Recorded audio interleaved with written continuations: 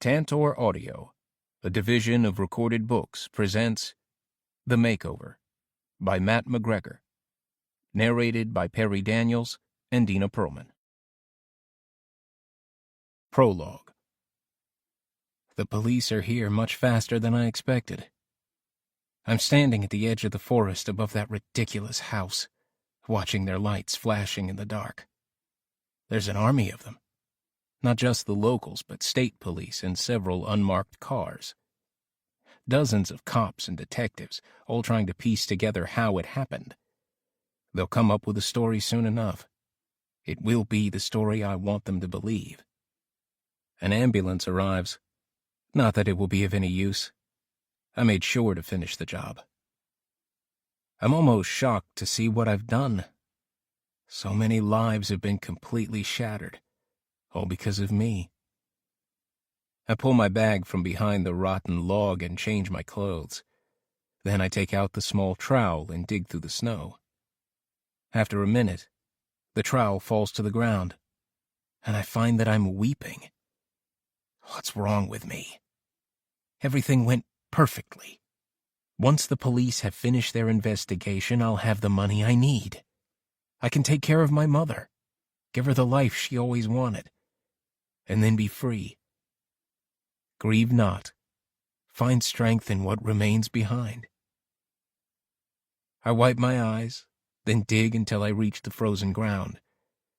I stuff in the bloodied clothes and pack the snow in tight.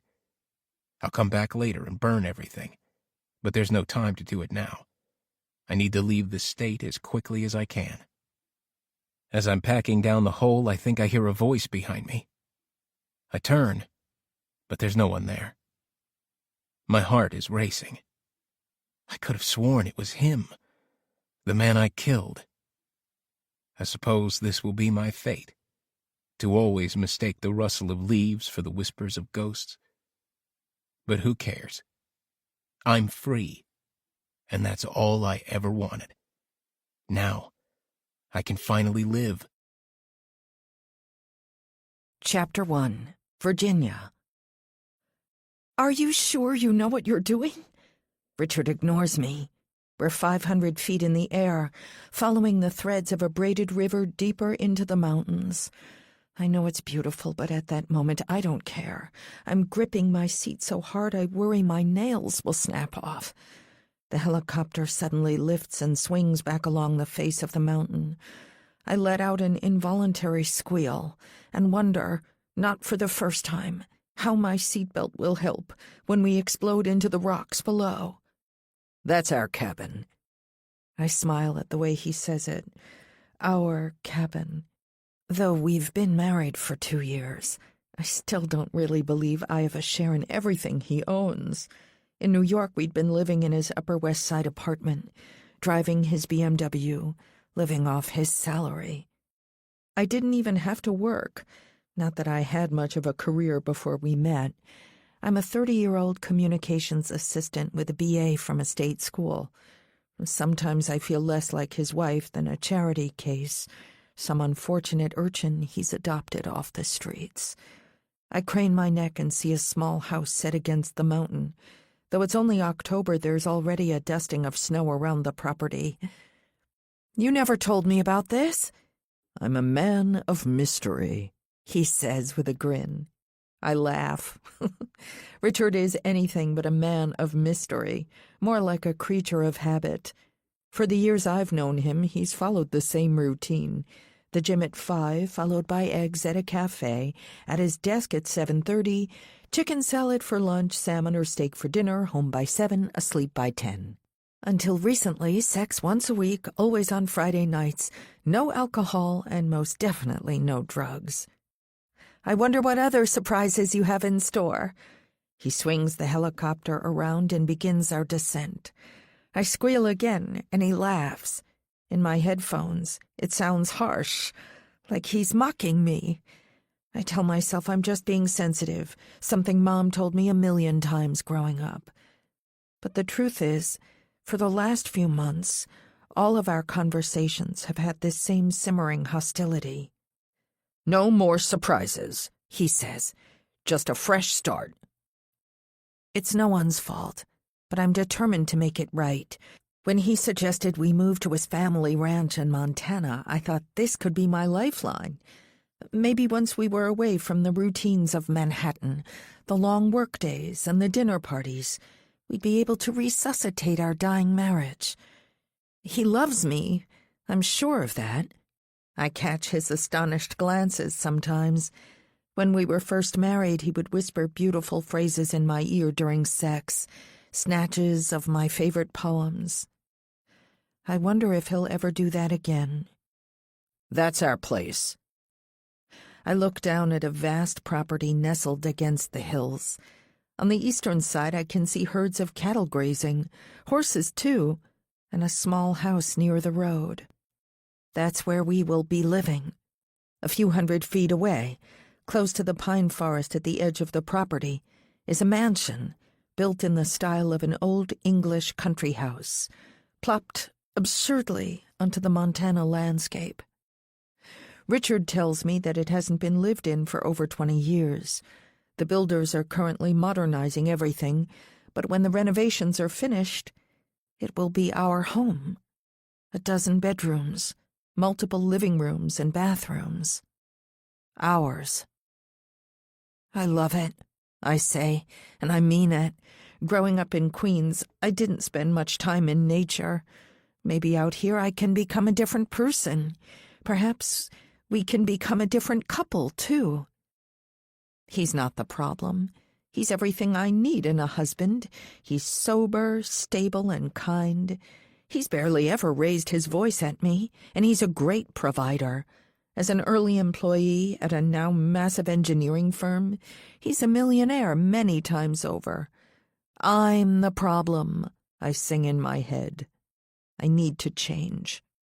I must make this marriage work, as if my life depends on it. Because in some ways, it does. Chapter 2, Virginia. You didn't need to do that, I say, as we walk across the tarmac of the small private airport near the town of Frostwood. We could have just driven from Kalispell. Richard waves at a disheveled old man with a white beard and a cowboy hat. Yeah, but where's the fun in that? I never knew you were such an adrenaline junkie. When did you even learn how to pilot a helicopter? Air Force, he grunts. I did a tour in Iraq, remember? Sorry, I say. Over the 2 years of our marriage, he has only mentioned his time in Iraq a handful of times and never in any detail. Didn't know you flew helicopters. I was a different person back then, he says quietly. Well, thanks. There's an awkward silence. I've become used to them over the last few months, but I'm glad when he yells out, "PJ," and grips the disheveled man's hand like he's an old friend. This is my wife, Virginia. Virginia, PJ is our ranch manager. He's been looking after the property for decades. Property manager and chauffeur, apparently, PJ grunts, before pointing to a beat-up pickup truck. There's the chariot. And our belongings? Richard asks. All arrived this morning. Got a couple of guys to unpack everything. Should feel right at home.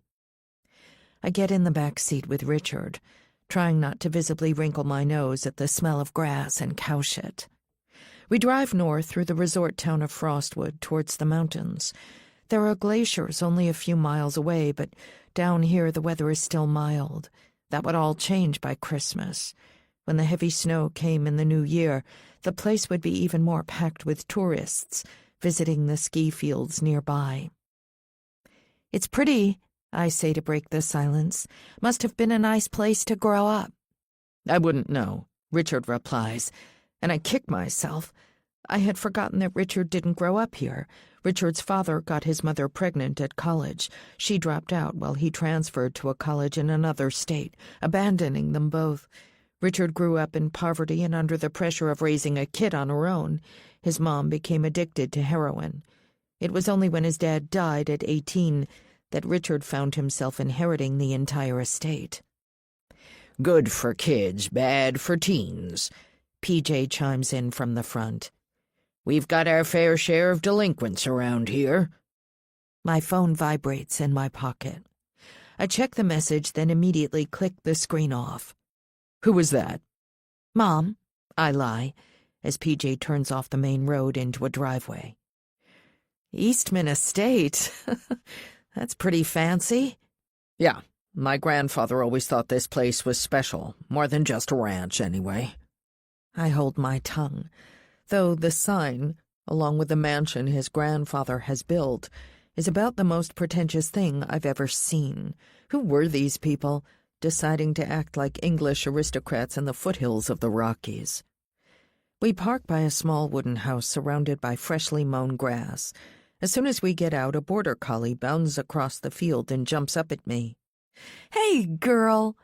I laugh as the dog licks my face. I've always loved dogs. As a kid, my best friend was a French bulldog that we called Manny, but he died when I was 13. Back then, I had dreams of becoming a vet, though my hippie, artsy mom quickly quashed any interest I had in the sciences. I scratch her ears and she leaps up at me again, placing her paws on my chest. "What's your name?" "Casper, come here," PJ says, with more aggression than I care for. "Down." "It's okay," I begin, but Casper is already trotting to PJ's side. "She shouldn't be doing that. She's a working dog, but I give her too much leeway." "Is she ours?" I ask, wondering if I can rescue Casper. I have a brief fantasy of roaming the hills with the collie at my side, but it's immediately punctured by Richard. "It's PJ's. He runs sheep," Richard explains. "PJ has his own ranch on the eastern border of the estate. No money in it," PJ says, spitting into the grass. "So why do you do it?" PJ looks at me like I'm an idiot, then gets back in the truck and whistles. Casper jumps into the bed. As PJ drives off, I turn to Richard, bewildered. "What did I say?"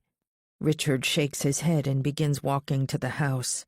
"He's just sentimental. His family used to own this whole place, but his father lost it gambling with commodity futures in the early 1980s. My granddad bought it and turned it into a working cattle ranch. But PJ keeps running sheep like the old days." I ignore the vibration of my phone coming from my pocket. "Poor guy." "Don't feel too bad for him. He's sitting on a multi-million-dollar property. He lives like a pauper out of choice. But some people are like that, I guess." He suddenly turns and pulls me into a hug. "By the way, thank you for coming here with me." It's Richard's first real sign of affection in over a month, and I make the most of it. I quickly wrap my arms around his neck and kiss him, trying my best to feel the spark of affection or desire or something. It's not there, but I'm a better actress than I think, because I can feel his body responding. Maybe tonight we can end our dry spell. Around the edges of the house are a few empty flower beds and some outdoor furniture, but it all looks cheap and temporary compared to the mansion on the hill above us. 100 feet away near the gates, there's an elaborate garden set out in rows, just like an English country estate. I look across to the mansion and see scaffolding around the entire structure. From the top level, a lean young man in jeans and work boots is staring back at us. "They won't be here long," Richard says. 2 months max. They want to be finished before the snow gets too heavy." "I can't wait," I say, and I mean it. I'm seriously ready to build a new life with my husband in this place. I glance at the open garage and see a brand new pickup truck next to a line of boxes from our Manhattan apartment. This is real, I think. We've moved our entire lives to Montana. "Where's my car?" "Hasn't arrived yet. It's on order." He unlocks the door and then freezes. Damn it. As I walk past him, I immediately start to cough. The air is thick with the stench of marijuana, just about the last smell I'd expect in a house owned by Richard. I hear a television playing. I follow the sound to the living room, where I find a blonde teenager in black sweatpants stretched out on the couch. While I search for words, she glares at me through bloodshot eyes. "Who the hell are you?" And what are you doing in my house? Chapter 3. James. 12. October. I've only been here a day, and I already want to kill him. It's nighttime, and I'm writing this on my mattress on the floor by the light of a single naked bulb. Next to me is my pack. It looks like a wound bleeding out a pile of clothes and some textbooks, which is just about all I brought with me from my old life. "We'll teach you what we can," the foreman Robert had said, "but you need to keep the floors clean and do what we say." It was a lie. He has no intention of teaching me anything. I had turned up to the mansion asking for an apprenticeship, but the old man clearly saw me as cheap labor. Robert and Klaus, his German sidekick, look like they're in their 50s, and they're constantly barking at me to do anything heavy or dangerous. "James, take this to the dumpster. James, move this door." More often than not, they just want me to sweep. Both Robert and Klaus wish to work in pristine conditions.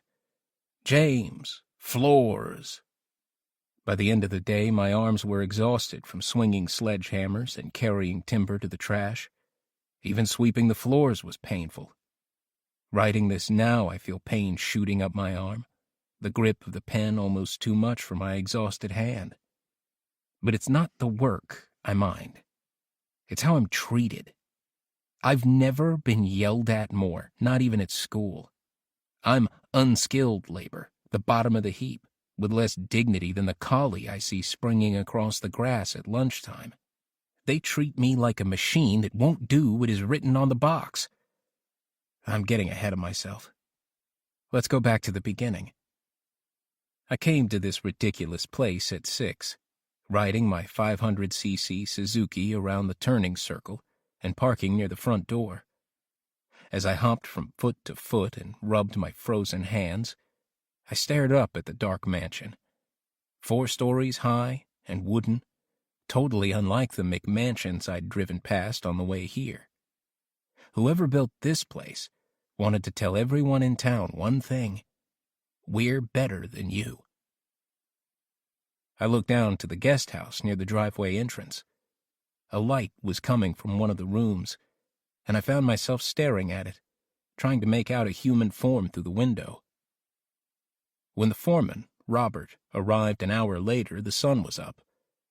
He looked me up and down and nodded. "Worked on a building site before?"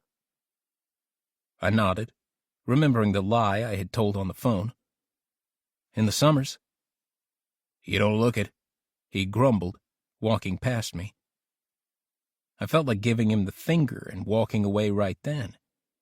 Even now I want to take this pen and ram it through his eye socket. But I needed the job, so I followed him into the mansion. He gave me a tour, pointing out the work that needed to be done, the walls that still needed to be finished, others that needed to be ripped out. It looked a long way from finished, but Robert said they'd already been working for 6 months and had a hard deadline for Christmas. "Your work will be as boring as hell," he said when we got to the dining room on the 2nd floor. The walls had been opened, the guts of old insulation spilled out. "No apologies about that. We've already been through 2 apprentices, and I don't want to be stuck without anyone in the last month. Are you sure you're up for it? Speak now or forever hold your peace." He was staring at my shoulders, just off my eye line. I could already tell he didn't think I could do it. "Yep." I went up to the window and looked down at the guest house. "Who lives down there?" "The Eastwoods. They own the place. They're staying there while we finish up. You might see them come through." "A family?" He shakes his head. "Just a couple. Richard Eastman's dad built this place. They're fixing it up before they move in." I almost laughed. 2 people in all this space. It was absurd. They'd need a dozen kids to fill all the rooms and a full-time staff to keep it clean. The tour ended in a small, dark room on the ground floor, facing the hall. There was a single mattress on the floor and a small fan heater in the corner. It smelled of sawdust. "This is your quarters." Because of the insane cost of accommodation in Frostwood, a resort town for the nearby glaciers and ski fields, they're giving me a room as part of my contract. "I see you brought your sleeping bag. Good. It gets cold at night. But don't run the heater too much. And don't go exploring the estate after work. If you get claustrophobic, go into Frostwood. Keep your distance from the Eastmans. They don't want to see some punk walking around their property at night." I must have grunted in reply because he prodded me on the back. I swear I almost turned around and smacked him. "I mean it, kid. You're paid help. They don't want to see you having a beer outside or hear you playing music at night. If you want the room, keep a low profile. And no drugs." "Sure, of course." He thought I was just another barely literate white trash from rural Montana. Another young body to chew up before I knocked up some girl or got addicted to meth. What would he say if I told him the truth? That I was summa cum laude, with a full ride to a college out east. He'd think I was insane to spend my time here, sweeping the floor of a rich man's house, learning nothing. But this is what I have to do. After work, I sat on the grass outside the mansion and enjoyed the late afternoon sun on my face, the fresh air, the view down to Frostwood, anything but the dark, sawdust-filled house I'd been working in all day. "Be inside by 6 p.m., Robert yelled as he left the house. That's when Mr. Eastwood would be home. I didn't respond, and he swore to himself before getting in his truck. I watched him drive down the long gravel drive, past the tiny house to the street, then stood and looked behind me to the north. The property stretched for miles. Maybe if I still needed to be here after Christmas, I could get a job with the rancher who ran it all. I saw movement by the edge of the forest. A deer. It peered cautiously out, then froze before taking a few more steps. I closed one eye and imagined that I had it in my scope. It was a beautiful doe with light brown coloring, just like one I'd seen shot last May by one of my high school friends. I felt like killing him at the time, a serious, terrifying urge to turn my rifle onto his moronic face. But I'll never see him again. This is the first day of my new life. The deer startled, then sprinted 30 feet across the forest's edge before disappearing into the trees. Further down, I saw why it bolted. A woman with dark hair wearing skin-tight black running pants and a sweater. I wondered if she'd followed a trail through the forest and accidentally ended up on private property. "Don't stare too hard, champ." I jumped at the gruff, accented voice of Klaus. "That's the owner's wife." "I wasn't," I began, startled. This was Mrs. Eastman? She looked much different than I had imagined. More beautiful, but also more normal. I had expected the owner of a place like this never to leave her house without a pearl necklace. "It's okay, but she's different. That's what you learn working in places like this. These people are practically another species. Want my advice?" He kept talking before I could tell him that no, I didn't want his damn advice. "Go find a girl in town. Keep you occupied. If you spend all your time in this place, you lose your mind." I kept looking at Mrs. Eastman, and Klaus grunted in annoyance before shuffling off to his van. He says she's a different breed. Okay, but so am I. I already know that I'm going to have her. Chapter 4. Virginia. "It isn't your house," Richard says from behind me, He's perfectly calm despite the contact high we're all getting just from being in the same room as this girl. Our house. Sorry, bro.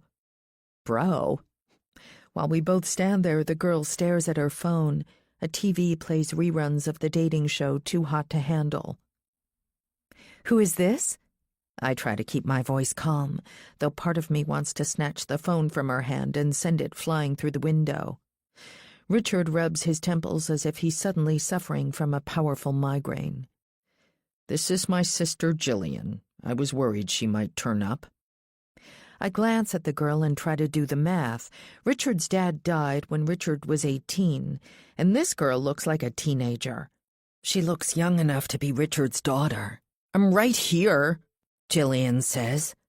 I'm very much aware of that, Richard replies. Why are you here, though? The bank took Mom's house after she died. Where else was I meant to go? The old dude let me in. She looks away from her phone and glances at me. Who's the chick? My wife, Richard replies, calm as ever despite her tone. Sometimes I wish Richard was the type of man to defend my honor, but that's never been his style. Are you staying long? Just until I get on my feet.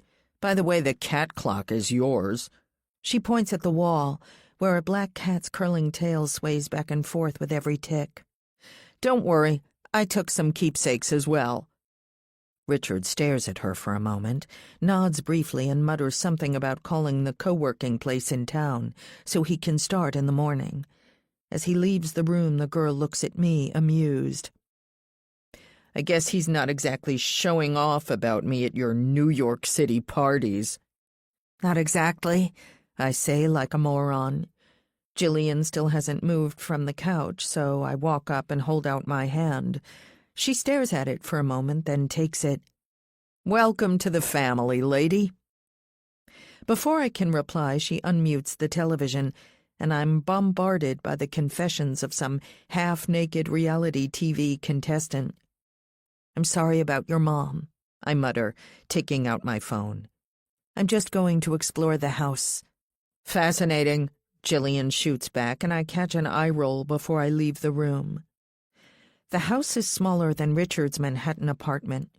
There's a short hallway running down the middle, connecting to 3 bedrooms and a bathroom. I go into the first bedroom, where Richard has dropped his bag, and find that I can still hear the rumblings of the TV through the wall. I open the closet. The movers have unpacked my clothes, but have left the 2 boxes labeled personal untouched in the corner. I open the top one and remove the first book, the selected works of John Keats. When I have fears that I may cease to be, I immediately close it. I don't know why I kept these books. I studied them at college and then spent the rest of my 20s hauling them around. They're reminders of the type of person I want to be, intelligent, literary, passionate, rather than the person I am. I'm already older than Shelley and Keats when they died. What have I achieved aside from a pile of debt, a worthless degree, and a marriage on the rocks? My phone vibrates. I read the message a few times, then quickly scribble a response. Leave me alone. He has my number. Mom must have given it to him. She's the only person on the planet who thinks my ex, Steve, is a better match for me than Richard. I place my phone on silent and walk into the bedroom at the end of the hall. This is meant to be the master bedroom, but judging from the mess on the floor, Jillian has already claimed it. Richard's standing beside her bed looking perplexed. Did you sort out the co-working space? Huh? His expression transforms back to his usual calm self. Yeah, all sorted. I wait for him to say something about Jillian. I'm worried that if I bring it up, I'll sound like I'm complaining. But as he moves towards the door, I can't help myself. You have a sister? I venture. Half-sister. That's the first time we've ever met. She's Mom's daughter. Really? I say, trying to keep the surprise from my voice. It seemed like you knew each other. Just on the phone after Mom died. It must be nice to see her? I'm waiting for some explanation of why he's being so passive with this girl. His mother recently died of lung cancer after decades of addiction, and his only other living relative is hotboxing our house. Richard must sense this because he pauses at the door. I'm sorry. I know it's not what you were expecting. But her mother just died, you know? I'm the only family she has. So why didn't you hug her, I wonder? Why aren't you in there, talking to her? Sometimes I wonder if Richard is dead inside. The only time he says he loves me is during sex, and that's becoming a rare experience. We both need to change. But how? Of course, I mutter. She needs our help. As he leaves the room, I feel the chances of recapturing the magic, such as it ever was, slipping away. Chapter 5. Virginia. It could end tomorrow. I stop slicing lettuce and look out of the kitchen window at Richard, climbing the hill to the mansion. PJ is walking a few feet behind, with Casper trotting obediently at his side. I wanted to follow him, but he said he needed to talk business with the contractors. I can stay, he offered, knowing my response. No, go. I'll cook. What does it take to end a marriage? It should be explosive. Raging arguments and wild insults. There needs to be an affair or a betrayal of some kind. After all, a marriage seems like such a solid thing. There are documents to sign and government entities to inform. People say vows to each other, to the state, to God. They change their entire identities. But then you're in it, and you realize it's still just two people that share a feeling. A feeling. Nothing more substantial than air trapped in a balloon. If you loosen your grip for too long, it can just disappear. In a moment, your entire life can end. I can see why he married you. I turned to see Jillian standing in the doorway, staring at my body. How many hours in the gym did that take, or did you skip all that and just get a BBL? It takes me a second to process what she said. What's that? Look it up. She licks her lips, then cackles. Honestly, you're an inspiration. If I just spend years in the gym and suppress my entire personality, I might land a rich dude and never work another day in my life. I'll get to spend my life in the kitchen. Or, she pauses, on my back? I'm so confused by her hostility that I can't speak. There's that famous wit. She raises a mock gun to her head and pulls the trigger. He didn't even tell you about me, did he? I thought marriage was supposed to be about open communication, but I guess the rules are different for guys as rich as my brother. He didn't marry you for conversation, did he? Better find a gym in town, or he'll be on the lookout for a younger model. It's not like that, I say weakly, as she grabs an apple from the fruit bowl. Sure, darling. She rolls her eyes and then walks back to the living room. I look down at the lettuce and am mortified to find tears in my eyes. Somehow this kid has nailed all of my deepest fears, because it's true. Sometimes I feel like I'm not a wife, but a junior employee at a corporation, praying that my boss doesn't realize what a terrible job I'm doing. I've always been afraid to push Richard too hard, in case he realizes that I'm not the effortlessly beautiful, softly spoken English major he fell in love with. It's pathetic, I know, but I can't afford for him to leave me. Not yet. I drop the knife and check my phone. There are a few more messages. I delete them all without reading them, then scrawl a message to Mom. Please tell me you didn't give Steve my new number. I spend the next hour making chicken salad, which Richard and I share at the small kitchen table. We talk about the logistics of the move and exchange cliches about how excited we are to live in this beautiful place. You can teach me how to ski, I say, and ride horses. I'll have to learn first. There it is again. I'm always forgetting where he came from. Even though he's wealthy now, he didn't grow up with a silver spoon in his mouth. I love that about him, those rough edges, that sense of the iceberg lurking under his calm exterior. But if he's an iceberg, then what am I? The Titanic? I make a plate for Jillian and place it on the coffee table. She gives a dismissive snort without looking up from her phone, but I know that when I come back later, it'll be all gone. I wonder how long it's been since she ate a proper meal.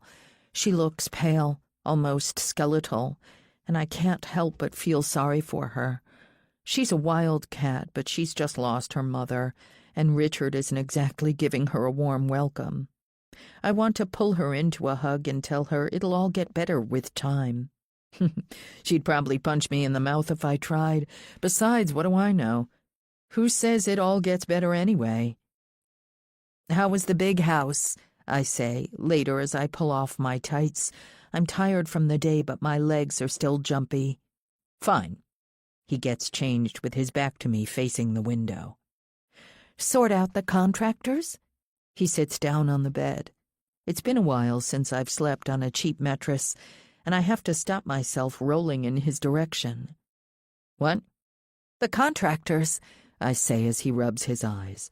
"Did you sort them out?" "Oh, yeah. It's all good up there. They'll be done in 6 weeks. Damn.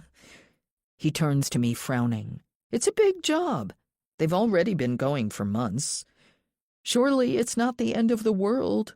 Hey, I say, raising my hands. I wasn't saying anything. I don't mind it here. Even with... Jillian's been through a lot, he snaps. Come on. I'm expecting us to make an effort. I know. I reach across and touch his shoulder. It's okay. I know you're stressed from the move. He touches my hand briefly, then stands up to switch off the light. I see him about to put his earplugs in, so I pull the comforter across and pat the bed. What are you doing? He asks. I can't believe it. I'm lying in my underwear on the bed, and he's asking what I'm doing? I've never had to try this hard to sleep with a man. What do you think? Let's christen the house. Aren't you exhausted? He says. There's a joking lilt to his voice, but I can tell he's trying to put me off. Not yet. He leans towards me, and I think this is going to be it, a new beginning. But then he turns away from my kiss and pecks me on the cheek. Another time. As he switches off the light and turns his back to me, I feel them again, those pesky tears. I immediately blink them away. I want to punch him. I want to make him understand how many men would jump at the chance. I want to threaten to leave. But instead, I quietly put on my pajamas and close my eyes. I try to tell myself that he really is just exhausted. And I push away the nagging, far too logical question. Has he really been exhausted for 3 months straight? Chapter 6. Virginia. When I wake the following day, I feel groggy, almost like I've been drugged. I must have been more tired than I thought. I feel the bounce of the bed and crack my eyes open. What's going on? He's sitting on the bed, buttoning a white shirt. It's a familiar scene ever since I quit my job in New York and moved into his fancy apartment, him dressing in a suit while I laze around in bed. What do you think? It's a weekday, Virginia. It's our first day. I can't keep the disbelief from my voice. We've moved our lives across the country, and he's taken precisely 1 day off work. It's at a critical stage, he says, leaning across and giving me a peck on the cheek. I don't bother asking what he's talking about. It's been years since I had anything to do with GSP engineering, and I was never at his level. When can you take some time off? Huh? He's searching through the ties that are lined up in the wardrobe. Christmas. I turn away from him, holding in my anger. I can't complain. I knew this was what it would be like when we got married, but is it crazy to hope that we'd be able to explore the area together on our first day? I don't even have a car. Virginia, I'm late. He goes to the mirror and adjusts his tie. He looks immaculate, though I'm not sure why he needs to wear a suit just to sit on video calls all day. We're living on a massive ranch. Go exploring. I close my eyes, holding back the rebuttals that creep into my mind. Somehow every conversation we have turns into an argument. Still, I wonder, why did he have a car waiting for him and I didn't? I'll be home by 6. Just got some calls with Asia. I force a smile as he bends down for his trademark peck. But as soon as I hear the front door close, I yell into my pillow. I've moved to Montana to give us a fresh start on our marriage, but how's that going to happen if he's never around? I fumble for my phone and see that I've got a reply from Mom. He just got out, sweetie. I didn't see the harm. That was the problem with Mom. She never saw the harm, even when it was right in front of her face. She didn't see the harm in my dad, who terrorized her until he finally dropped dead from a heart attack. She didn't see the harm in the revolving door of alcoholics and deadbeats that shared her bed throughout the rest of my childhood. "You're ruining my life," I type, then delete the message. I sound like a child. Besides, arguing with my mom is never a great idea. She's famously stubborn and never backs down from a fight. That's one reason why the men in her life never stay more than a few months. Besides, it isn't true. Steve has my number, but he doesn't know where I am. If I were in New York, I'd be constantly looking over my shoulder, but out in Montana, I can be free. I tiptoe past Jillian's closed door and make a coffee with my bright red La Marzocco Linnea Mini espresso machine. It had been a birthday present from Richard and was precisely twice as expensive as the 1992 Mazda I drove before we met. While my beans grind, I clean up Richard's dishes. He makes his favorite breakfast of eggs on toast sunny side up every day, though he still hasn't figured out how to put his plate in the dishwasher. Is this my life? Kissing my husband before work, doing his dishes and preparing his meals. I shake my head and force a smile. Jillian is already in my head, but she's wrong. I didn't come to Montana to be a maid. As Richard and I agreed before we moved, I came for another reason entirely, something that will make our bond permanent whether we love each other or not. I came to be a mother. As the beans finish grinding, I smile for real. Soon, I'll live in a mansion on the hill with a house full of children, and who knows, maybe I'll be able to start writing again. I watch with satisfaction as the shot of espresso dribbles into the cup, then steam my almond milk. With the foam, I make a pattern of a question mark. I'm so close to a real life, I can almost taste it. I take my coffee outside and sit on the porch overlooking the extensive gardens. A Hispanic woman is bent over a line of rose bushes pulling out weeds. I imagine all the other staff I will have one day. A cleaner to scrub Richard's dishes, a private chef, maybe even a nanny. I take a sip of coffee, then spit it out. It tastes bitter, almost like it's been brewed with seawater. I toss it onto the grass and then return inside. I test the filter, but the water's fine and the beans smell fresh. I take off the grinder and tip the leftover coffee onto the bench, and that's when I see the culprit. A sprinkle of white within the dark grounds. Salt! Someone's put salt into my coffee grinder. And I immediately know who that someone is. Chapter 7, Virginia. As I run water through the machine, I tell myself it's a prank. She's hostile, true, but maybe that's just her way of testing the limits of... What? An authority figure? Is that what I am? It's a crazy assumption because I've never had power over anyone in my entire life. I've only ever been on the lowest rung of the ladder, a daughter, a student, an employee.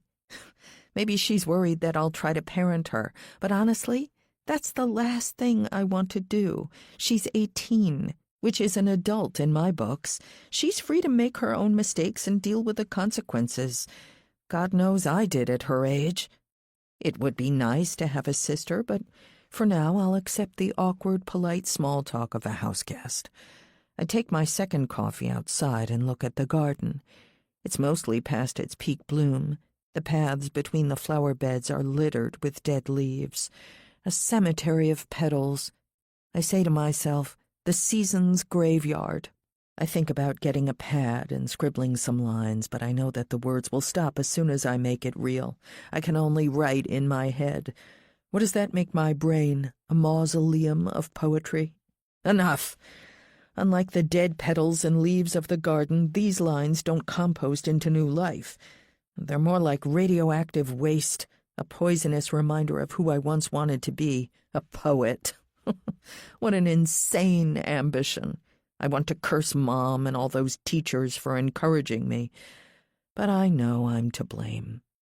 I need to accept who I am. A wife? A mother soon. That's enough for anyone. It's beautiful, isn't it? The gardener looks up at me, frowns, then returns to her work. Maybe she doesn't speak English. I walk closer and see she's adding mulch, presumably to help the plants get through the winter. I decide to have another go. I don't want to be one of those rich people who ignores the help, especially when I still feel like I am the help. Where are you from? She glances up at me and speaks with that Montana twang. Seriously? Sorry. I just thought. I feel mortified.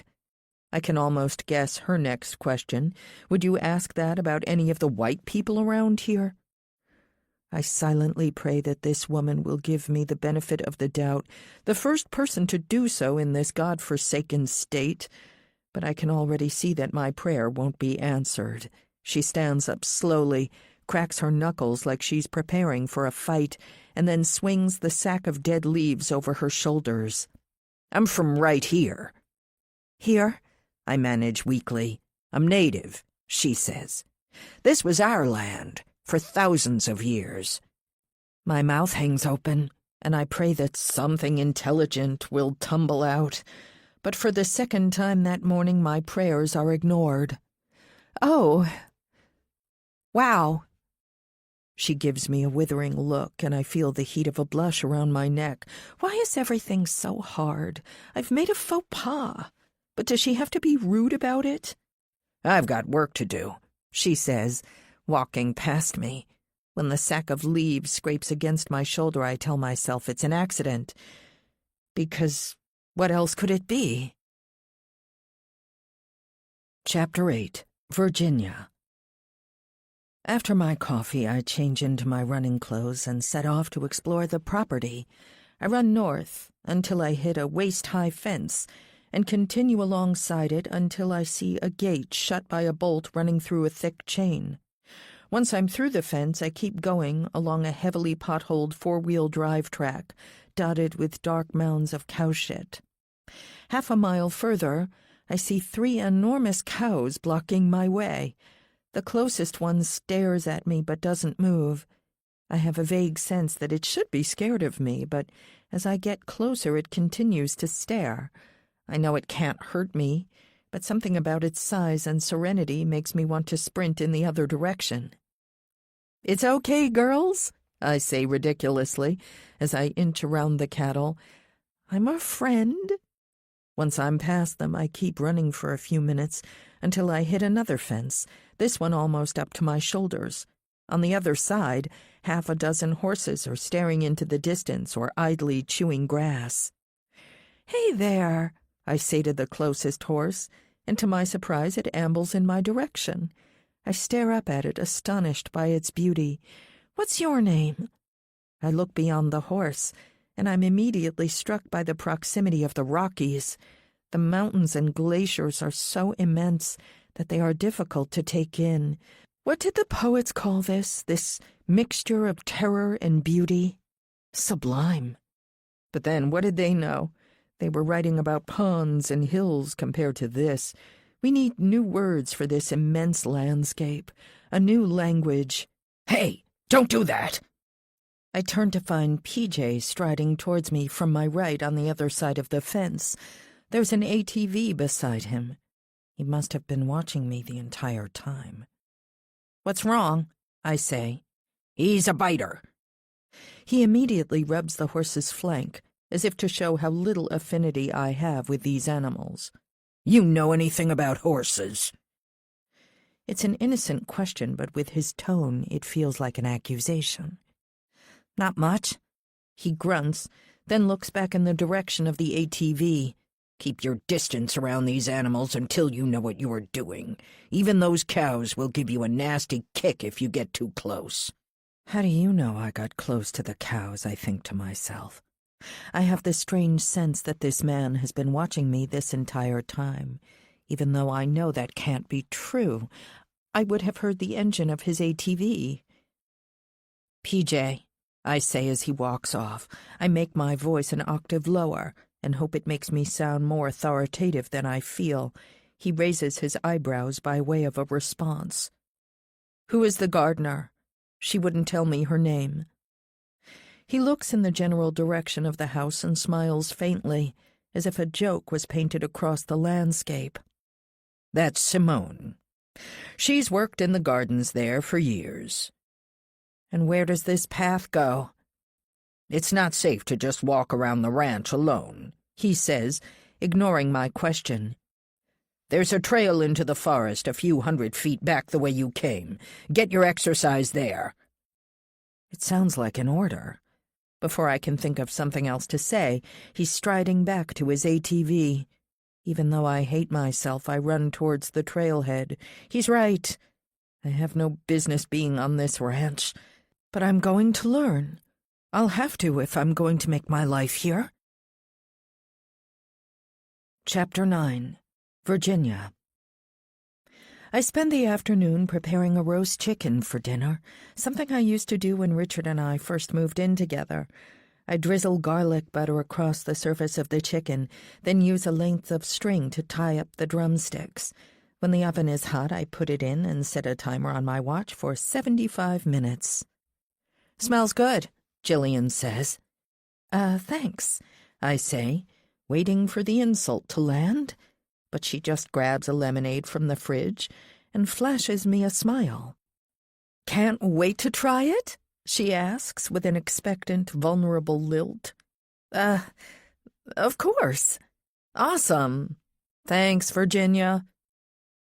It takes me a minute to recover from Jillian's bizarre onslaught of kindness. I wonder for a second if maybe she hadn't poured salt into my coffee machine. Maybe it got there accidentally? Or one of the movers had done it? I spend the next hour taking a bath. I shave my legs, then wash and condition my hair. None of it needs doing, at least not to the standards I'd kept in New York, but I have to keep trying. Richard can be an asshole, but that's mostly because he works too hard. I still love him, and he's still going to be the father of my children. I'm in my towel when the timer goes off. Despite the season, I slip into a billowy sundress that Richard likes and rush out to finish dinner. I spend the next few minutes finishing the potatoes and salad and carefully plating the food. I give us both the drumsticks and leave Jillian to carve what she wants. By the time I finish, it's just past 6. I pour us both a wine, then go to the living room. "Do you want to eat with us?" I ask Jillian. She's staring at her phone, apparently confused at something on her screen. "I'll have some later." She pauses and then smiles sweetly. "Thanks, Virginia." I'm stunned, and when Richard comes home a minute later, I still have a grin plastered across my face. "Someone had a good day," he says, kissing me on the cheek. "I don't know," I say. "I met some cows and a horse, and got told off by PJ. I even met our gardener." "You're keeping busy," he says, though I can tell he's not listening. "What's this?" It sounds almost like an accusation, but I try to ignore it. "Dinner," I say, putting my arm around his waist. "It isn't much." "You're a gem." He sits at the table, sniffs the wine, then pops a fried potato in his mouth. "Delicious." "Don't get used to it, buddy," I joke. "Special occasions only." He glances at me and grins. For a second I see something familiar I thought I'd lost over the last year, something like the calm and playful man I fell in love with. I watch him slice through the chicken, then gasp at what I see. "Jesus!" He pushes the plate away like it's radioactive. The drumstick is still pink and bloody. "How long did you cook this for?" "The normal time," I say. "I don't know how this happened." "You know how busy I am at work? I can't get sick, Virginia, especially not from something as downright idiotic as food poisoning." I feel myself blushing. "How did it happen? The oven was hot when I put the chicken in, and it had stayed that way the whole time. Hadn't it? The only way this chicken could still be raw is if the oven was faulty." "What's going on?" Jillian asks from the doorway, before making a retching sound. "Ugh, let me cancel my order." As she leaves, I realize that there's a second possibility. Someone could have turned the oven off when I went to my bath and switched it back on just before I got out. "It's okay," Richard says, sighing heavily. "I'll fill up on potatoes and a protein shake." "That's no dinner," I say. "It's fine." I watch as he blends the shake, then silently wolfs down his potatoes. A normal wife would ask questions about his day, and a normal husband would try to find something interesting to respond. But we aren't normal anymore. Still, I'm not about to give up. While Richard's in the shower, I change into something lacy that I haven't had the confidence to wear in months. I stand in front of the mirror and convince myself I'm still attractive. Tonight could be the night. I lie in bed nervously while I listen to him brushing his teeth. When he comes out, he's already in his pajamas, and when he looks at me, I know he isn't in the mood. Until I married Richard, I didn't realize that was something that actually existed. In my dating life before him, men always wanted to have as much sex as possible. The only move I ever needed was to say yes. But before Richard, I'd never slept with someone older than 30. Maybe this is just what older men are like? I stand up and walk over to him. Before he can say no, I kiss him and reach down to his pajamas. "Virginia," he says, taking my hand. "Yes," I whisper, as seductively as I can manage. "Not tonight." He kisses me back, a chaste, familial kiss. "I'm sorry." "It's not your fault," I say, trying to blink away the tears. I give him an excuse to save me the humiliation. "You're tired." "I'm an old man." He flops onto the bed and reaches for his phone. "You're not even 40. I shoot back. "Huh?" He says, already scrolling through something, probably baseball scores. I try to swallow my anger, but it's too much. We've come all this way, and he isn't even trying. "Forget it." As I march half-naked toward the bathroom, I hear a wolf whistle coming from Jillian's room, followed by a laugh. I slam the bathroom door, then squeeze my hands into fists. When I loosen them again, I see that the nail on my ring finger has broken through the skin on my left hand. I let the blood fall into the sink and wonder, how far can one person be pushed before she snaps, once and for all? Chapter 10. James. 14 October. I was sweeping the enormous living room on the second floor when I heard a terrible sound. Deep, gruff, authoritative. Mr. Eastman. His voice came from just down the hall, interspersed with the foreman, Robert. I froze, unsure of where to go. The voices disappeared for a moment. I figured he'd taken Mr. Eastman into the dining room, so I darted into the hallway and sprinted downstairs. I locked myself in the toilet until he was gone. Now that I see it written down, it sounds childish. But I don't want him to see me until I have to. I don't want to like or hate him. I honestly don't want to risk thinking of him as a human being. After all, it might make it more difficult to seduce his wife. That was this morning, the 4th morning of my stay at the Eastman estate. Everything hurt. I needed to rest my sore muscles and let the blisters heal on my hands and toes. But Robert and Klaus didn't give me a moment to myself. They were always hovering, waiting for one job to finish before sending me to the next.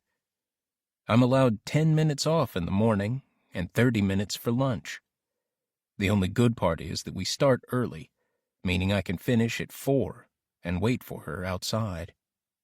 She runs or hikes in the forest every afternoon, and I always make sure that I watch her, though I first wait for Klaus to leave. I don't want to risk him getting the wrong idea. The wrong idea being the truth, that I want her. I need to cool it.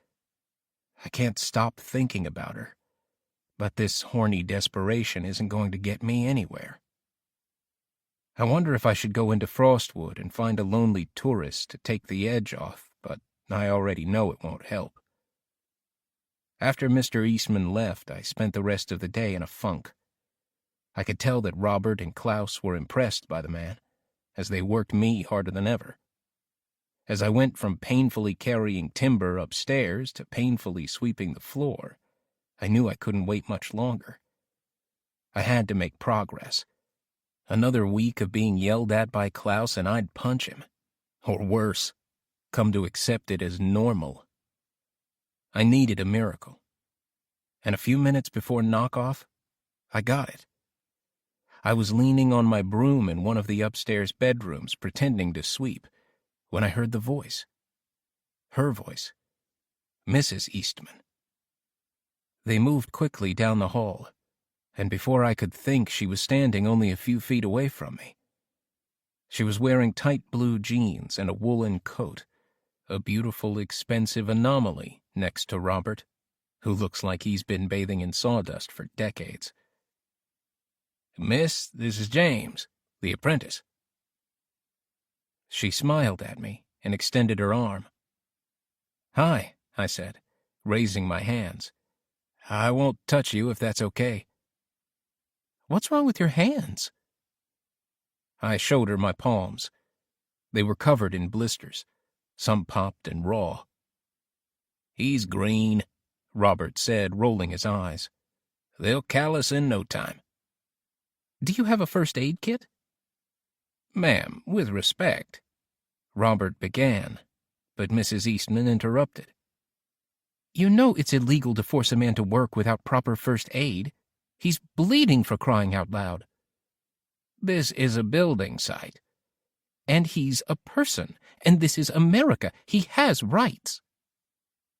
Robert stared at Mrs. Eastman momentarily, before muttering under his breath and leaving the room. When he was gone, she took my hand and looked at my blisters. I felt a charge of electricity rush through my body. It felt like I was in 7th grade again, and holding hands was the biggest thrill in the world. I could have stood like that forever, but to my horror, my hand was beginning to shake.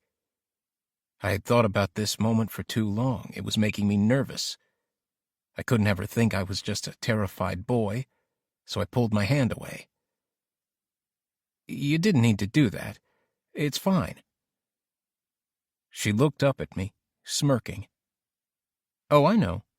I just don't like being treated like a dumb little woman." "You used me." "My motives were noble." "No, they weren't." At this, she burst out laughing. "I suppose not." She walked to the window and looked out at the view. I regretted that she wasn't close to me anymore, that she wasn't still touching me. It feels nice to have power over someone. I'm still not used to being in that position. I'm usually the one getting ordered around. Story of my life. Story of everyone's lives. As I watched her, I had doubts about my plan. How would I, a boy who grew up with food stamps and an addict for a mother, ever hope to attract a woman like that? It's true that girls notice me. They always have, ever since puberty. At first they talked about my green eyes. Then when I started working out, it was my arms and abs. Girls were simple like that. But this wasn't a girl. She was a sophisticated woman with a millionaire husband. No, I ventured. It isn't.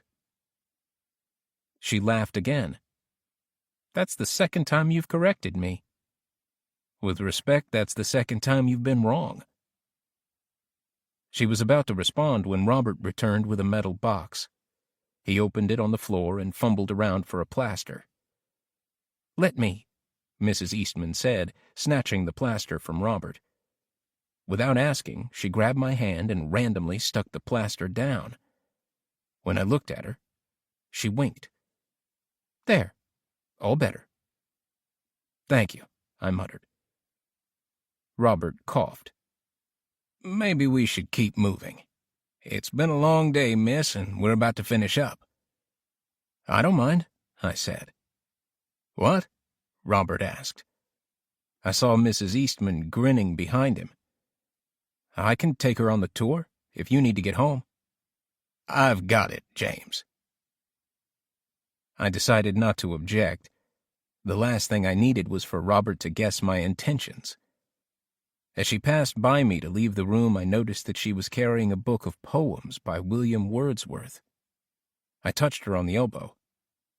"I love that book," I said, keeping my voice low so Robert couldn't hear, before quoting a line from a poem I memorized in high school.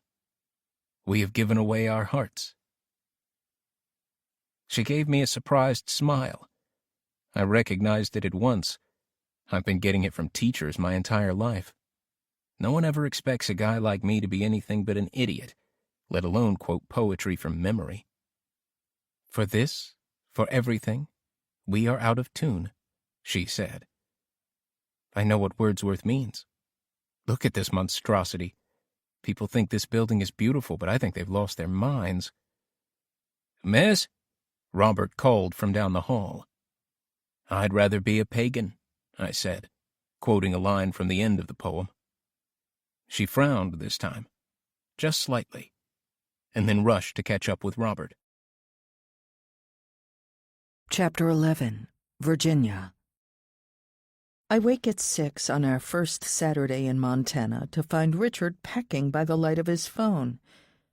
Half asleep, I wonder if he's leaving me, but then I see his rifle leaning against the foot of the bed.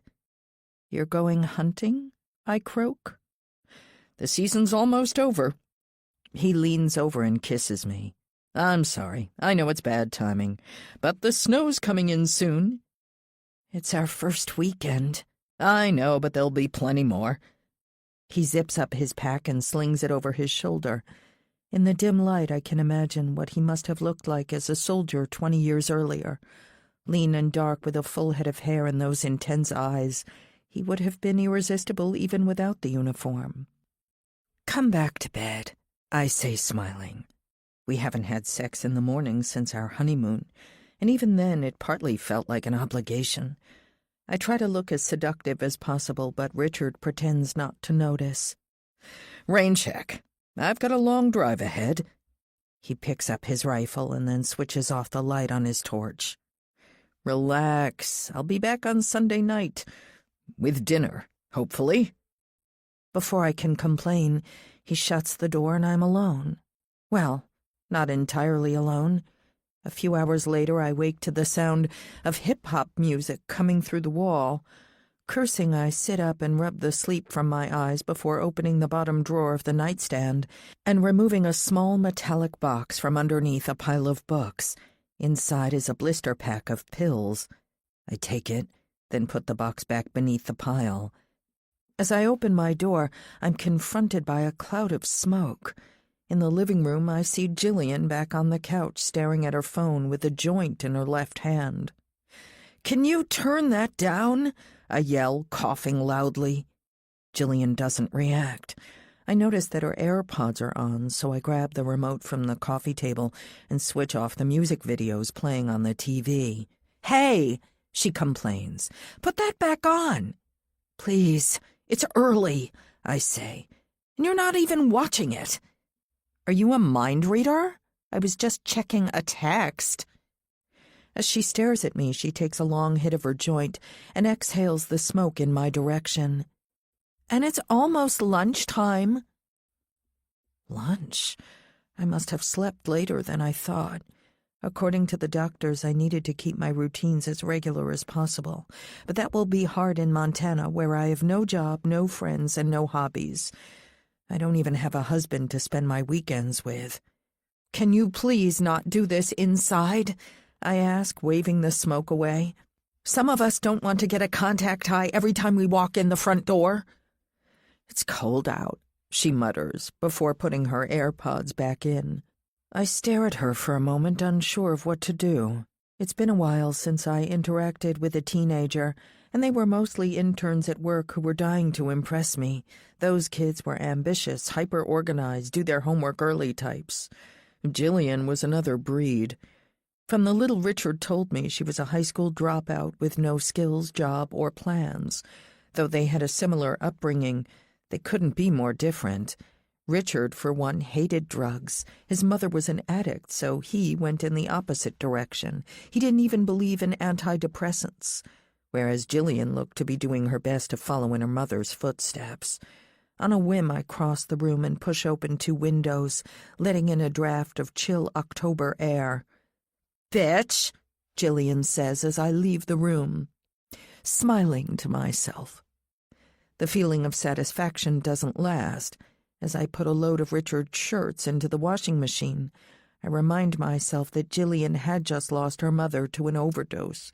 I have no idea what it's like to be raised by an addict, but it can't be easy. Richard had the same childhood, but he never talked about it. I know that after graduating high school, he left home and never spoke to his mother again. Once he got the inheritance from his father, he stepped into a new life and pretended his old life never existed. As far as I know, this is the first time Richard's even stepped foot in Montana in 18 years. I step outside with a coffee and check my phone. Another text from Steve. It's my fault for responding. I'm like a fish circling his line, nibbling his bait, giving him hope that I might let myself be reeled in. "You're not pregnant yet. You don't love him. You just want his money." My hand hovers over my phone's block button, but I don't press it. The only thing worse than getting harassed by Steve is wondering what he's plotting in secret. I can still remember you. I can still smell you. I know you remember it too. You said it was forever. When I married Richard, I decided to sever ties with Steve forever. I got a new phone and changed my routine, so Steve couldn't track me down when he got out. When Richard suggested we move to Montana, I thought this would be my chance to lose him for good. This is supposed to be our fresh start, our clean slate. If you stay with him, you'll die. He's sucking the life out of you, Virginia. I put my phone away. Steve has the power to destroy me, but he doesn't know it. He thinks Richard knows the truth about my past, but I've kept a secret from my husband, and it needs to stay that way. You ready? I turn to see Simone standing by the front door. She's wearing knee-high boots and a cowboy hat. Hi? I manage. Ready for what? The ride. Richard set it up. He said you needed to learn. I look across to see 2 large horses, both with dark coats and white spots. This is it, I think. This is what true love feels like. Of course I'm ready. Chapter 12, Virginia. An hour later, we're crossing a small creek a few miles to the north. Janet, my horse, is calm and steady, and has kept to a slow trot the entire way.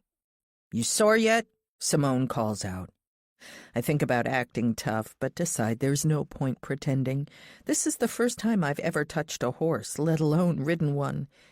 It's worth it. Talk to me tomorrow and see. These are the first words she's spoken to me during the entire ride. We went right to the northern edge of the ranch, then continued along a public trail into the foothills. As we cross the creek, the trail narrows to a single-file path, which winds deeper into the hillside. "Hey, Simone, can we stop here?" I pull my foot free of the stirrups and prepare to get off. But to my horror, Simone continues her way along the path. She gives a low whistle without turning around, and Janet trots after her. "Easy, girl," I whisper, clutching her as tightly as I can between my thighs and trying to get my foot back in the stirrup.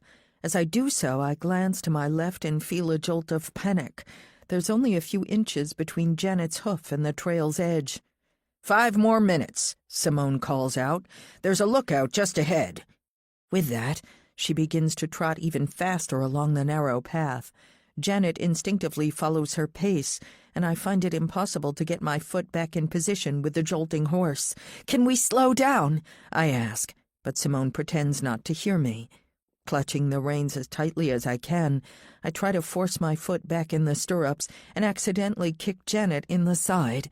She immediately doubles her pace, and I find myself falling. I cling to the reins long enough to free my other foot and leap clear of the panicked horse.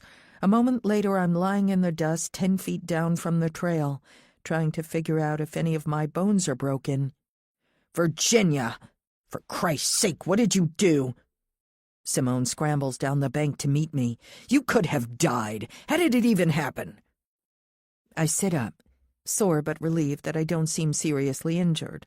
Above me, the 2 horses are looking down at us patiently. "I'm okay." "I'm glad. But seriously, how did you fall?" "I told you I wanted to stop. I had a foot out of the stirrup." "You what?" Her eyes flash with anger. "I'm responsible for you out here. You can't do things like that without telling me." I let out a groan as I try to stand up. "I'm going to be bruised all over tomorrow. It's my first time. Why did you insist on going up that path?" She raises an eyebrow and snorts dismissively. "I took my 6-year-old niece up that trail last week, literally. She thought it was exciting." I climb awkwardly back up across the rocks to the trail and run my hand across Janet's flank. "I'm sorry about that," I murmur. "It wasn't your fault." Then I continue up the path on my own. "Where are you going?" Simone calls out. I keep going without answering. 5 minutes later, I'm on the lookout, a small tower with an ancient, barely legible map pointing out local landmarks. I sit on a chipped green wooden seat and look out to the town of Frostwood. There are a few more prominent buildings in the center of town, but it looks like a suburb for the most part. The backyards of houses grow in size the further out you get, turning gradually into the lifestyle blocks and farms bordering the Eastwood estate. I hear panting behind me, and soon Simone is sitting beside me. She taps my shoulder and hands me a turkey sandwich. "You're not vegetarian or anything?"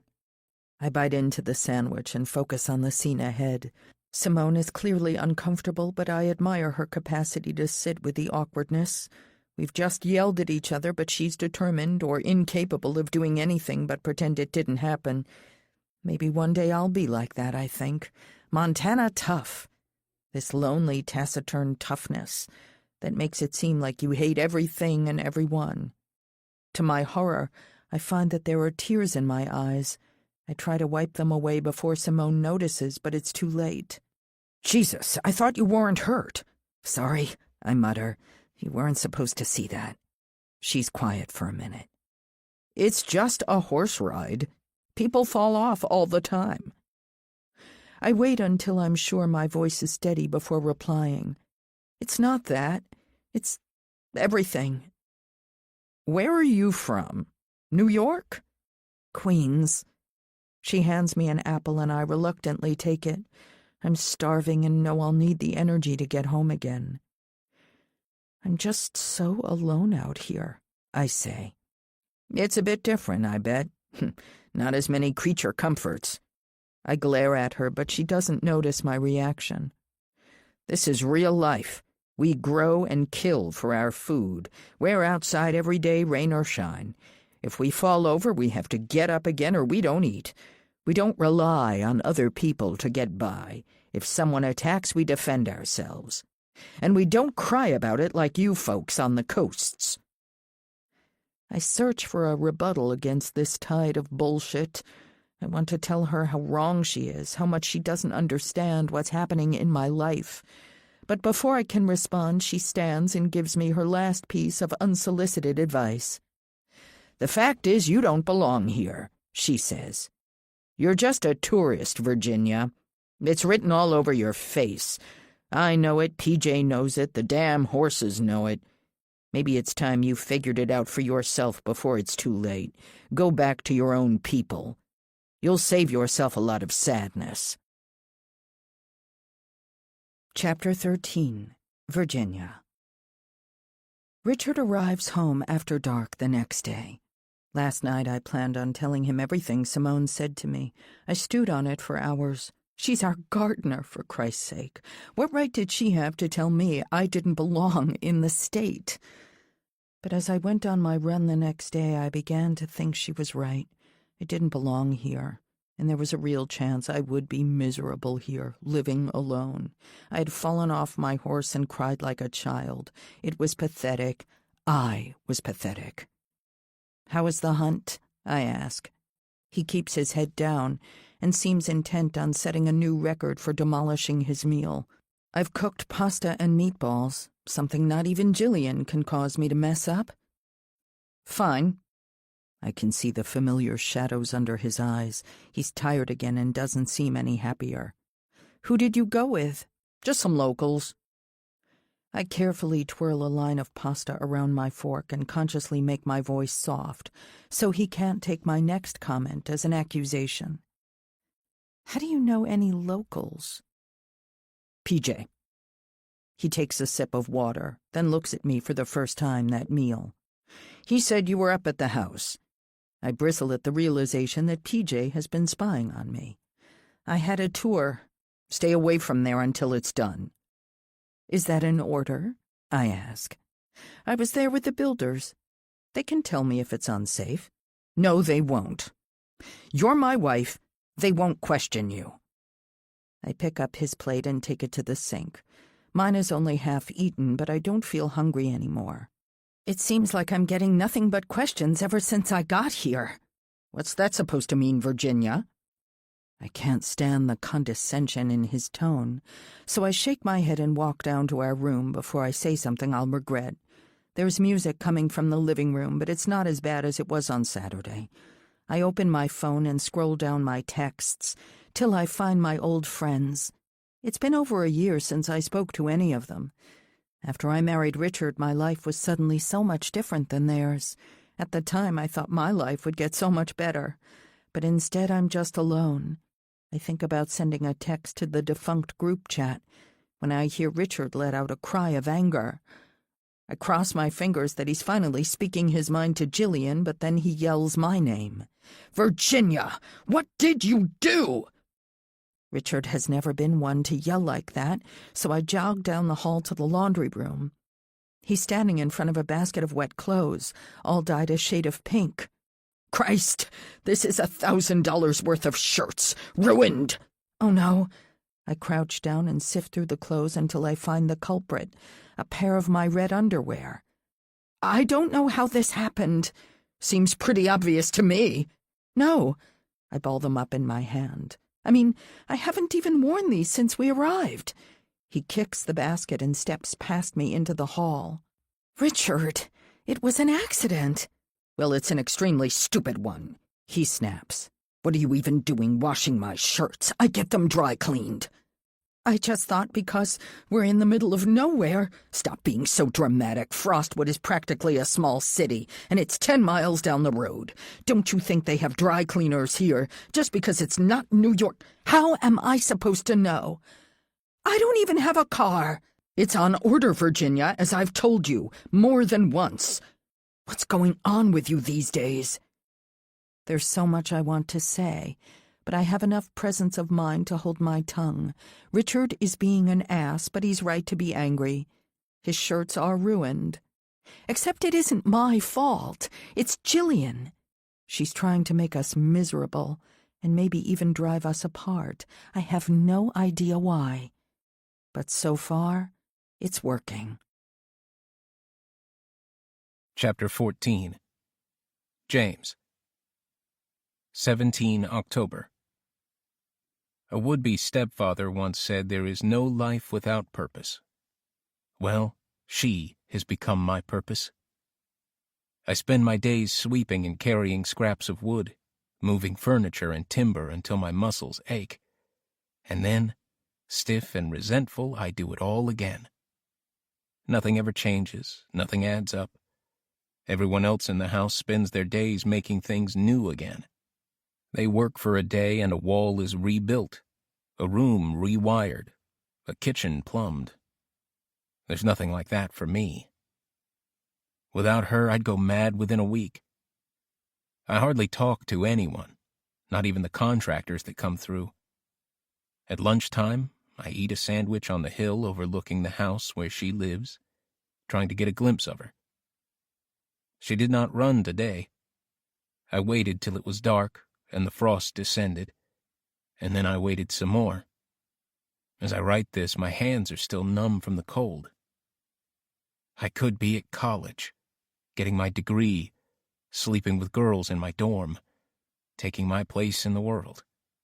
God knows I've been waiting for years to escape. But I can't leave. Not until I'm free. 18 October. I spent the entire day demolishing a wall and carrying the broken timber to the skip. It was almost enjoyable. The blisters on my hands are becoming calluses. The house is slowly transforming. Mrs. Eastman, I realize I don't even know her first name, said that the house was ugly, but I think she's wrong. It's out of place, maybe. But when you see the labor and craftsmanship that goes into something, can you really hate it? I'm proud of this insight and want to tell her, but she isn't here. Again, she doesn't go running. I try to read at night, but instead I think of her body, the shape of her. Too many more nights like this, and I will go insane. 19 October. Where is she? Robert and Klaus finish at 3 and drink beer in the fall sun. The leaves are yellow and beginning to fall. They invited me to join them, but I said no because what would I say to them? How will they understand me? I've spent years pretending, and I don't want to pretend anymore. I'm exhausted. Every empty day takes me closer to Christmas. I asked Robert about possibly working at the ranch next year, but he said a neighboring property manages it. If I take that job, I won't even be close to her anymore. I went outside and looked down at her house. The lights are on, but no sign of Richard Eastman's car. That means she's there, alone, just a few hundred feet away. I want to go down and knock on the door with some excuse. I picture her pouring me a glass of wine and joining me on the sofa while Mozart plays on the stereo. We read each other lines from her favorite poems and then... Stop. I need to cut the shit. There's no point to these fantasies. Even if she is alone, I'll scare her away by turning up on her doorstep. And what if she has friends over, her parents even? Or what if Richard's car is in the shop and he's taken a taxi home? I might walk in on them together. God, no. It's not possible. I don't even know the faintest thing about her, yet I know everything that matters.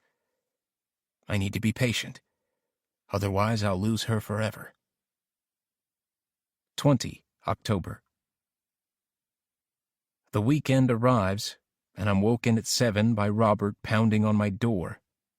I learned that there's a line in my contract that says they can make me work overtime whenever they want, including the weekends. The electricians are coming Monday, and he needs to prepare. The work isn't bad. It's just Robert and me, which means I'm free of Klaus barking at me in accented English. But it also spoils my plans. I wanted to spend the day following her, to plan my next move. On my morning break, I see her biking down the driveway. I think about making an excuse and leaving, but it's not worth it. I won't catch her in time. Robert cuts me loose at lunchtime. I take my scooter into town, but don't see her anywhere. I go to the library and leave with romantic poetry and flip through it while I do my laundry. A dog starved at his master's gate predicts the ruin of the state. My attention wanders. Even though I got A's in English, I never really liked literature. I prefer the certainties of mathematics over the paradoxes and strange pronouncements of these dead poets. I feel like I'm reading a book of old spells and incantations. It only has power if you're a true believer. I buy a bottle of whiskey from the liquor store with my fake ID, hoping it might put me in a better state of mind to memorize these lines. Back at the estate, I sit outside and drink, but I can't concentrate on the words. Instead, I watch the house. She comes home late, followed soon after by Richard Eastman. He's taller than I expected, and wearing a suit, even though it's a Saturday. He radiates power. I feel a desperate need to take it from him. People like me have nothing, just a single mother and a series of shitty stepdads, while people like Richard Eastman lazily inherit the world. When he closes the front door, I hurl my glass into the side of the mansion. It smashes and leaves a brown stain on the wood. I immediately regret my anger. That's not who I am, I tell myself. I pick up the glass and wipe the side of the house with my spare shirt. Then I go inside to get some water. I need to sober up. He owns everything. The mansion, the smaller house, the ranch, the forest. He has her, too. But not for long, if I'm smart. 21 October. Nothing. I woke late with a throbbing headache, sleeping hours past my alarm. I spent the day watching the house, but there was no sign of life till just before dark when I saw her return home. I could describe what she's wearing, her shape, the way she moves, but that's not enough. I need more. My weekend is gone. My hope is gone. What can I do but wait for her? But how can I keep waiting? I'm scared I will do something stupid out of desperation. I won't write in this book until I see her again. 23 October. Finally, something. Not enough, but something. Mrs. Eastman came through today to inspect the house. I saw her before she arrived, walking up the driveway. It was early, and Robert hadn't arrived yet. I immediately sprinted to the stairs and heard her explain to Klaus that she wanted to see the view from the top. He commented that it was a building site and unsafe for visitors. "Shall I ring my husband?" she asked. I grinned and sprinted up to the top floor, knowing exactly where she was going. The living room with windows facing south towards the town. Though we weren't working on this floor yet, the walls were open, ready for the electrician. I pretended to sweep. "What are you doing in here?" Klaus asked when she arrived. "What does it look like?" He grunted before turning to Mrs. Eastman. She was wearing leggings, running shoes, and an oversized woolen sweatshirt. Like last time, I could feel my hand shaking in her presence. "As you can see, the place isn't safe for visitors." She ignored him and walked to the window nearest me, looking out. The sun had just risen. "Dear God, the very houses seem asleep," she muttered, so only I could hear. Wordsworth again. She must still be reading the same book. "And all that mighty heart is lying still," I countered, before quoting another line I remembered from the same poem. "All bright and glittering in the smokeless air, I caught her eye and saw something. Curiosity, but also fear. You like poetry? What else is there? I said, kicking the broom with my foot. Though he's not my favorite. Who is? I glanced at Klaus, who was frowning at me with confusion and anger. Alone, all alone, alone on a wide, wide sea. You think you're the ancient mariner? She smirked. I would have picked you more for Don Juan. That howsoever people fast and pray, the flesh is frail and so the soul undone. I found myself blushing and looked past her to the window. I haven't read that one. Perhaps you don't need to. Before I could ask what she meant, she nodded to Klaus and walked briskly out of the room. Klaus frowned at me. What the hell was that about? Religious talk? Are you quoting the Bible or something? I just nodded and followed her out, aiming to catch up with her, but she was already jogging down the stairs. Before I was even at the landing, she was out the front door and running. Why was she so quick to leave? The same reason she changed her routine and stopped running past the mansion in the afternoon. She knows I'm waiting for her, and she's scared. Chapter 15. Virginia. The following week passes by slowly. I keep going into the trails every morning, but the routine is starting to drag, and I'm still spending most of the day in close proximity to Jillian. Her music, the marijuana, the complete occupation of the living room. I used to think she was lazy, but now it feels like a special project. She can't possibly want to spend her days on the couch in this isolated ranch with no friends, no boyfriend, and no one except her phone and the TV. But still, she does it. I can't quite figure her out. But I tell myself it's okay. At Christmas, we'll be moving into the main house, and I won't have to deal with her anymore. She can live here forever for all I care. We can pay for her power and groceries as long as I can just pretend she doesn't exist. On Thursday, I'm sitting on the porch outside. Aside from the line of perennials, the garden is mostly bare, the flowers and leaves all fallen, and the stems pruned back for winter. In the distance, the snow line is creeping down. There's a dusting only a few 100 feet higher than the ranch, but the month has been unseasonably warm. As soon as the ski fields open up, I will learn to ski. If Richard can pay for it, I'll go every day while he works. I'm the wife of a rich man, after all. It's time I started acting like it. Here, girl! I make a face at the sound of PJ yelling at Casper. If she were my dog, I'd never say an angry word to her. Get out of there! I walk around the side of the house to find Casper poking her nose under the roller door of the garage, which Richard didn't close properly when he left that morning. When she sees me, she gives me what I like to think is a cheeky grin before darting inside. PJ stands awkwardly a dozen feet away, clearly not wanting to follow.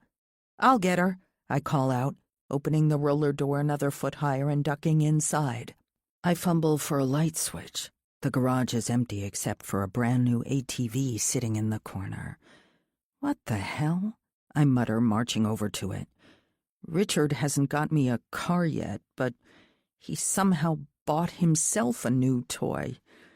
I could kill him. Casper trots over and licks my hand. I kneel down and pat her before noticing something else in the corner of the garage, next to Richard's gun safe. A bike. I walk over to it and see it's a new mountain bike. Richard must have bought this for himself, too. Too bad. Until I have a car, the bike is mine. I lead Casper out of the garage and nod goodbye to PJ. When he's out of sight, I pack a bag, then wheel the bike down the gravel driveway to the road and take off. The journey into town is mostly flat, but there are no bike lanes around here, and the verge is either grass or rocks, so whenever a pickup or SUV speeds past, I find myself whispering a prayer. Most of them are fine, but every now and then someone makes a point of giving me only a few inches of clearance. When I get to Frostwood, I bike aimlessly through the streets until I find a coffee shop.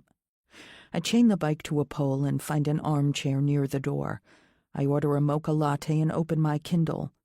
I should be able to kill a few hours here at least. But just as my order arrives, I glance past the server and see my worst nightmare.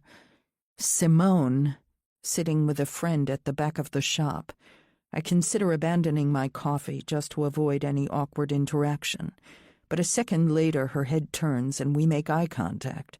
She gives me a nod, then waves me over. Even though I'm technically her boss, I feel like a child summoned to the principal's office. "This is Elsa," she says. "She wanted to meet you." "Like the princess," I say before I can stop myself.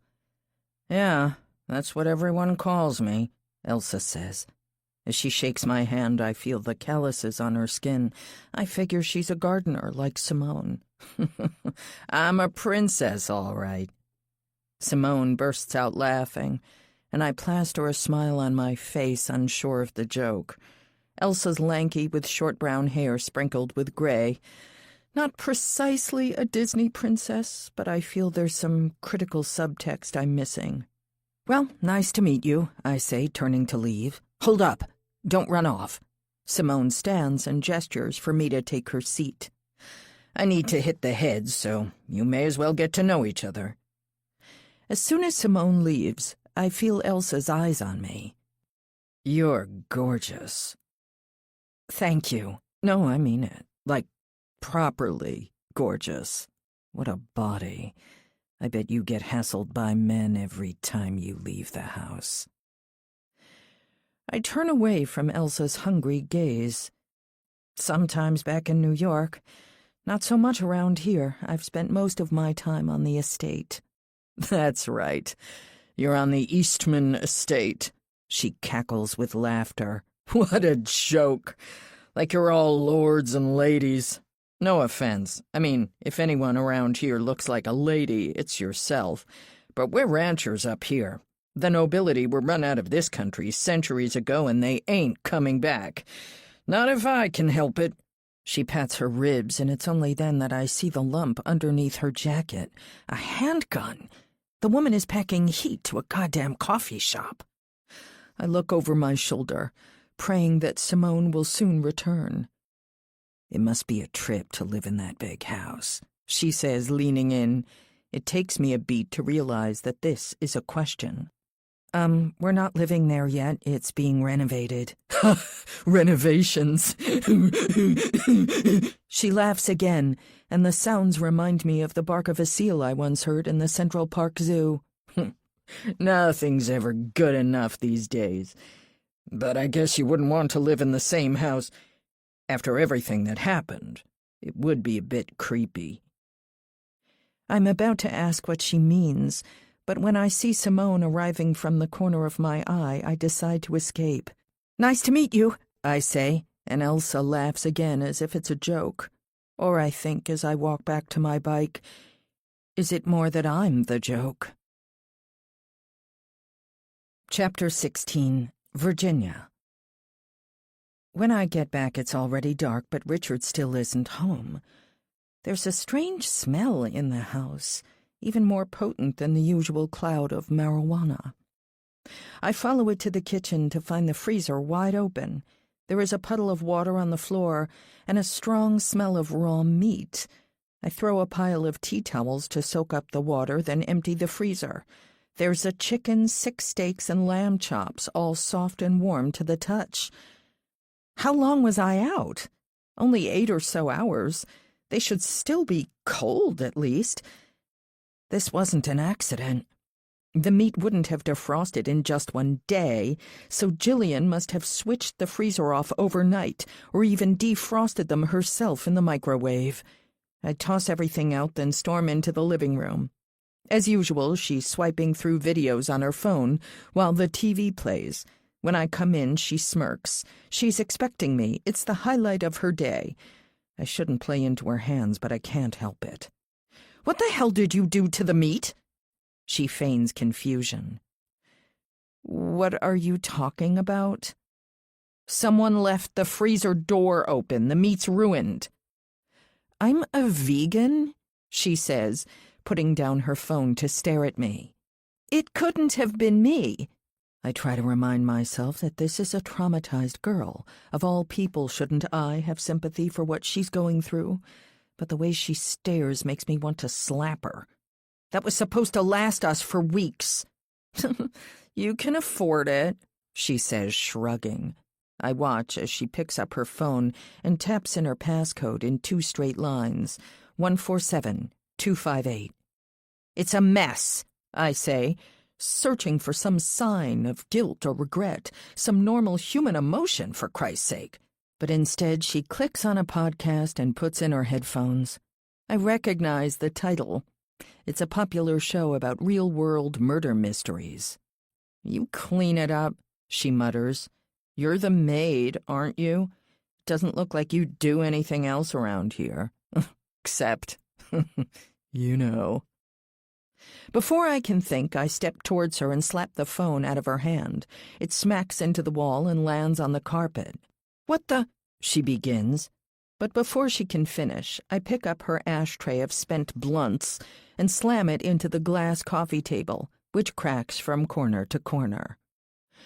The shock on her face is quickly replaced by one of satisfaction. I've screwed up and she knows it. Richard will see what I've done and he'll take her side. I'm just glad I didn't hit her. I want to. But if I followed through, I might as well start packing my bags. You better hope my phone isn't cracked. You're such a psycho, she says. As I leave the room, I wonder, how does she know? Chapter 17, Virginia. Where did that come from? I haven't done anything like that in years. But this wasn't my fault. This was her. Smashing the coffee table was just a normal human reaction to the kind of shit this girl is pulling. She's lucky I didn't shove her face into the glass. Right? I jog through the dark until I feel the anger subside. She won, but it shouldn't have been so easy. I had such high hopes when we moved to this beautiful place. I wanted a new life, a loving marriage, freedom and peace. But here I am, trapped, friendless, alone, watching my marriage and my mind dissolve day by day. My phone vibrates. Mom. Honey, I finally got through. How is it out there? I glance at the time. What are you doing up? It must be nearly midnight out east. You know me. It's a throwaway line, but the truth is I do know her. She's never been one to go to bed early if something more exciting is on offer, such as gossip or wine or men. It's beautiful, I say. We're on a ranch near the glaciers. I'm walking outside now. Sounds like a great place to go on holiday, she says, but a lonely place to live. I remove the phone from my ear and give a silent scream, but it's my fault for answering. This was right for us, I say, trying to keep the emotion from my voice. Listen, darling, she begins, and I take a deep breath. I know exactly what's coming. Are you sure about all this? I know he's stable and has money, but there's more to life. Really? That's fine for you to say, I think. But not everyone can just sail through poverty with a smile on their face. After Dad died, we never had enough money. Every bill was late, every credit card maxed out for years. Mom never seemed to care. I'm different, though, and the bills I have to pay dwarf anything Mom ever had. You can't say that. I just moved halfway across the country. That's my point, darling. You've isolated yourself. Do you think it's a good idea? I clenched my fist at the subtext. Whenever I did something she disagreed with, Mom hinted that I was about to relapse. It's peaceful. I know you're worried about Steve, but that's ancient history. He's done his time. You did yours. He went to prison, I hiss. I went to rehab.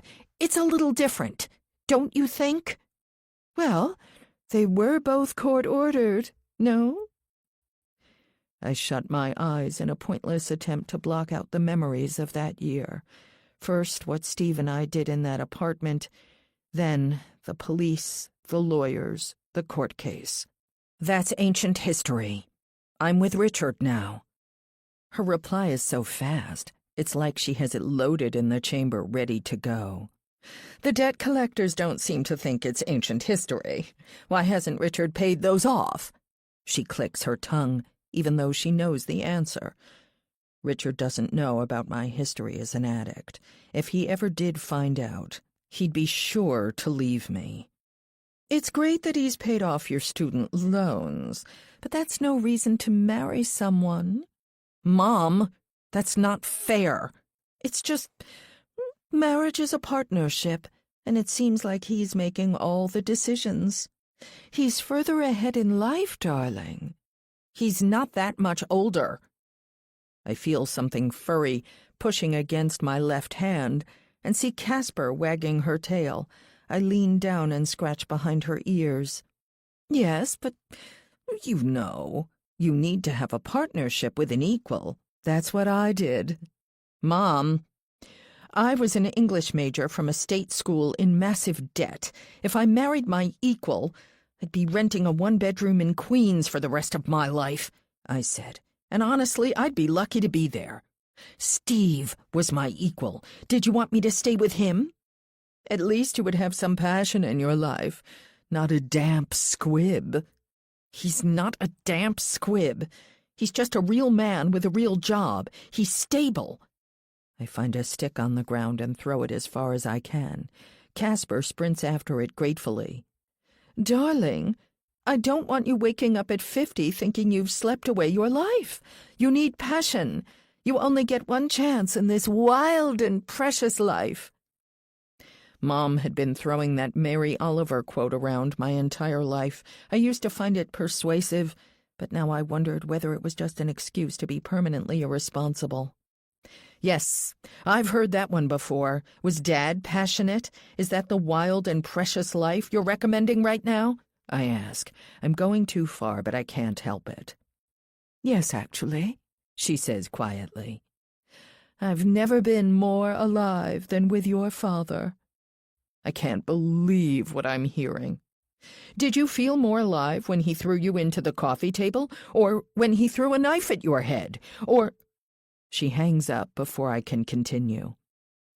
I instantly regret what I said, like I always do. Dad has been dead for nearly 20 years, and I can't keep blaming her for what happened, and she can't keep blaming me either. His death, the best and worst thing to happen in both of our lives, is the backdrop to every conversation we have. In the distance, I see a ride-on mower speeding along the grass. I watch as it climbs the hill toward the mansion and begins to go back and forth across the grass. There's something curious about how it focuses on such a small section of the property, so I go to take a closer look. As I walk towards the mower, I see Casper charging back. "Hey, girl," I say, as she runs circles around me. I scratch her head and smile as she sprints back. As I get closer, the mower suddenly stops and I see it's PJ. He's jogging towards me, Casper leaping at his side. How's your stay going? He asks, panting. Great. I kneel and run my hands along Casper's back. You're mowing the grass? Can't we pay someone to do that? I like it. I was going to tell you there's a farmer's market in town. You might want to check it out if you're getting sick of the place. Thanks, I say, giving Casper another scratch. God, you're beautiful. Thank you, ma'am. I glance up at PJ and force a laugh. He's acting more friendly than he has since I moved in, though there's something about him that I find a little creepy. It's like he still thinks his family owns this land and we're just guests here. I also don't love the gun he has in a holster above his hips. Why does he have to be armed when he's out mowing the lawn? It must be a Montana thing. Anyway, I'll let you get back to it, I say, looking over his shoulders at the shapes in the grass. What is that, anyway? As he protests, I step past him and walk up the hill. It's just kids from around here, he says hurriedly. This place hasn't been much lived in for a while. Jesus, I say as I get closer. Is that what I think it is? It's nothing, PJ says, striding ahead of me. Just a bit of weed killer to leave their mark. Kids sometimes vandalize the place. There's a bit of poverty in the area. I squint. I know immediately that this isn't the work of local kids. There's only one person who would do this. The letters aren't perfectly shaped, but the message is clear. Eve, bitch. Chapter 18, Virginia. As soon as I get in the front door, I hear Richard calling out from the kitchen. Where's dinner? No hello, no kiss on the cheek. I'm sick of it. I'm sick of the passive aggression of PJ and Simone, the irritability of Richard, and the outright bullying of Jillian. This whole place can go to hell. Ask your sister, I yell, marching to my room and slamming the door behind me. I hear laughter from the living room, followed by Richard's footsteps. A moment later, he opens the door and closes it quietly behind him. I recognize the posture immediately. This is Richard in executive mode, trying to calmly solve a problem. That's what I've become. A problem to be solved, a human resource to be managed. What's going on, darling? I'm ashamed to admit that the kindness in his tone makes me burst into tears. I wait for him to put his arm around my shoulder and comfort me, but he stays perched on the side of the bed. I've been trying not to tell you. I know she just lost her mom, and I know things are tricky, but she's making my life hell. He frowns and opens his mouth to speak, but then reconsiders. I'm sure it's nothing. How the hell do you know it's nothing? I haven't even told you what she did. He takes a breath as if he's dealing with an out-of-control child. Go on, then. What has she done? First, she put salt in my coffee. Virginia. I'm just getting started. Then she turned off the oven while I was cooking dinner. Remember that? I hold up my hand to stop him interjecting. Then she put my underwear in the wash. At this he laughs, making me want to reach across and slap him. Those were accidents. How do you know she had anything to do with them? I know, I yell, though I'm starting to be aware of what this sounds like. He's right. I don't have any evidence. She's been rude to me ever since she moved in. She left the freezer open and ruined all the meat, and then she burned a threat into the grass outside. He's shaking his head again and smiling, that same condescending smile. PJ told me about that. He said it was kids. No, I say, it's her. I'm scared, Richard. She's a child. He stands up and makes to leave. I'm on your side, okay? But we need to give her the benefit of the doubt. You're being emotional. If you look at this objectively... Objective! That's a joke! I scramble off the bed to stop him from leaving. Look at what you're letting her get away with. She's smoking marijuana in our living room. After all the lectures you've given me about drug use, and after what happened with your mother... Virginia! He says, standing up. He's trying to warn me, but I'm too far gone to care. She's an addict, just like her. How can you put up with it? You've told me 1,000,000 times that you despise addicts, and here she is, turning our house into a college dorm room. Enough! He slams his fist into the wall like a hammer, leaving a dent in the cheap drywall. He looks back at the damage, as if confused about where it came from. He's down the hallway a moment later, and I don't try to stop him. I hear the front door slam behind him. There we go. Another successful interaction in this happy marriage. As I lie on the bed and try to calm down, I hear Jillian laughing from the hallway. Richard's right. Most of what she's done is a prank. But burning a message into the grass? That's taking things to another level. At first I thought she was just an obnoxious kid who was testing me, but now I'm wondering if something else is going on with Jillian. Maybe I made a mistake trying to fight back. I don't know what she's capable of, and I'm scared I'm about to find out. But in the back of my mind, there's one other possibility I've been trying to avoid thinking about ever since he started texting me again. What if it's not Jillian, but someone exponentially more dangerous? What if it's Steve? Chapter 19. Virginia. The following day, I get up at the same time as Richard to avoid Jillian. I watch him change into his suit, then force myself into my running gear. When the front door closes, I go into the kitchen and pack food and water for the day. I still don't have a solution for Jillian, so I figure the best approach is just to stay out the entire day. When I'm about to leave, I hear a knock at the front door, followed by a dog's bark. I go outside to find PJ standing with Casper restrained by a lead. "Apologies for coming over this early," he says. My eyes are drawn to the ever-present gun in his holster. For a moment, I wonder what he does with it on the toilet. I picture him wearing it in the shower and smile to myself. No problem. Always love to see my favorite girl. He loosens the lead and Casper comes across and licks my hand. I decide then and there to get a dog just like her, as soon as Jillian is gone. "We had an intruder." I look up in shock. What do you mean? "A young man on the property." "Ah, I saw him. He said he was a builder." "No, ma'am," he said. "He's not on the crew up at the house." I feel my phone vibrate. I check the message.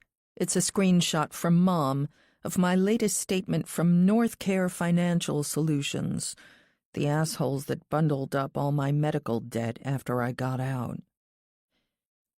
What did he look like? "A bearded fellow, plaid shirt. Not a local, as far as I know." Hair color? He frowns and tilts his head slightly. "Are you expecting anyone?" Mom texts again. Why exactly can't he pay this off? I put my phone away and shake my head. Just want to be on the lookout. "Light brown, curly past his ears." Steve, could it be? Surely he hasn't found out where I live. Did you tell the police? "No police." He says it firmly, as if to ward off any further objections. "We try not to bother law enforcement around here. We can take care of our own problems." I feel a chill run through my body. What problems has this man taken care of on his own? What do you mean? "I gave him the message," he says, patting his gun. "This ain't New York, ma'am. We can shoot trespassers on sight, shoot to kill.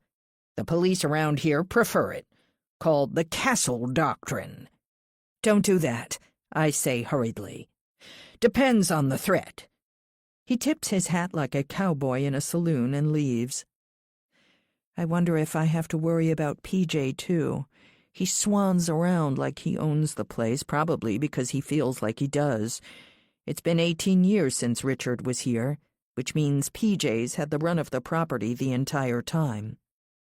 I'll speak with Richard about setting boundaries when the mansion is finished. I don't want PJ or Jillian on our land. I don't want wide-open spaces. I want walls and gates with locks, security cameras, and alarms. I walk outside, recognizing the way my anxiety is transforming into a panic. My doctor said I need to talk to someone I trust when this happens, so I call Richard's phone. He doesn't pick up, but that isn't unusual. His job often has him in back-to-back meetings all day, but I need to talk to him. I'm worried about how I'll act if I return to the house and see Jillian. How else can I get in touch with him? I search on my phone for the co-working space in town, but all the variations of Frostwood, co-working, and shared office get me nowhere. He must have rented his own space. I call his phone again. Nothing. But then I get another idea. I search through my phone and find the number of Sandra Mackenzie, Mrs. Mackenzie, we always called her, Richard's secretary in New York. Even though he was working remotely, he would still need someone on his desk to manage his calendar. Arthur Powers's office, GSP New York. Powers? When I worked at GSP, he was the CFO. But maybe the secretaries had been reassigned? Hi, Sandra. It's Virginia Eastman. Virginia! She squeals with surprise. What a pleasant surprise to hear from you. How is Montana? It's great. Gorgeous. I'm jealous. I can never leave the city, grandkids, you know, but one day... She pauses. Sorry, hun. I have another call coming through. Is there anything I can help you with? I was looking for my husband. Let me check his calendar. The line goes silent for a moment as she types into her computer. It looks like he's taken a day off. A day off? I saw him get changed into his suit this morning. Are you sure? She pauses for just a second too long. I must have my wires crossed. I was told he was on leave, but he might have been called into an executive meeting I don't know about. If you hold the line for a spell, I can ask. No, I say quickly. I can hear my voice shaking. No, sorry, I forgot. He's been out hunting and I trail off, unable to keep the lie going. I hear her typing into her computer. Okay, darling, I better go. When she hangs up, I stare at the phone, hardly believing what she has told me. As I pack my bag, I try to keep the question from my mind, the question that, if answered, could ruin everything for me. At rehab, they said that I need to avoid strong emotions to avoid a relapse. But here I am, having them all at once. Panic, fear, anger. But I can't help it. I have to know the truth. What the hell is my husband really doing in Montana? Chapter 20. James. 27 October. I feel myself losing control. Today was almost a disaster. Maybe it was a disaster. I still don't know for sure. There haven't been any panicked phone calls from Robert, and no one has been banging on my door and telling me that I'm fired. Yesterday I told Robert that I won't work Saturdays, and that I'll quit if he wants to force me. He must be sweating his Christmas deadline because even though he looks like he wants to rip out my intestines with his bare hands, he just nods. He'll make me pay for this in other ways, but it's okay. I have my Saturdays. Now, I have to make it count. Today I woke up early and had breakfast outside. It was overcast and cold, but with my coffee and toast, I was only slightly shivering, mostly from nerves because of what I had planned. As I hoped, I saw Mr. Eastman leave around 8 a.m., though not in a suit this time, but in camo gear and holding a rifle case. He drove off in a shiny pickup. I was glad to see that he was as much of an asshole as I had imagined. He's brought his young wife out to northern Montana, works 12-hour days during the week, and then disappears on the weekends to go hunting. She's practically a widow. I waited an hour in case she planned to go out for the day. I packed a bag and was ready to jump on my scooter and follow her if necessary. But when she didn't surface, I went with the plan. Stop pissing around. Stop waiting for life to come. Force it. I strode down the hill, trusting that the speed of my descent would keep me moving forward, even though every instinct was screaming at me to turn back.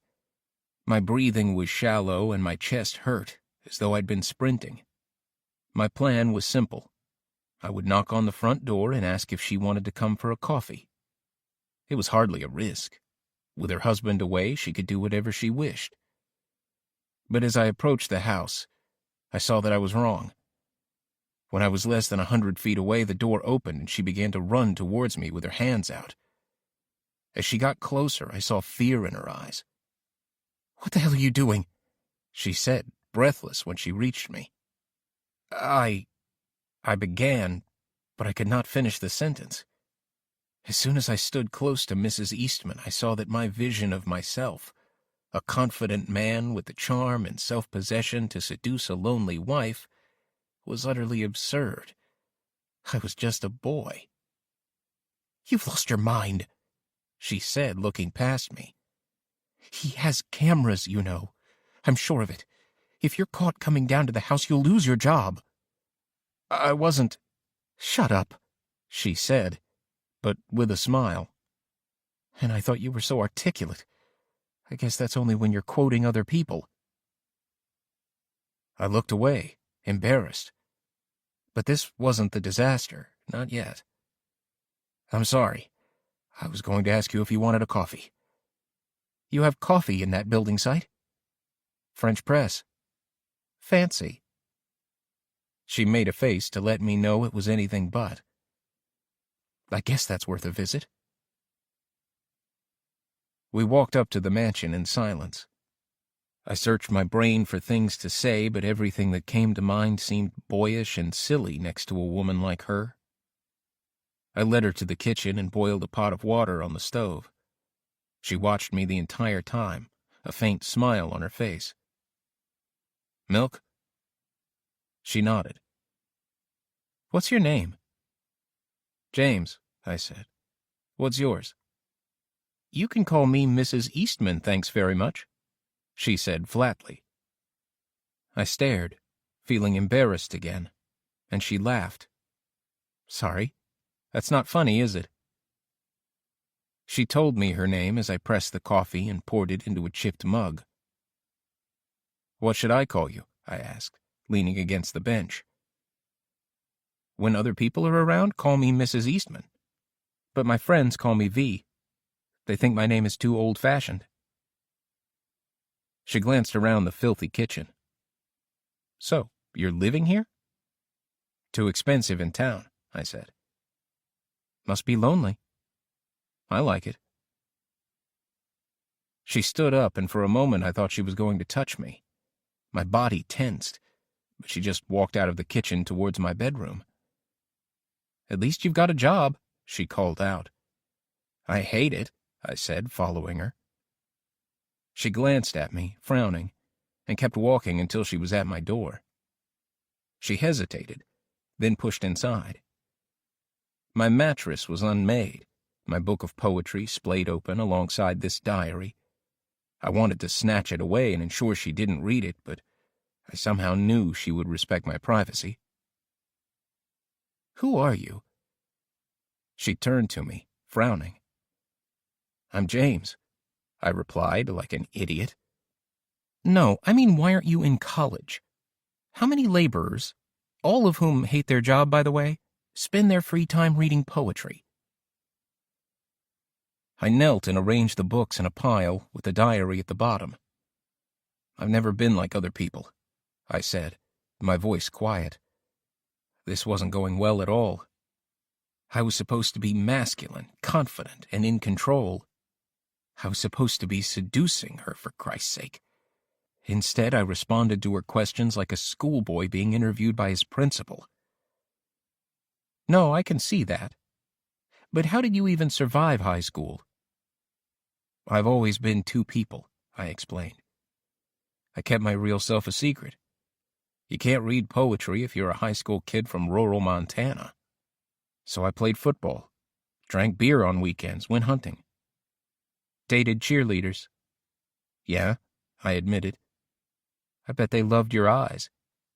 "Not just that," I shot back. "You're quick." I smiled, feeling more confident as I spoke.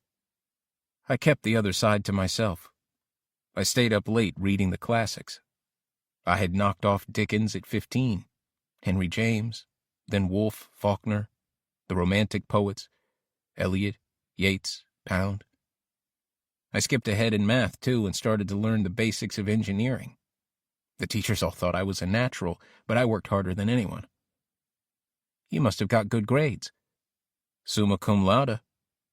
"Christ almighty," she said with a laugh. "What are you doing here? Go to college." "I'm taking a year off. People do it. I said with a shrug. Anyway, who are you? I don't think every rich housewife around here walks around with copies of Wordsworth. This room is grim. I watched Mrs. Eastman, V, walk to the window. I'm not who you think I am. I walked up to her, close enough to touch. Who are you then? She turned to look at me. I thought I saw it in her eyes, the fear again behind her brash confidence. The fear and the desire. So I kissed her. She held it briefly, and then the terrible thing happened. She tore away, furious. Don't ever, she began before sprinting out of the room. And so, here I am, near midnight, still employed. Her husband hasn't barged in with his shotgun yet. If she was offended, she's keeping it to herself. But she was not offended. It was an act. She knows that the kiss is a beginning, and she's scared. She's not the only one. Chapter 21. Virginia. The pharmacist squints into the computer for an age. Ah, yes. We received your prescription from your doctor in New York. Come back in 5. The prescription took nearly a week to arrive, and I'm just glad I got here before the weekend. I wander through the aisles, reading the claims of various kinds of vitamins. If only it were that easy, I thought. Just take a few vitamins and be happy and healthy forever. I hear a police siren outside and walk to the window. I peer past the cardboard cutouts and see a dozen people arguing with 2 burly cops. There's a sign that reads, "Stolen land, broken promises." It's a small protest, tiny by New York standards, but it feels charged, almost like the 2 sides hate each other. Suddenly, one of the protesters strikes out at one of the cops. Within a second, he's hit by a taser and falls to the ground. Another of the protesters begins screaming as his face is slammed into the asphalt. Mrs. Eastman. I turn to the pharmacist, who is frowning slightly. That's something, huh? I say, taking my medications. She holds on to the package for a second before handing it over. We only have 2 weeks' supply in stock, so you'll have to come back, she says. Once a day with food. If you miss a day, then wait. She runs through the side effects with the same look of concern. Are you new here? Yeah. I moved from New York a few days ago. Eastman Estate, a few miles north. Ah, of course. Didn't put it together from your name. I know the place. She pauses for a moment, as if she wants to tell me something else about my medication, but I'm tired of being treated like an invalid. Where's the co-working space? Huh? My husband said he's at the co-working space, like a shared office for startups. I thought I'd see where it is. She suddenly laughs, and I get the feeling I'm being mocked. This ain't New York City, darling. We barely have a coffee shop in the off-season. Got to go to Missoula for that kind of thing. I stare at the half-empty bottle of anti-anxiety meds while she rings up the bill. Every year it gets more expensive, and despite being married to a millionaire, my debts aren't moving. Richard paid off my student loans not long after we married, but the interest on my debts is eye-watering. Unless I can find a way to increase my allowance, it will stay that way. When Richard first suggested giving me an allowance, I was insulted, until I realized I could use the money to pay down my debt secretly. When he suggested $1,000 per week, I quickly agreed. But when I ran the calculations, I realized that $1,000 a week would barely cover my interest, let alone any other expenses I was expected to incur. The designer dresses, the heels, the flawless appearance to impress his colleagues and friends in New York. I went off the meds just before coming to Montana. For some reason, I thought all the anxiety I felt in New York would fall away when I went out west, but now it's worse. Almost as bad as anything I've ever experienced. Almost, but not quite. But I can feel that same sense of the world slipping away. of my thoughts getting so loud that they make it impossible to live a normal life. Richard's wrong about Jillian, but when I think about how I slapped the phone out of her hand, I realize I'm still not being myself. Outside, I take a pill and then ride aimlessly through the quiet streets of Frostwood. There's no sign of a farmer's market, and I wonder if PJ made that up to get rid of me. Not that it matters. I'm not going home until I'm sure Richard is back. I want to talk to him again about what Jillian did to the lawn. She must have poisoned the grass. No small feat. I won't let him just ignore what she's doing. The road I'm on suddenly ends, and I find myself on a path next to a river. I park my bike and scramble down the bank to the water's edge. I take off my shoes and sit with my feet in the freezing water, enjoying the shock of it. That's the funny thing about being human. How we see the world can change in an instant. From a distance, the mountains seem so permanent, though I know that up close they're full of disturbances, slips, landslides, fallen trees, and swollen rivers. That's what you don't see in the postcards. The permanent movement of life and death. I grimace. There I am again, being a bad poet. I glance across the river, then suddenly scramble behind some vegetation. He's here. The last person I want to see.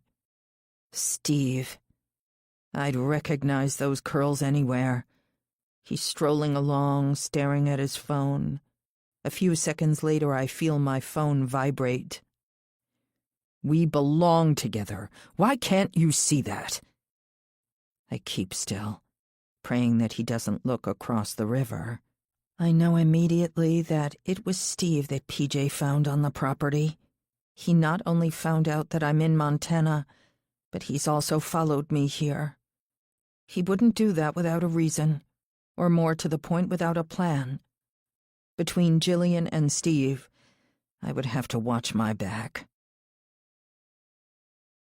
Chapter 22. Virginia.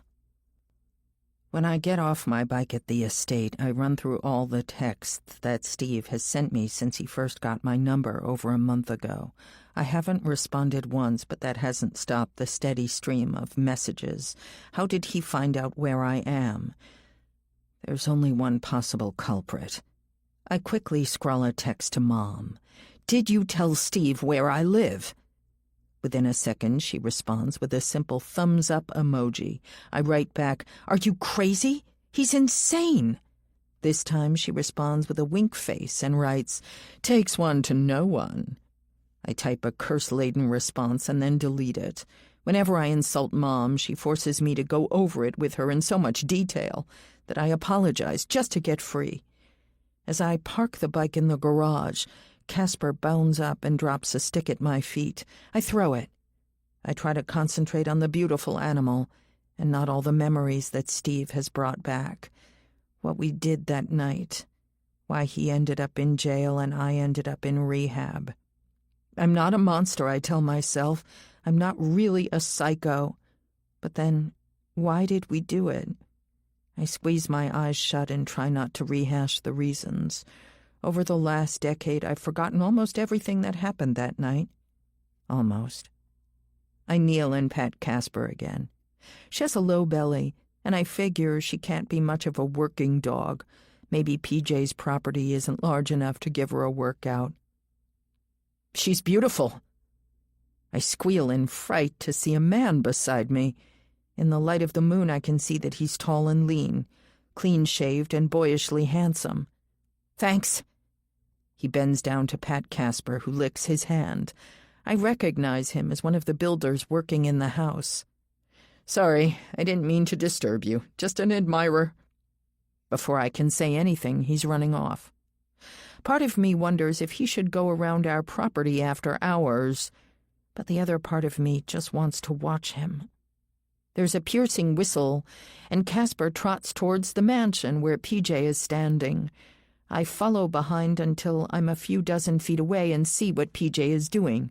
He's scrubbing furiously, but whatever it says, painted on the walls in red 3 feet high, isn't coming off.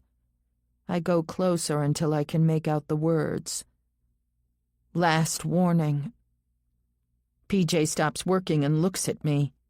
I know he's about to give his usual excuse and say it's teenagers, but I also know he doesn't believe it. This isn't a random act of graffiti. It's Jillian again. I can't live like this, I think to myself as I walk back to the house. Something has to be done. Chapter 23. Virginia. Walking back towards the house, I think of the Byron poem, Darkness. One day, the sun burns out. People burn all the candles, then all the trees, then everything they own until nothing's left. It's one of the few poems that's ever given me nightmares. Is that my life? Are all the bright things slowly being used up? Will I soon be sitting alone in the black? The bright sun was extinguished, and the stars did wander darkling in the eternal space. Where have you been? Richard is sitting in the kitchen, staring at a laptop screen. Tired and sweaty, I fall into the seat beside him. As soon as I see his screen, he closes the lid. Riding my bike, I say. Alone? Who else would go with me? I say with a scoff. I don't know anyone else here. I'm basically living alone. He puts his head in his hands, as if my comment has caused him great hardship, but I continue. After what I learned from Sandra from GSP, I'm not in the mood to appease him. Maybe I should if I'm being strategic, but I'm tired and angry, and I don't give two shits about strategy anymore. Why did I come here if I never see you? You know I didn't want to come. I had a life. I have family back east. You know it wasn't working. We needed a fresh start. We, I say with emphasis, reaching across to take his hand. I came here to be with you. I'm still working. You know my job. It's very demanding. I drop his hand, but choose not to confront him. I'm not ready yet. As soon as I do that, our entire relationship will crumble. He'll forever be a liar. The river, lakes, and ocean all stood still, and nothing stirred within their silent depths. I need to pretend for a little longer until I know the truth and have a plan. You work hard, but at least in New York I wasn't surrounded by people who want to hurt me. What do you mean? The graffiti? Did PJ tell you about the latest edition? What about it? He gives me a dismissive scoff. PJ said it's just kids. If he's so confident about his theories, he should put up cameras. Then we'd catch her. My fingers tap the table with increasing violence. It's Jillian. You have to see it. You know how she's acting. She wouldn't do that. You don't even know her. He puts his laptop under his arm and stands. This is textbook Richard. He runs from conflict before it escalates. It works in a way. Sometimes I wonder if we'd still be together if he were a man who expressed himself honestly. I don't want security cameras on my property. That's a non-starter. I smile inwardly at the corporate speak. This is my home. Anyway, it's not Jillian, I can promise you that. She's my sister. I feel like I'm losing my mind. I'm on my feet, too, though I can't remember standing. You just met her for the first time. You don't know what she's capable of. I can't believe you don't see it. He leaves without responding. I stand at the kitchen sink and splash water on my face. I feel a tension in my brain, the heat of my thoughts. I came here for stillness and boredom, for beauty and peace. But I can feel that old intensity, the fire starting to rage once again. The last time I truly let it rage, my life shifted forever. Steve went to jail and I lost everything. I'm only just regaining my footing. I need to fight it, even though part of me wants to let go, once and for all. The waves were dead. The tides were in their grave. I pray that the medications do their job and I can start to think straight again. As I take a drink of water, I see someone standing in the doorway. It's Jillian, grinning to herself. She hears everything and knows that she is winning. She's breaking up our marriage, and she's chasing me away. Jillian, you don't know me at all. I never run. I fight. To hell with the consequences. Chapter 24, Virginia. I'm having breakfast when there is a knock at the door. I smooth down my hair, wondering who would visit this early. There's been no one since we moved in, no neighbors or friends of the family. I picture an elderly woman holding an apple pie to welcome me to Frostwood, but the fantasy dies when I see the too familiar outline of PJ. It's early, I say, opening the door. Despite the cold morning, he's only wearing a flannel shirt and jeans. As always, there's a handgun on his hip. I still find it strange, though now that I know Steve is around, it's nice to know someone is guarding the property. Apologies for the intrusion. Just delivering the mail. He hands me a stack of envelopes held together by a rubber band. Just cleared out the box in town. We don't get mail here? Your husband set it up, he says, his tone becoming sharper. I'm being rude, but I can't help it. There's still something about this man that I don't trust. Take it up with him. Before I can close the door, he hands me a newspaper. Richard also ordered the paper from Missoula delivered every morning. Today's the first issue. I nod, then close the door. As I flip through the envelopes, I feel my knees go weak. This is what I've been trying to ignore for months. Bills, stacks of them, all forwarded from Mom. I open the latest and stare at the numbers, not quite believing that they could be real. The bills from the lawyer and my court-ordered stays in rehab, with all the interest piled on, is approaching $500,000. I could work my entire life and only chip away at the principal, all because of one stupid night. Or was it one stupid relationship? I stack the bills in a line, chop them in half with a pair of scissors, and then bury them in the trash under the scraps from breakfast. Richard's being an asshole, and Montana has become a beautiful nightmare. But I have no option but to stay. He was the only person in my life who could bail me out. One day I'd get access to his money and be able to pay it off, all at once. Freedom. What would that feel like? I've been walking around with this albatross for so long that I've forgotten what it's like to be someone with real choices. But for now, there's no plan B. It's Richard or a mountain of debt. After breakfast, I go to the garage and ride the bike into town. I've stopped asking Richard about the car. He keeps telling me he ordered it, but somehow I feel he wants to keep me trapped here on the ranch. Not so he can watch me, but so I can't watch him. Since I found out about his secret day off, I've been tracking his late nights, his mysterious hunting trips, his meetings with Asia. How many of them are lies? And more to the point, what the hell is he doing when he's not working? I spend most of the day riding through the trails around the outskirts of town, stopping only to grab lunch at a diner. I figure if I keep moving, there's less chance of Steve creeping up on me, demanding that I leave Richard, demanding that I keep the promises I made more than a decade ago when we were both just kids. I can remember the last conversation we had before we were arrested. Promise that you'll wait for me. Of course. I can still feel the hot tears running down my face. I'll wait forever. I'll be out before you know it. We can have a family together. I love you. Forever, I repeated. Now, the words seem so absurdly melodramatic. They feel like they were pulled from a soap opera.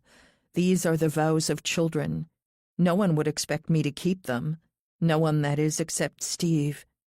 When I get home, I hear Richard's voice from the kitchen. Finally. My legs feel like jelly as I walk to the kitchen. I must have biked 40 miles today. I just want to have a shower and collapse. Surprise! What's this? I say with a grin. I thought I'd have to cook, but a Thai chicken salad is already served in my place. Richard is sitting in front of a generous serving of roast beef and potatoes. I thought you deserved a night off. He leans across and kisses me on the mouth. I know it's been hard for you. I stare at the food like it's a puzzle I need to solve, then look up and see the bags on the bench. This is all high-end takeaway, but it's still an unexpected gesture. Go on, eat. I need a shower. You look fine to me. As I eat, he tells me about a deal they've closed in the Middle East worth tens of millions of dollars, beating out the biggest engineering companies in the world. When we finish, he tells me to go shower while he cleans up. That machine next to the sink is called a dishwasher, I say before letting out a squeal as he whips me with the dish towel. Hey! I'm still laughing as I pass the living room, where Jillian is staring at her phone. Dark circles are under her eyes, and I wonder if her lifestyle is catching up with her. I never see her eat anything. As far as I know, she never even leaves the house. She's surviving on a diet of weed and energy drinks. As I shower, I think about the threatening messages she's left. She's trying to scare me away. But why? What's the point? It's gone beyond bullying. It's pathological. I just need Richard to see the truth. I come out of the bathroom wearing a towel, and a second later I feel someone wrap their arms around my waist. It's been so long since I've been touched that I cry out, but the arms hold me tighter. "Richard?" I say, feeling his lips on my neck and something else pressing against my lower back. Don't talk. He pulls away my towel, leads me to the bed, and then undresses. We kiss for a few seconds, and then he reaches across the bed and fumbles through the drawer. "What are you doing?" I ask. He kneels above me on the bed, fumbling with something in his hands. A condom. I reach out to stop him. "I thought we could—" He pulls his hand away and rolls it on. Not yet. I want to argue, but before I can say a word, it's too late. He's in me, on top of me, his face buried in the pillow above my shoulder, moving at pace. "Richard," I whisper. I want him to slow down, to kiss me, to touch me. But he keeps his head buried until the end, when he finishes with a shudder.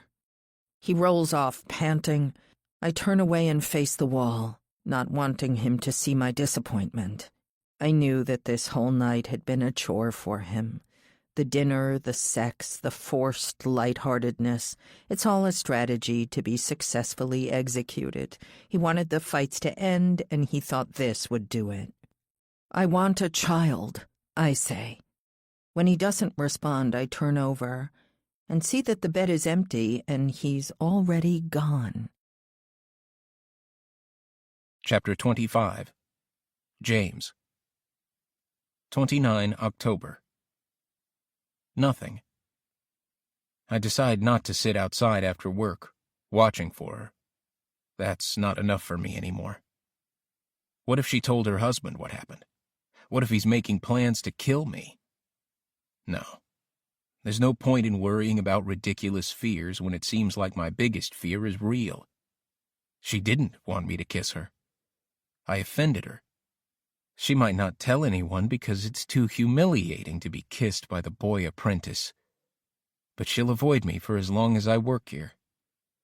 I'll never see her again. 30 October. My mother calls me on my cell phone, which still has the numbers of all my high school friends. I get texts every now and then, but I don't respond to anyone, except Mom. I spend a minute telling her what I'm doing, and she spends the next hour ranting about all the hardships of her life, the lack of money and dignity. She tells me in great detail how it all went wrong, the same story she's told me my entire life. A few minutes into the call, I realize that she's high. I recognize from my childhood an uneven, rambling rhythm to her speech. She had been clean for nearly a year this time. I interrupt to tell her that she's still young. She had me when she was 17, so she's only in her mid-30s. She has more than half her life in front of her. She could go to school, start a new career, and build a new life. But I don't know why I try. Every time I make these suggestions, she takes them like bullet wounds to her gut. It makes her cry with anguish and focus even more on the injustices that led her to the wrong neighborhood, the drug habit, the kid, me, an albatross around her neck. When I hang up, I'm exhausted and angry. She's right. The world isn't fair. The problem is that she never tells me what I'm supposed to do about it. 1. November. Another empty day. I wait for her to find an excuse to visit the mansion, but it doesn't happen. I know she hasn't told anyone, but can I be sure of anything else? I kissed her. She kissed me back. But that doesn't mean anything. The work is getting easier on my body, but somehow harder on my mind. The days are empty and long. I check the big clock in the kitchen multiple times a day, but the hours never pass as quickly as they should. I think about getting her number, maybe going through the documents in Robert's project office after hours until I find it. But I know it's a bad idea. It would either scare her away or leave a trail of evidence for her husband. What can I do? I need to know, one way or another. If she truly hates me, then I'll need to leave. If I don't find out how she feels soon, I'll do something crazy. Chapter 26. Virginia. I walk down to the gate and get the newspaper. Another week has gone by. On the weekend, Richard took me into Frostwood for coffee, and then we drove up to inspect his cabin, which had just been cleaned. The snow cover was still light, and Richard predicted a mild season. I wanted to stay the night so I could see the stars, but he said that he had to work on Sunday. We don't talk much, but when we do, it's about the estate, the town, how beautiful it is in this part of the world, everything except what's important, his sister and her threats, my need for a baby, our future in this place. He came home after I was asleep on Sunday night and was gone when I woke up this morning. I still haven't found out what he's doing outside of work. Part of me wants to ignore it until I'm pregnant, because if I find out the truth, I might have to make a decision about our marriage. And I'm not ready to give up on my dreams just yet. I love him, I say to myself, as the coffee machine grinds away. He's my soulmate. After this rough patch, I'll have a lifetime of peace. Family, money, beauty. What else do I need? I sit outside and skim through the paper. It's about a quarter of the size of the Times and is more conservative than I'm used to, but at least it brings me closer to the community. I read about state politics, farm subsidies, the ski season, the problems with local schools, and football. I try to make myself care about all of it. About halfway through, I notice that certain words have been circled. If, going, you. I go back to the start of the paper and write them down on a notepad. When I finish the whole sentence, I stand up with a jolt. My coffee cup falls from the armrest to the deck, the handle snapping off, the brown liquid pooling on the timber like a chemical spill. If you stay here, I'm going to murder you. I pick up the notepad and stare at the words, and the longer I stare, the less scared I am.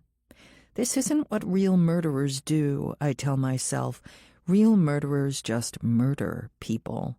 They don't waste weeks of their life messing with them. The message feels unreal, like I've just stepped into a bad murder mystery. And who do I know that listens to bad murder mysteries? A few seconds later, I push open Jillian's door without knocking. She's curled up in a ball, clutching a small, faded teddy bear. "This is super original," I say, throwing the newspaper at her head. "Just so you know, I'm not scared of your threats." Jillian pushes the newspaper away and rubs her eyes. "Crazy bitch! What are you doing?" "The paper. You're threatening me." She sits up, blinking. What are you talking about? If I didn't know better, I'd say she almost looks worried. This. I toss her the notepad. She stares at the message, then looks up at me, frowning. You're going to murder me? I'd like to see you try. As I march across the room, she lets out a squeal, but I just grab the newspaper away and show her one of the words that has been circled. Don't act dumb. I found this in the paper this morning. I don't know how you did it, but you underlined these words before I got up. She flicked through the pages, pausing when she got to the word murder. Jesus. I don't believe this act, I say, shaking my head. Not for a second. You might as well not bother. She folds the paper up and holds it out for me to take. I didn't do this. Bullshit, I say, snatching it back. You've been messing with me ever since I arrived. I wait for her to deny that, too, but she just nods. Yeah, but this isn't me, I promise. You'd have to be crazy to do this. I keep staring at her until she waves me away. Fine, I don't care if you don't believe me. You'll find out when this psycho kills you for real. You'll pay for this, I say, before leaving the room and slamming the door as hard as I can. It was her, I tell myself as I pick up my mug from outside. Please, God, let it be her. Chapter 27, Virginia. PJ knocks on the door for another mail delivery a few hours later. I was in town, he grunts, almost as if he's apologizing. Before I can say a word of thanks, he's walking back to his truck. I see more bills forwarded from Mom. The mountain of debt grows a few feet higher. I cut the envelopes in two without opening them and toss them in the trash. This can't go on. We need to have an honest conversation before I lose my mind. I take out my phone and call. Before I met Richard, I had planned on filing Chapter 7 bankruptcy. It would make my life harder through my 30s, but at least it wouldn't follow me throughout my life. But now that I'm married, it'll be a lot more complicated. I could just confess, of course. Tell him that I went to rehab before college. They thought I was an addict because my lawyer said that was the smartest move. I looked like an innocent white girl from the suburbs, which made it easy for the judge to feel like I wasn't responsible for my actions. It was Steve and the drugs. Bullshit, all of it. If I confess, he'll divorce me. But the courts might make him pay down my debts, or he might pay them to avoid the legal fees. But I can't tell Richard, because I'm not just worried that he'll find out about rehab. I'm worried that he'll find out the whole story, the real reason I went to rehab and Steve went to prison, the promises I made, the debts I'll never be able to clear. To my surprise, Richard answers after only a few rings. "What's up?" he asks, his voice clipped and businesslike. He's clearly not in the mood to chat, but too bad. "We need to talk." "Now?" I hear a woman's voice in the background.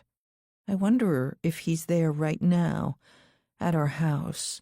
Maybe he's pissed off because I've interrupted a session of vigorous lovemaking. "Who's that?" "Huh?" The voice grows softer. Then I hear the sound of a door closing. "Sorry, it's a bit loud at the office." Office. I remember what the pharmacist had said. Is this another one of his lies? "Where's your office?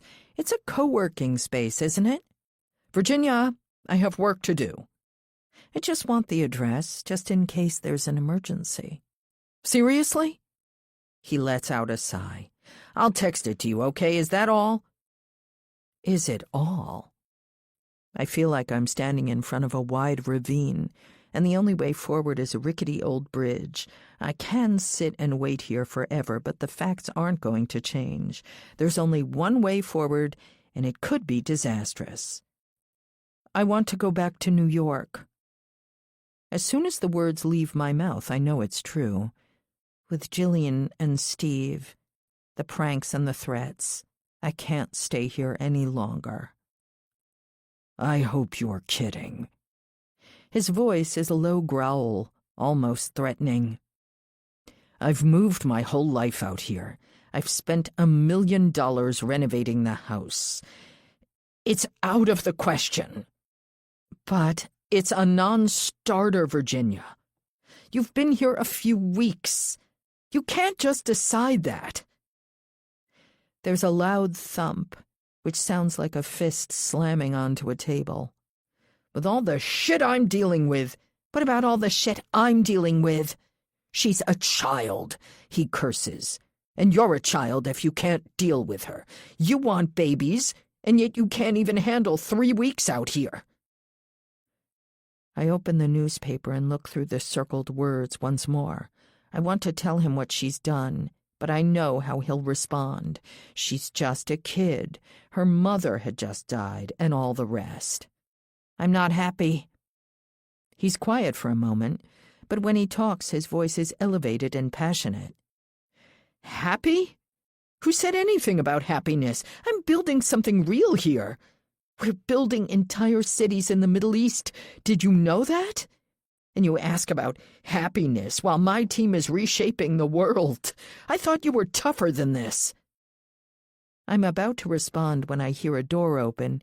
There's a voice again, the woman. "I have to go. We have the UK on the line." "Who is that?" I demand, my voice loud and shrill. But he's already hung up. Chapter 28, Virginia. It's time for the truth, and there's only one way to get it. The night before I go to bed in my clothes, I sleep fitfully, my mind plagued by strange theories about Richard. He claims to be busy, but what does he do all day? Is he setting up a rival company, working secretly with a competitor? Maybe it's something illegal, running drugs for the cartel, insider trading, fraud, or embezzlement. Or maybe he's sleeping with another woman, or women, plural. I picture him attending an orgy, servicing a dozen women at once, all in the throes of ecstasy. None of that seems like Richard. He's 1,000,000 miles from being Don Juan. Sleeping with multiple women would make him more exhausted than excited. That's the problem, then. Nothing I can imagine seems likely, which leaves one final scenario. The most likely, but also the saddest. I don't know my husband. When we met, he was already an executive. I was a lowly communications assistant, assigned to help him speak at a conference in London. We worked well together. He was humble and gracious and had a reputation for being one of the few execs at the company who didn't blow a gasket in meetings. The only time I saw any passion was when I told him I didn't drink. He went on a rant about the downsides of alcohol. The following day, he invited me on a hike in Epping Forest, an hour from where we stayed in the city of London. He spent most of the time talking about the evils of the pharmaceutical industry. I didn't probe, but guessed that a family member had been addicted to painkillers. I learned later that it was his mother. We ate lunch beside a stream, and it was there that he recited a poem. While giant London, known to all the world, was nothing but a guess among the trees, though only half a day from where we stood. "John Clare," I said, vaguely remembering the lines from university. "You read poetry?" He shook his head shyly. "I memorized it from a website. Someone at work said you studied poetry at college, so I thought I'd impress you. Not sure if that's actually impressive, of course, but it's about Epping Forest."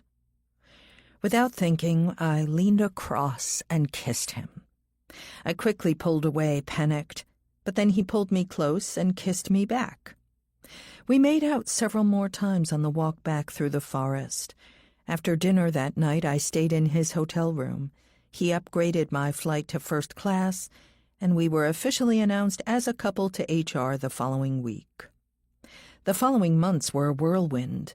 It didn't take long for me to move out of my shoebox in Queens to his massive apartment on the Upper West Side. He proposed to me 6 months after that first kiss. It sounds romantic when you give the short version. But in the extended version, those moments of romance were just islands in an otherwise empty sea. He worked intensely long hours, and the truth is I hardly ever saw him. When I did see him, he was usually dead tired. In the beginning, I spent time with my friends, but once I was on the Upper West Side, the trajectory of my life suddenly felt so much different than theirs. I stopped going to the cramped dinners in tiny apartments and the drinks in dive bars. And then, of course, I stopped getting invited. I was sad to leave my friends, but I thought it would be worth it to start again. Free at last. I'm woken by the vibration of my watch at 5. I lie awake until he gets up half an hour later. I listen to him shower and brush his teeth and wait for him to gently close the front door.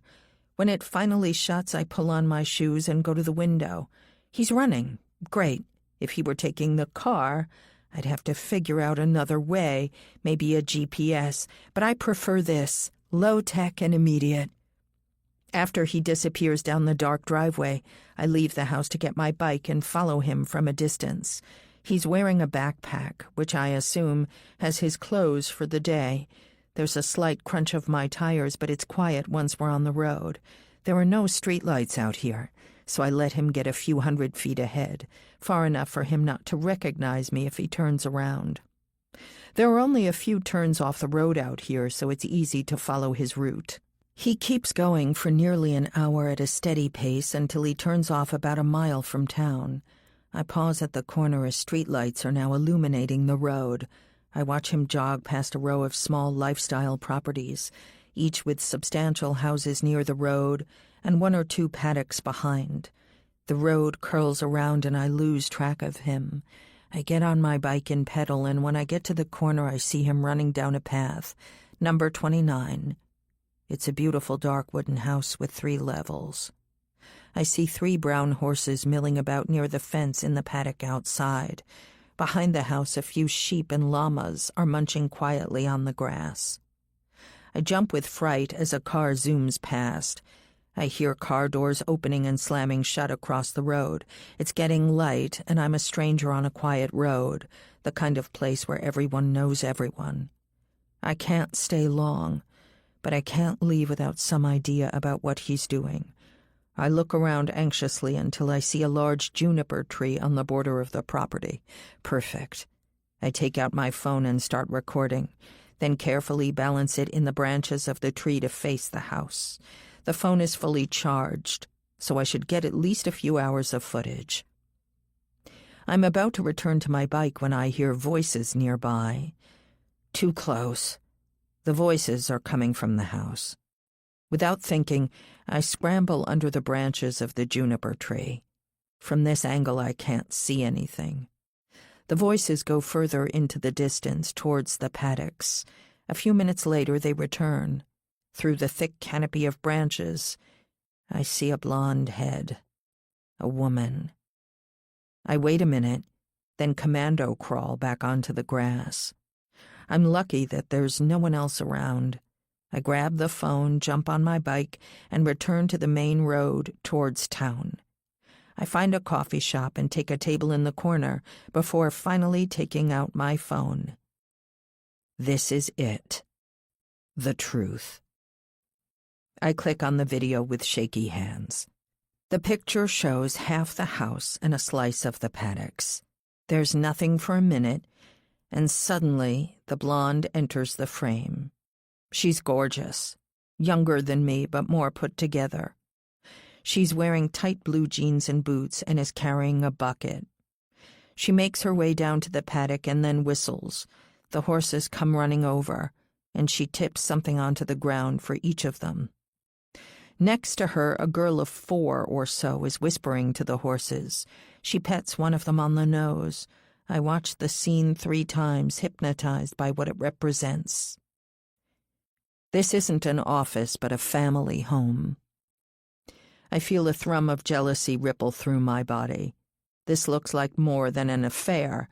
This is domestic bliss.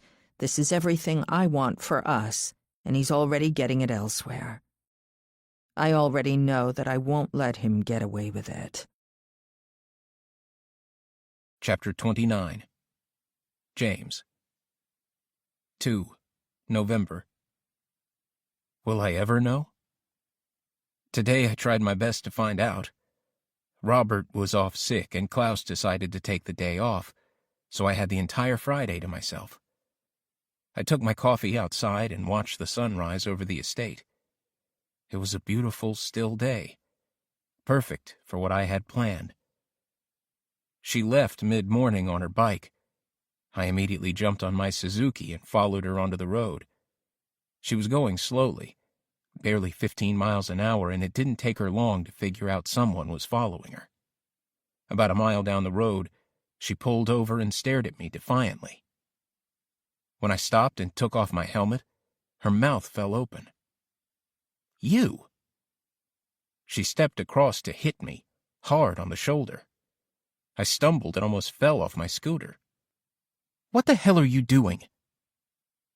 Her voice had real anger, but I was angry too. "Why haven't you come to see me?" What a question. You're lucky I didn't tell my husband. She pokes me in the chest. You're lucky you still have a job. Why haven't you come to see me? I said again. She stepped back and rolled her eyes. You're such a child. No, I'm not. Why? Stop.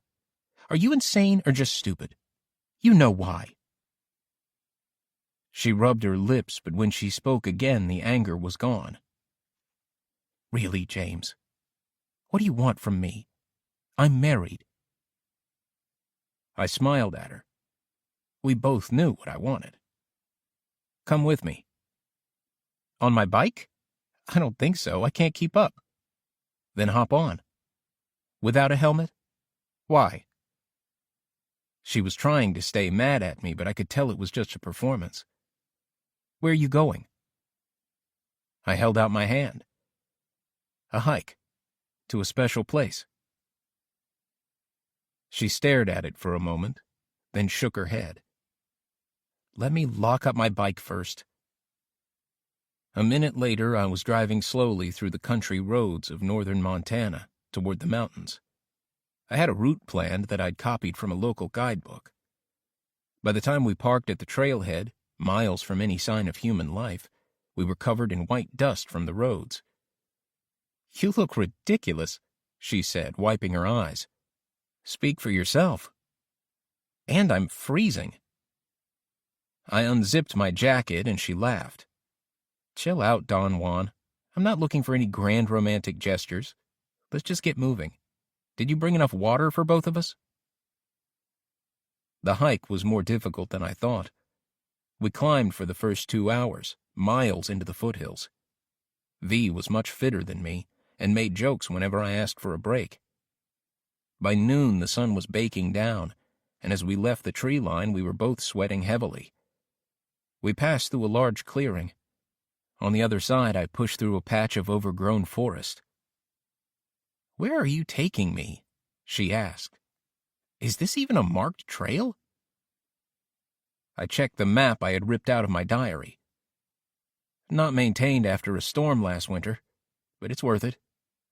I hope you're not planning on murdering me, she said. They'll never find the body out here. After another hour of walking, I began to doubt myself. It would be terrible luck if we got lost and couldn't return to the scooter before dark. But just when I thought about giving up, the trail finally ended, right onto the sandy beach of a small lake. Wow, she said, kicking off her shoes and collapsing on the sand. This is something. Don't stop now, I said. You have to come in, while you're still hot. I stripped off my shirt and shorts. You're kidding, she said. It must be freezing. In a month or two, it literally will be, I said, taking a beat before stepping out of my underwear and into the water. I could feel her eyes on my body. I'm lean and muscled, not just from the work at the mansion, but from years of football workouts. Girls always liked my body. Now it was time to see if a woman would, too. I went under the water with a yell and swam out for a few feet before surfacing. When I turned to face her again, she was already in the water. I caught a glimpse of her breasts before she dove under. I decided not to try anything. We had only kissed once, after all, and I'd barely touched her. But I soon felt her arms around my stomach. "This was a terrible idea," she said before kissing me. "Shit. Jesus Christ, you are a genuine maniac. I'm covered in goose pimples." "Me too." I was beginning to shiver, but I stayed in the water to watch her get out. She walked confidently to the towel I had placed on the sand. Her breasts were... No, I don't want to write about her body like that. She lay on her back, my towel beneath her, propped up on her elbows, naked, watching me. Oh, God. It's only been a few hours since, and I already want to go back there. Have I ever been more alive than in that moment? Ever full of more intense, contradictory emotions? Ever more aware of the present? I stood in the water up to my waist, hesitating. It had never been like this before. I'd never been watched with such confidence. The girls in my past were different. Compared to V, they had no meaning. "What are you waiting for?" she said. I thought I heard a slight crack in her voice, a barely decipherable hint of nerves. "Make me warm again." That was enough for me. I left the water and lay down beside her. And then... I won't describe it. In my other diaries, I've written about the girls I've been with, the details of their bodies, what we did to each other, how they felt, the noises they made, all of it. But it's cheap, and I won't do it to her. Just now I dropped my pen and replayed it in my mind. It can't be the last time. It won't be. I won't let it. Afterward, I began to talk. I told her more than I should. Not just about myself, but about my mother and her addictions. I tried to get her to talk about her marriage, but she dodged my questions, and I soon gave up. She wanted me. That's all I needed to know. After some time lying in the sun, I tried to kiss her again, but she fended me off. "That's enough," she said. "I have to get back home before dark." "We have time," I said. "Oh my God, you are such a boy. But we can't be seen together. I need to be home early, dummy." I touched her again, but she fended me off and dressed. "No. If he finds out, he'll kill us both." I must have looked incredulous because she touched my arm and shook her head. "I mean it. I know he looks harmless, but he's proud and jealous." "I'm not scared of him," I said. I was surprised to see the concern in her eyes. "You should be, for both our sakes." Chapter 30, Virginia. When I walk into the lawyer's office, she has the agreement printed out with a few dozen post-it notes marking pages of interest. "Have a seat, Mrs. Eastman. My name is Patricia Ward. We spoke on the phone." The conference room is completely bare, with a small glass table and bright fluorescent lights.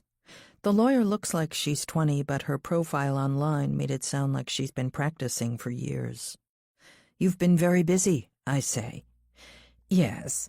Your husband's lawyers were quite thorough. I wanted to ensure I understood the details before we met today." The door to the conference room opens and the elderly receptionist pokes her head through. "You want a coffee, hon?" I'm thrown by the contrast between her tone and the lawyer's. "Yes, please." "Cream?" I nod, and the receptionist beams at me like I've made her day. As soon as the door shuts, Patricia crosses her legs and nods at me. "Now, you've told me you want to leave, Mr. Eastman. Tell me the full story." "There's not much to tell," I say. "I'm sorry to interrupt, Mrs. Eastman, but there's always a lot to tell when a marriage breaks up. I want to hear it all." I tell her everything I can about our marriage to date, including the move to Montana and his attitude since he's arrived. "Forgive me, but I was led to believe on the phone that there's something else, right? Based on what you've said, I'm not sure we'll get much from the settlement, the prenuptial agreement you signed. Did you read it, Mrs. Eastman?" "No," I say quietly. "You didn't read this before you signed it?" She sounds like she can hardly believe her ears, even though I can tell she already knows the answer. "I didn't read the goddamn thing, okay?" At that moment the door opens and the receptionist comes in with a steaming hot cup of coffee. I mouth a thank you and push it away. "Okay, well, it's airtight. If you leave, you get nothing. That won't be literally true, but it might as well be. There's a chance we can rule that the agreement was unfair, but I'm not sure we'll get a judge to agree." She taps her pen against the page. "What are your goals here?" "Just freedom." I tell her about my debts. "That's all I need. Not half or anything like that. $500,000? From what you've told me about your husband's estate, that shouldn't be a problem for him, even if he's hiding some of it offshore. But unless he's done anything to violate this agreement, we'll have a hard time here." She removes her glasses and taps the pile of papers with her pen. "This is serious. It's not just the agreement, but the legal muscle he has behind him. We can't go into this fight without more evidence." I stare into the coffee. She thinks I'm an idiot, that I had been naive to sign the prenup without reading. But the truth is, it didn't matter at the time. Richard seemed like a ticket to a new life, so I took it, whatever the consequences. "He's having an affair." "Okay. You're sure? You have proof?" I take out my phone and show her the video I took outside the woman's house. She watches it twice, then looks up at me. "I'm confused. What am I looking at?" "That's her. That's the woman he's seeing." "Virginia." She trails off, but I already know what she will tell me. I knew it before I came in. There's no magical way out, no subclause that will get me free of this marriage. "Can you get me more than this? If we know for sure that he's having an affair, then we might be able to come to a negotiated settlement with this team." "More?" I ask. "How?" "Text messages, phone calls, photos of them together. More than this, anyway. Witnesses." "You want me to spy on my husband?" She puts her glasses back on and then stands up. "Mrs. Eastman, as far as I'm concerned, he stopped being your husband as soon as you walked through that door. Give me more. We'll get you your freedom." Chapter 31. Virginia. "Hold it." I'm in a downward-facing dog and my calves are on fire. I look down at my purple yoga mat against the dark hardwood floors of the Frostwood Historical Association upstairs from a coffee shop, where they hold beginners yoga. It's my first time doing yoga in years and I'm already regretting it. The truth is I hate yoga, but there is no reformer Pilates in Frostwood and I need to do something during the day.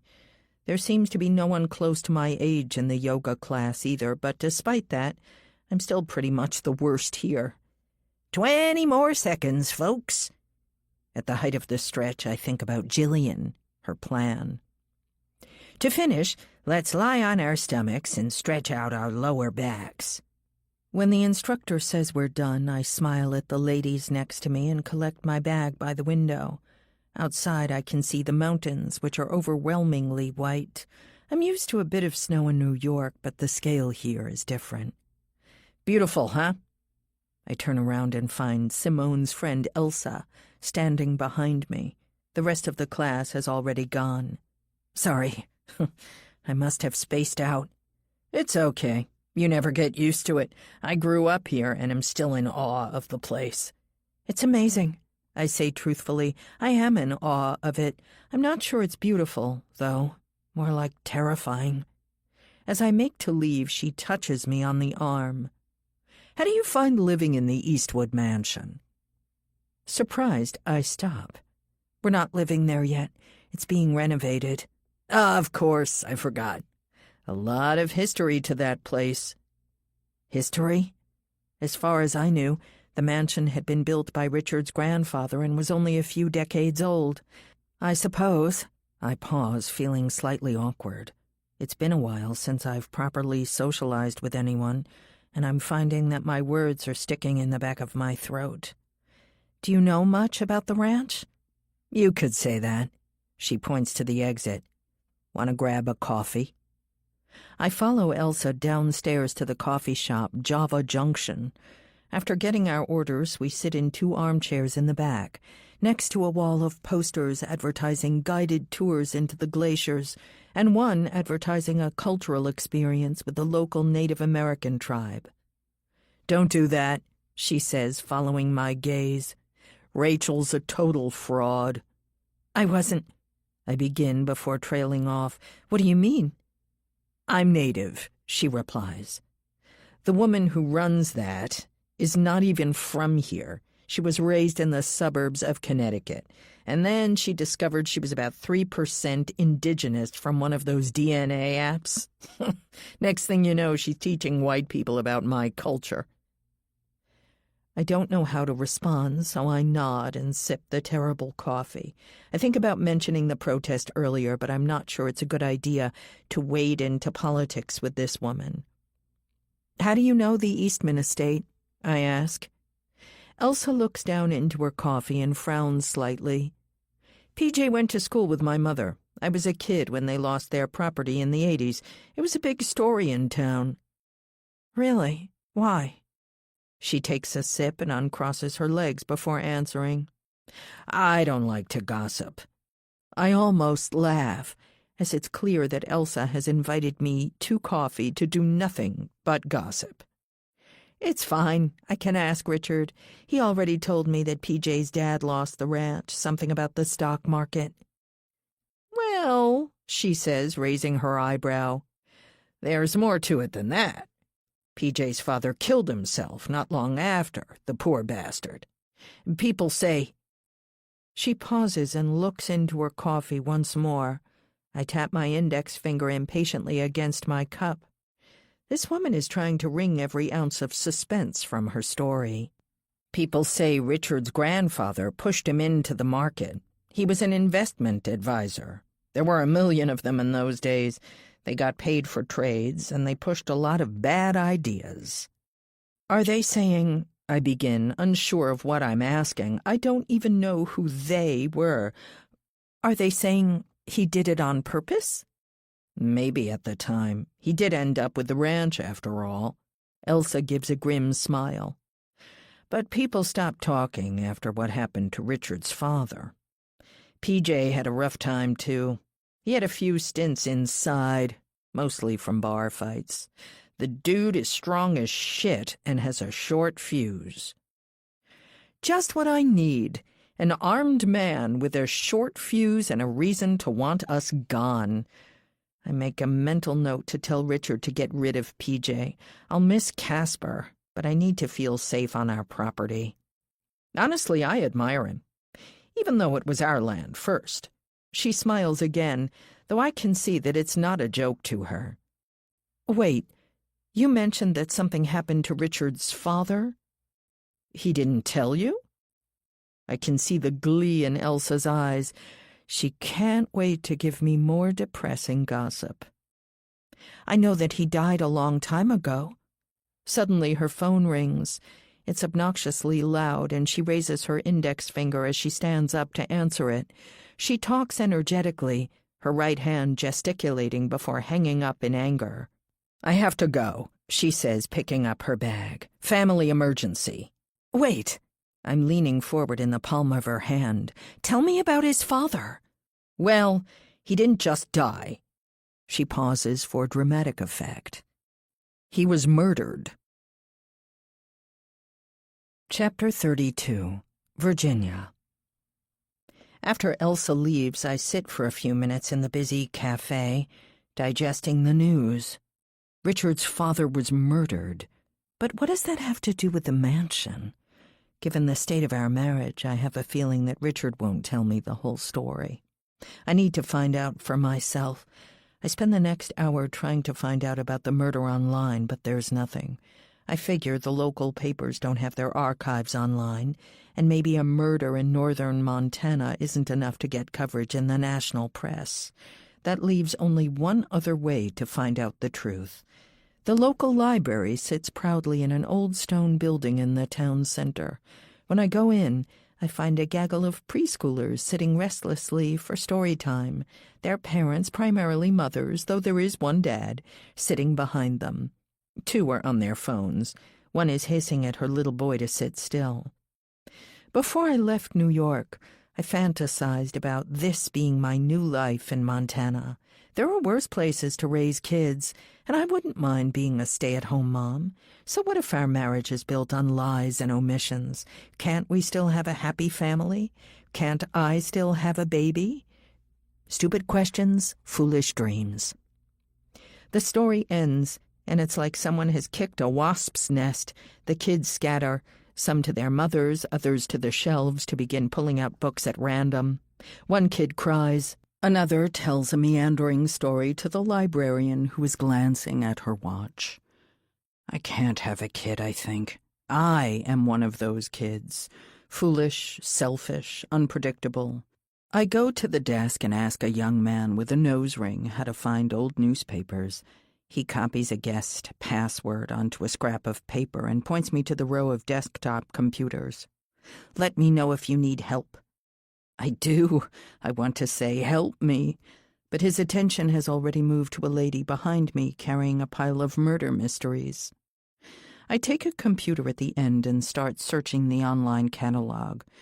Richard's father died when he was 18, so I run a search for murder, and 2006. There are hundreds of stories, many following the capture and trial of a man who murdered his family in late 2005. It isn't until the end of the year that I see the first report of the Eastwood murders. It's a front-page story with a picture of the mansion taken with a zoom lens from the street. There's police tape around the scene, with 6 cars and an ambulance parked outside. As I read the article, I discover that it wasn't just a murder, but a murder-suicide. Richard's father was killed by his second wife, who then killed herself. I wonder what her motive was. Was he cheating?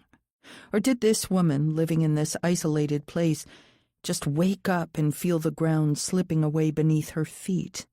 I can see it. Reality shifts and distorts. Unimaginable acts become simple and rational. She's trapped.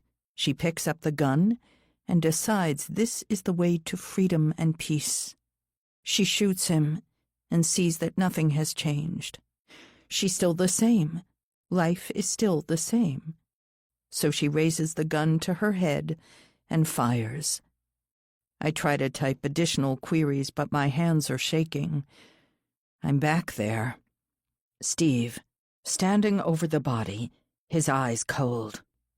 I'm screaming and screaming until he covers my mouth with his hand. We need to talk, he says, before the police arrive. I turn off the computer and stare at the black screen. What are you doing? I look down to see a small blond boy, rail-thin and clutching a toy train, staring at me quizzically. His T-shirt has a picture of a cartoon dog, and despite the weather, he's wearing shorts and sandals. I unexpectedly have an urge to snatch the boy up and adopt him. I was just reading a newspaper. What about? Before I can invent an answer, he keeps talking. I like reading about trains and tree houses. My little sister can't read anything yet. She's only 2. We live at 43 Maple Street. Where do you live? How many children do you have? I look over his shoulder and see a trim blonde woman in yoga pants following an infant crawling slowly across the library carpet. She gives me an embarrassed smile, but I tell the boy I have to go before she can engage. Okie dokie, Smokey, he says with a cackle. See you later, alligator. Don't forget your toilet paper. As I walk towards the door, I'm surprised to find tears in my eyes. It wasn't too long ago that I thought I'd be bringing my own children to the library in the morning, pushing a stroller through the park and sipping a coffee, feeding the ducks and walking our dog. It's a hopeless fantasy. Instead, my husband has a second family. His sister wants me gone, and my psychotic ex is threatening me. My biggest hope is a clean slate. No debts, no husband, no ex. Just a chance to start again. Maybe then I can find someone new, someone simple and kind whom I can build a life with. Right now it seems impossible, and maybe it always will be impossible. Because there's one thing I can't escape, the one constant throughout my life. The knowledge of what I've done. Steve might be dangerous, but he wasn't alone that night. There's a reason why he thinks we are soulmates, after all. We're both broken in the same way. We're both carrying the same scars and the same history. In the pharmacy, I ask about the prescription they ordered from Missoula and wait. After a few minutes, I'm given the bill. It's $2,000, but it should keep me going for another few months. I give the pharmacist my card and tap my fingers on the counter. "I'm sorry," she says. "Your card has declined." "No," I say. "I should have at least double what I need. That's not possible. Can you try again?" She inserts the card and then hands over the receipt, which has declined in capitals printed across the top. "Just a second," I say, pulling up the banking app on my phone. Shit! My account is nearly empty. I click through and see that Richard stopped payments to my account not long after moving to Frostwood. "Excuse me?" There's someone behind me, so I move aside. I feel numb, then angry. What the hell is he playing at? I need to confront him, but it won't be easy. How am I going to explain how much I need the money? Chapter 33, Virginia. I bike home in the dark, feeling uneasy as the traffic screams past me. Richard's right. This isn't a big city, and it wouldn't take much for a pickup going 70 to knock me into the ditch. Back at the Eastwood estate, I park my bike in the garage and walk to the field behind the house. The moon is out, and I can see PJ carrying a bucket down the hill. I figure it's to clean up more graffiti, but I don't care to find out. After what Simone told me, I don't want anything to do with PJ, if I can help it. As I turn to go back to the house, I hear footsteps sprinting towards me. I jump in shock, but it's just Casper. She leaps up and places her paws on my chest. I let her lick my face and scratch her torso. I don't want to let her leave, but PJ yells angrily at the dog and then lets loose a piercing whistle. I wish that I could take Casper home with me. I'd trade half the estate for her, maybe more. As I return to the house, I see Richard standing in the kitchen. It's early for him. He must have gotten tired of his second family. I'm even more surprised to see Jillian standing in the same room. She has a familiar smirk. While Richard is saying something with great intensity, I see him slam his fist into the cupboard. I'm shocked. I've never seen Richard so angry, but I'm happy too. Maybe he's finally standing up for me, or for himself for that matter. I go closer to the window, edging to the side so I'm not standing in the light. The window is a fraction open. Richard likes to let out cooking smells, so I can make out what they are saying. "When?" he asks. "Before winter," she says. It sounds like she's mocking him. "I can't possibly. We can come up with another way." "The way I see it, you don't have any options." Suddenly the wind picks up, and I can't make out what Richard says next.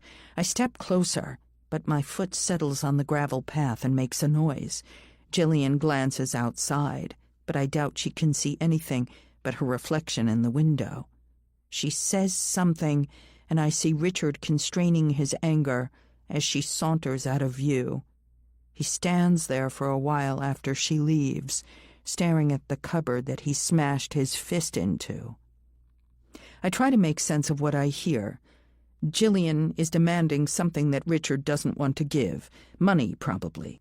A few weeks ago, I would have just asked Richard to tell me what she wants, but now I don't trust him to tell me the truth about anything.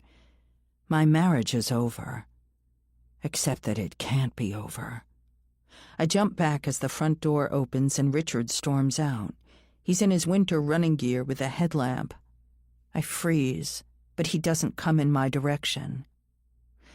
The real question, I think, as I stand in the cold, watching the bobbing light disappear into the night, is how long before he leaves me for this other woman. Chapter 34, Virginia. That night, we lie awake. He's perfectly still, but his breathing is shallow and uneven. I calculate that we've had sex 4 times in the last 6 months. How many times has he slept with other women?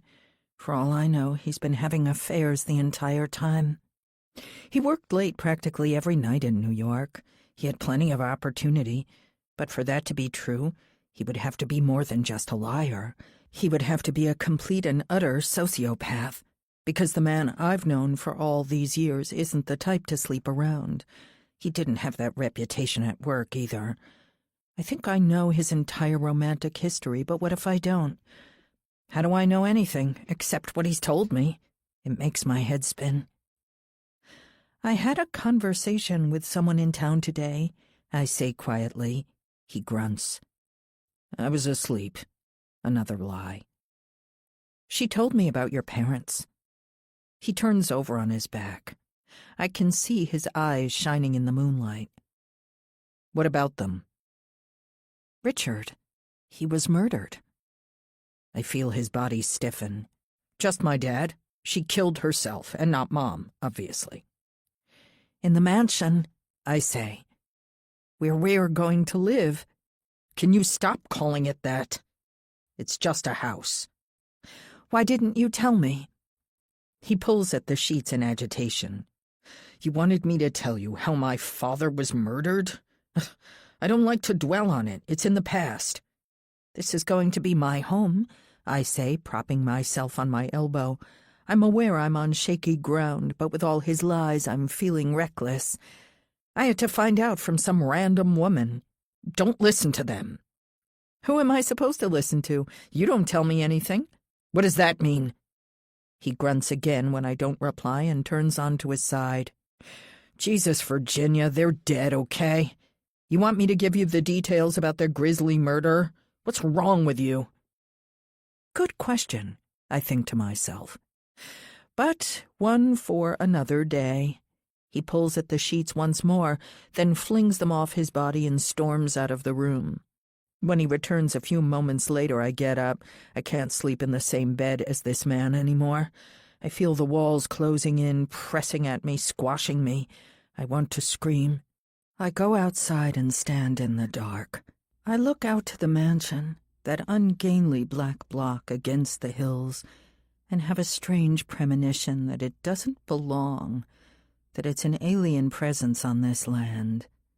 Richard's father was murdered in that house, and now I'm supposed to live there, no questions asked. I need to find out more. I turn away from the house and then jump back in shock. Below the mansion on the hillside is a figure watching me. But when the clouds move and the moonlight shines through, there's no one there. I tell myself it's nothing and walk around the side of the house to the living room. Inside, Jillian is asleep on the couch. On the television, a man and woman talk intimately in a hot tub.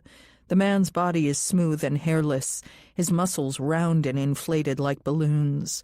He looks more like a plastic doll than a flesh-and-blood human. I suddenly feel an overwhelming sense of pity for this poor girl. She grew up poor with an addict for a mother who is now dead, and her only surviving relative is rich. Who can blame her for taking her one chance? Her methods are crude, but she doesn't know any better. She's just a child. Not blameless, but not wholly guilty either. She's been thrown into a situation she didn't choose, and is just scrambling around blindly like the rest of us. While I watch her sleep, I feel my phone vibrate. I click through absent-mindedly, then freeze. I'm suddenly aware that I'm outside after dark alone, in a place I don't belong. The message is short and familiar. Leave, bitch. I don't recognize the number. I glance back at Jillian. She's asleep, so it can't be her. That means it must be Steve. He's trying to scare me, and because I know what he's capable of, it's working. Because there's a chance that he doesn't want me back at all. He might want revenge. Chapter 35. James. 3. November. It was just before midnight when I heard a stone on my window. James! James! She whispered my name, but then shrieked when I opened the curtains. Christ! Let me in! A minute later we were kissing on my single mattress. I was tearing at her clothes, but just when I was about to reach inside her pants, she pulled away. I can't. He knows I've gone for a walk. It won't take long, I panted, only slightly ashamed of my desperation. Down, boy. She stood up and kissed me one last time. Leave your window open. I'll come as soon as I can. Tomorrow? I can't promise. There was a spark in her eye, something unsettled and dangerous. Only when it's safe. And then she was gone, before I could protest, before I could seduce her, before I could do anything to control the situation. 4. November. I'm on my mattress, with my window open, waiting for her. It's 2 o'clock. Now it's 3 o'clock. Now 4 o'clock. I may as well get up. I can't sleep without touching her again. What would my life be like if she regretted what we did and never returned? She's using me. I hate her. I love her. I need her. 5. November. Robert yelled at me twice today. Klaus 6 times. I have no energy to fight back. I'm a zombie. I want to sleep, but when night comes, I realize I won't get any sleep again. Not until I see her. She arrived earlier than I thought, sliding through the open window. It's freezing in here, she said, immediately removing her top. Warm me up again. We lay awake afterward, whispering, but she didn't say much about her past. We dozed for a few hours and made love again just before dawn. We clung to each other as though we were starved. You better go, I told her as she started to fall asleep. Robert will be here soon. Screw him. I'm a bit spent, actually. She laughed. Don Juan can't go another round.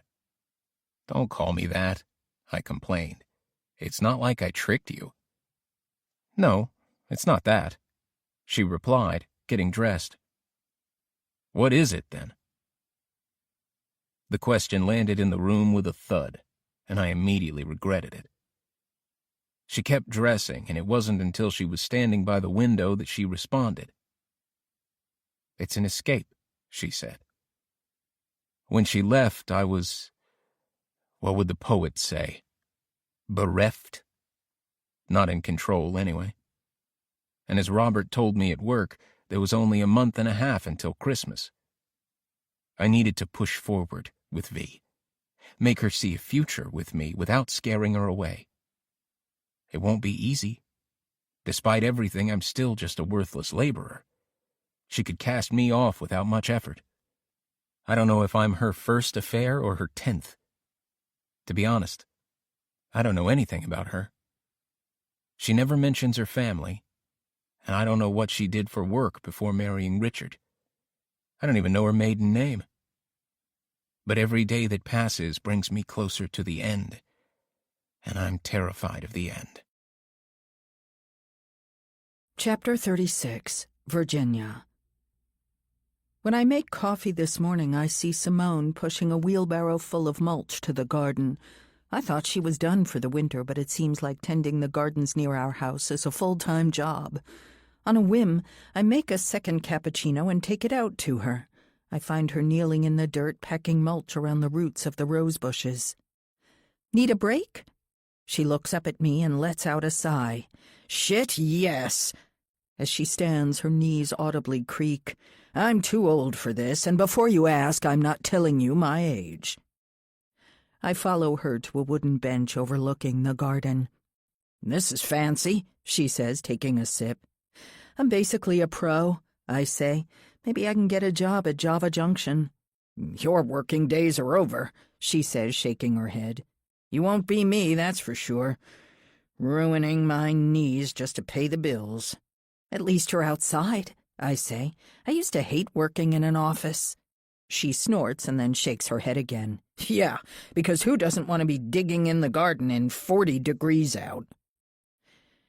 I inwardly curse my stupidity. Simone thinks I'm a spoiled brat from the city and I'm not doing anything to change her mind. She takes another quick sip, and I can tell she's eager to get away from me. I saw Elsa the other day, I say. Simone keeps her eyes fixed on the garden. So she said. She told me something about this place. I wait for her to take the bait, but she just nods. She said Richard's father was murdered in the mansion. I did some research and found out that he was killed by his own wife. PJ appears at the top of the hill and begins to stride toward us. That man is always lurking around. It's almost like he has sensors on the property tracking whenever I leave the house. I try to remember to tell Richard to get rid of him, even though I know he'll never listen to me. You've been doing research, huh? What was I supposed to do? Elsa didn't tell me much. Simone leans to the side and spits out a thick wad of mucus. She shouldn't have opened her fat mouth. I hear the familiar bark of Casper, followed by PJ's impatient whistle. Please, I don't have anyone else to ask. Ask your husband. He knows more than me. He won't tell me. Well, there you go. It's not my story to tell. She lifts her cup halfway to her mouth and then tosses the remains into the grass. Thanks for the coffee. Simone. As she stands, I reach out to grab her hand.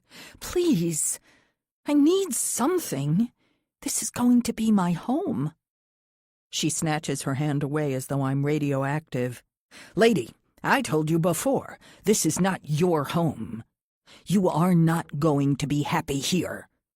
She pauses and glances up at the mansion looming in the distance, its multitude of broad windows like the eyes of an alien creature. And I can't tell you anything about the murder because I don't know shit. But if I were you, I wouldn't want to live there. That house is spooky as shit. It should be demolished. She trails off as PJ approaches. Casper comes up and licks her hand, then mine. Go back to New York, Virginia, she mutters, low enough that PJ can't hear. What are you ladies gabbing about? Nothing, she says, not meeting his eyes. I have to get back to work. As she walks back to the wheelbarrow, PJ turns his attention to me. He's wearing a winter coat, but I can't help imagining the gun underneath. Bit cold to sit outside, isn't it? He says. I gather my cup and toss its remains to the grass. You're out here. He looks away from me to the retreating figure of Simone. I'm different, aren't I? You're the lady of the manor. What do you want, PJ? My tone is sharp, and he glares at me. For a moment I see a flash of anger. I'm reminded that this used to be his father's land. For all I knew, he spent his childhood here before it was wrenched away. Before Richard and I returned, he could have kept pretending it was all his. Nothing. He turns to leave. Let's go, Casper. Let's leave the lady in peace. As I watch him leave, I think about what Simone said. It was different this time. She wasn't just trying to be rude. She was trying to warn me. Chapter 37, Virginia. After breakfast, I think about going for a run, but Simone has me too spooked to go on the trails on my own. Instead, I bike into town with my laptop and spend the day hopping between coffee shops and diners, attempting to plan my new life. My new life away from Richard. I still don't know if I can leave him, but it's worth having a backup plan. The problem is that the only backup plan is some version of my old life. When I met Richard, I was a communications associate who spent most of my time planning events and writing copy for the website. It was soulless, but when I graduated, it was the only job that paid enough to support me and pay down some of the interest on my loans. As I browse job sites, I realize it's still the only job I'm remotely qualified for. I could try to break into a marketing role for more money or train to be a teacher and get less. Ugh, here I am, pushing 30 and nothing's changed. I'll be a heavily indebted divorcee with no assets, or a bankrupted divorcee with no assets. I try to push these thoughts away as I make a spreadsheet of open roles and then refresh my CV. There's a significant gap in my work history, but it should still be enough to get a junior role somewhere. By the time I get home, it's already dark. Jillian's in the living room, but it's mercifully quiet. I eat a lukewarm burger over the sink and go into my room to get changed out of my clothes, which are damp with sweat from the bike ride. As I lift my pillow to locate my pajama bottoms, I notice a lump in the bed.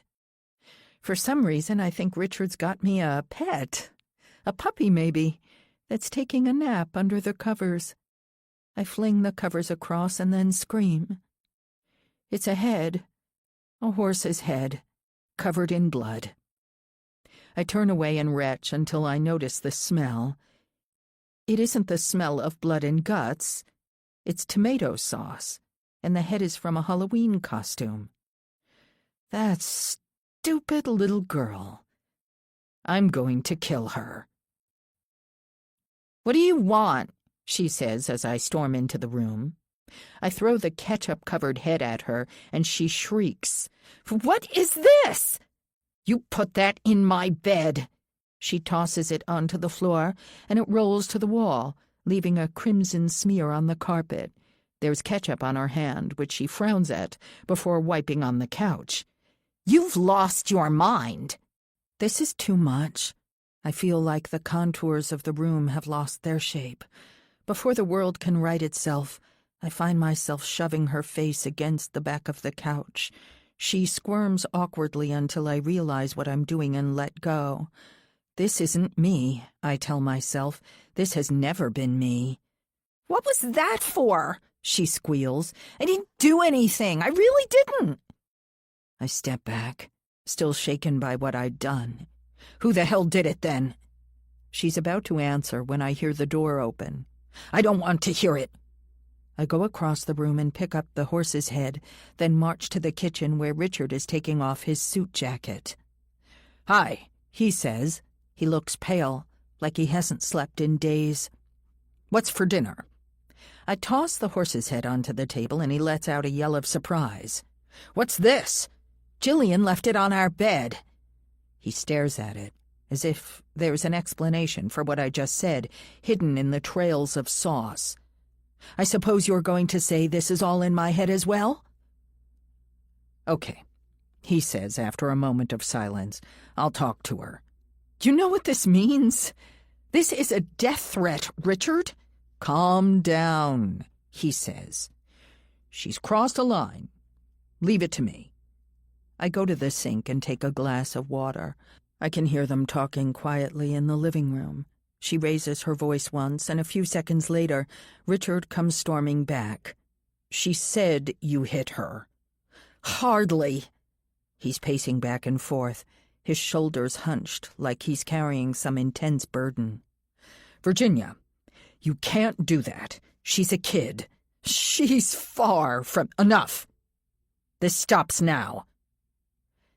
I stare at him, waiting to see what he will say next. There's a threat in his words, an ultimatum that remains unsaid for now. He's thinking about leaving me. "No," I think as I leave the room. "I won't let you." Not until I have everything I need. Chapter 38. James. 8. November. What are you doing with your life? I write this by the moonlight streaming through the window she just climbed out of. It was different tonight. She came in half crazed, snapping at every comment. What? What am I doing? That's the question. I'm ruining my marriage for a loser who doesn't even own a bed. She glared at me, checking if her blows landed. I tried to keep my face blank. Let her talk, I thought. Let this hurricane blow itself out. I'm almost 30. What happens if I leave him? Did you think of that? What am I supposed to do? Crash at your dorm when you go to college? We can make it work. Please. You're a boy. What can you do for me? You have no money? No skills? Nothing. Not for long. She waved her hand dismissively. You have no idea. Life isn't a video game. You don't know what it's like to imagine your entire future, everything, from every angle, and see no way out. Ever. I have nothing of my own. It's all his. And he won't give me a penny if I leave. I'm stuck. Don't you see? The tirade continued for another few minutes before I gathered my courage and touched her. To my surprise, she fell into my arms, but she soon turned away from me, her eyes wet. I held her, not talking. Before all this started, I had planned to act like a mysterious stranger and seduce this frustrated woman. I wanted to be a fantasy for her, someone not quite real, someone who always said the right thing and made the right move. She saw through all that, and I had become a real person. The problem is that my reality will never be enough for her. I don't think life's a video game, I whispered. I'm sorry. It's been a day. Tell me. She turned to me and put her palm on my cheek. Your eyes. That's why, you know. I saw those eyes and I was helpless. She kissed me, and then turned onto her back. He's a cheat. He has been for years, I'm sure of it. He says he works long hours, but I know better. Bastard. I know, she replied with a fake laugh. I'm a hypocrite, but I never thought he was like that. I thought he was desexed somehow. It's like he didn't have it in him all along. But I'm learning that he just didn't want me. It's like I thought I was walking on solid ground and now the lights have come on and I'm really walking on a tightrope above God knows what. I don't want to find out. I turned away from her so that she couldn't see my annoyance. Did he cheat? So what? All the better. The bigger the rift between them, the more she was mine. But then I saw a bigger opportunity. Do you have proof? She shook her head and then began to kiss me. I could tell her heart wasn't in it, but that she needed it to be like this. Intense, passionate, all-consuming. The noises she made were fake, but it was enough for me. And then she said it. Her final lie of the evening. I love you. I said it back, even though I knew she didn't mean it. She couldn't love me. I was a body for her, a vessel to express her hatred for Mr. Eastman. This was a move, a plan, even if she hadn't yet admitted it to herself. She wanted to use me to escape him. I was her only hope, even if I was just a boy with no money or power. I'll get proof, I said before she left. He doesn't know me. I can follow him. She kissed me again, hard. This is where I saw him going, she said, writing down an address.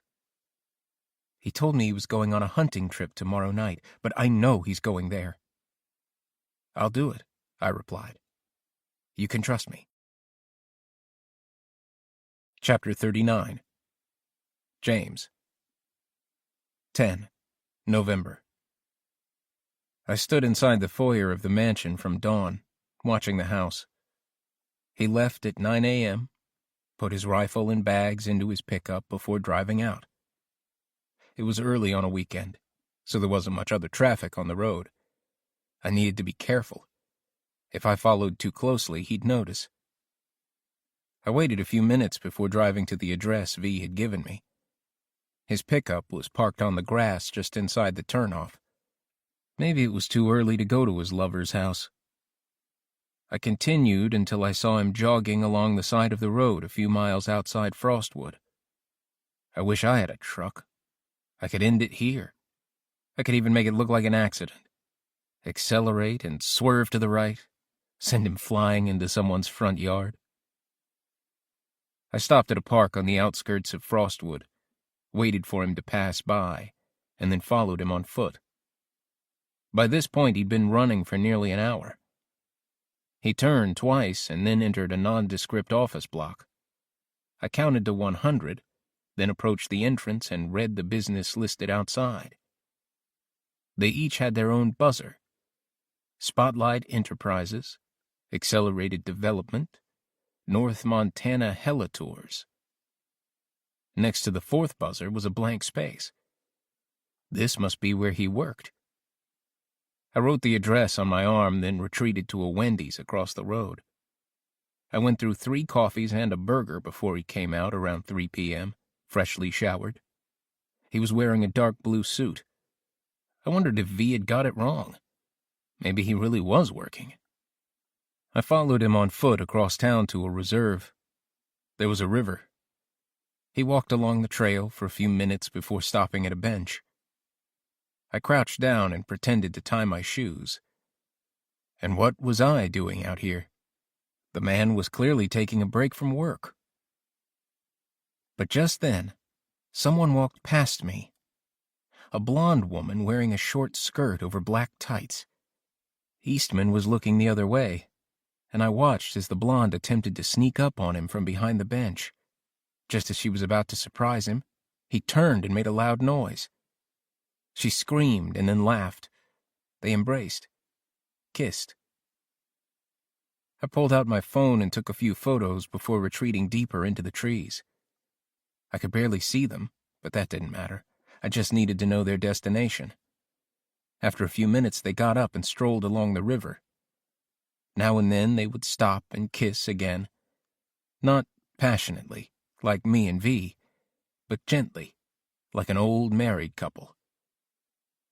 At 5 p.m., they left the riverfront and walked back into Frostwood. They were strolling, deep in conversation, so I kept a block behind them. They went across town until they reached an Italian restaurant and went inside. The light had faded, and it was getting cold. I waited on the side of the street for a moment, indecisive. I could return to her and show her the photos I had taken, but they might not be enough for her. I had to finish what I'd started. The restaurant's front windows were tinted, and I figured they'd be there for at least an hour, maybe more, so I found a sports bar up the street. As I pretended to watch a football game, I thought about her waiting for me. Was she in my bed right now, naked, counting down the hours? If I was successful and she did escape her marriage, would I be able to share a bed with her for the rest of my life? Idiot. I told myself that she didn't love me, that she was using me, that I was just a poorly made raft she was clinging to, just to keep from drowning. Did it matter? She was mine. That's what I wanted. I never needed her undying love. Around 7, I returned to the Italian place and waited across the road in an alleyway between a bait shop and a dentist office. It was dark, and the further down I went, the more pungent the smell of urine. I stood there for nearly an hour in the cold, watching the entrance to the restaurant, repeating my dumb fantasy.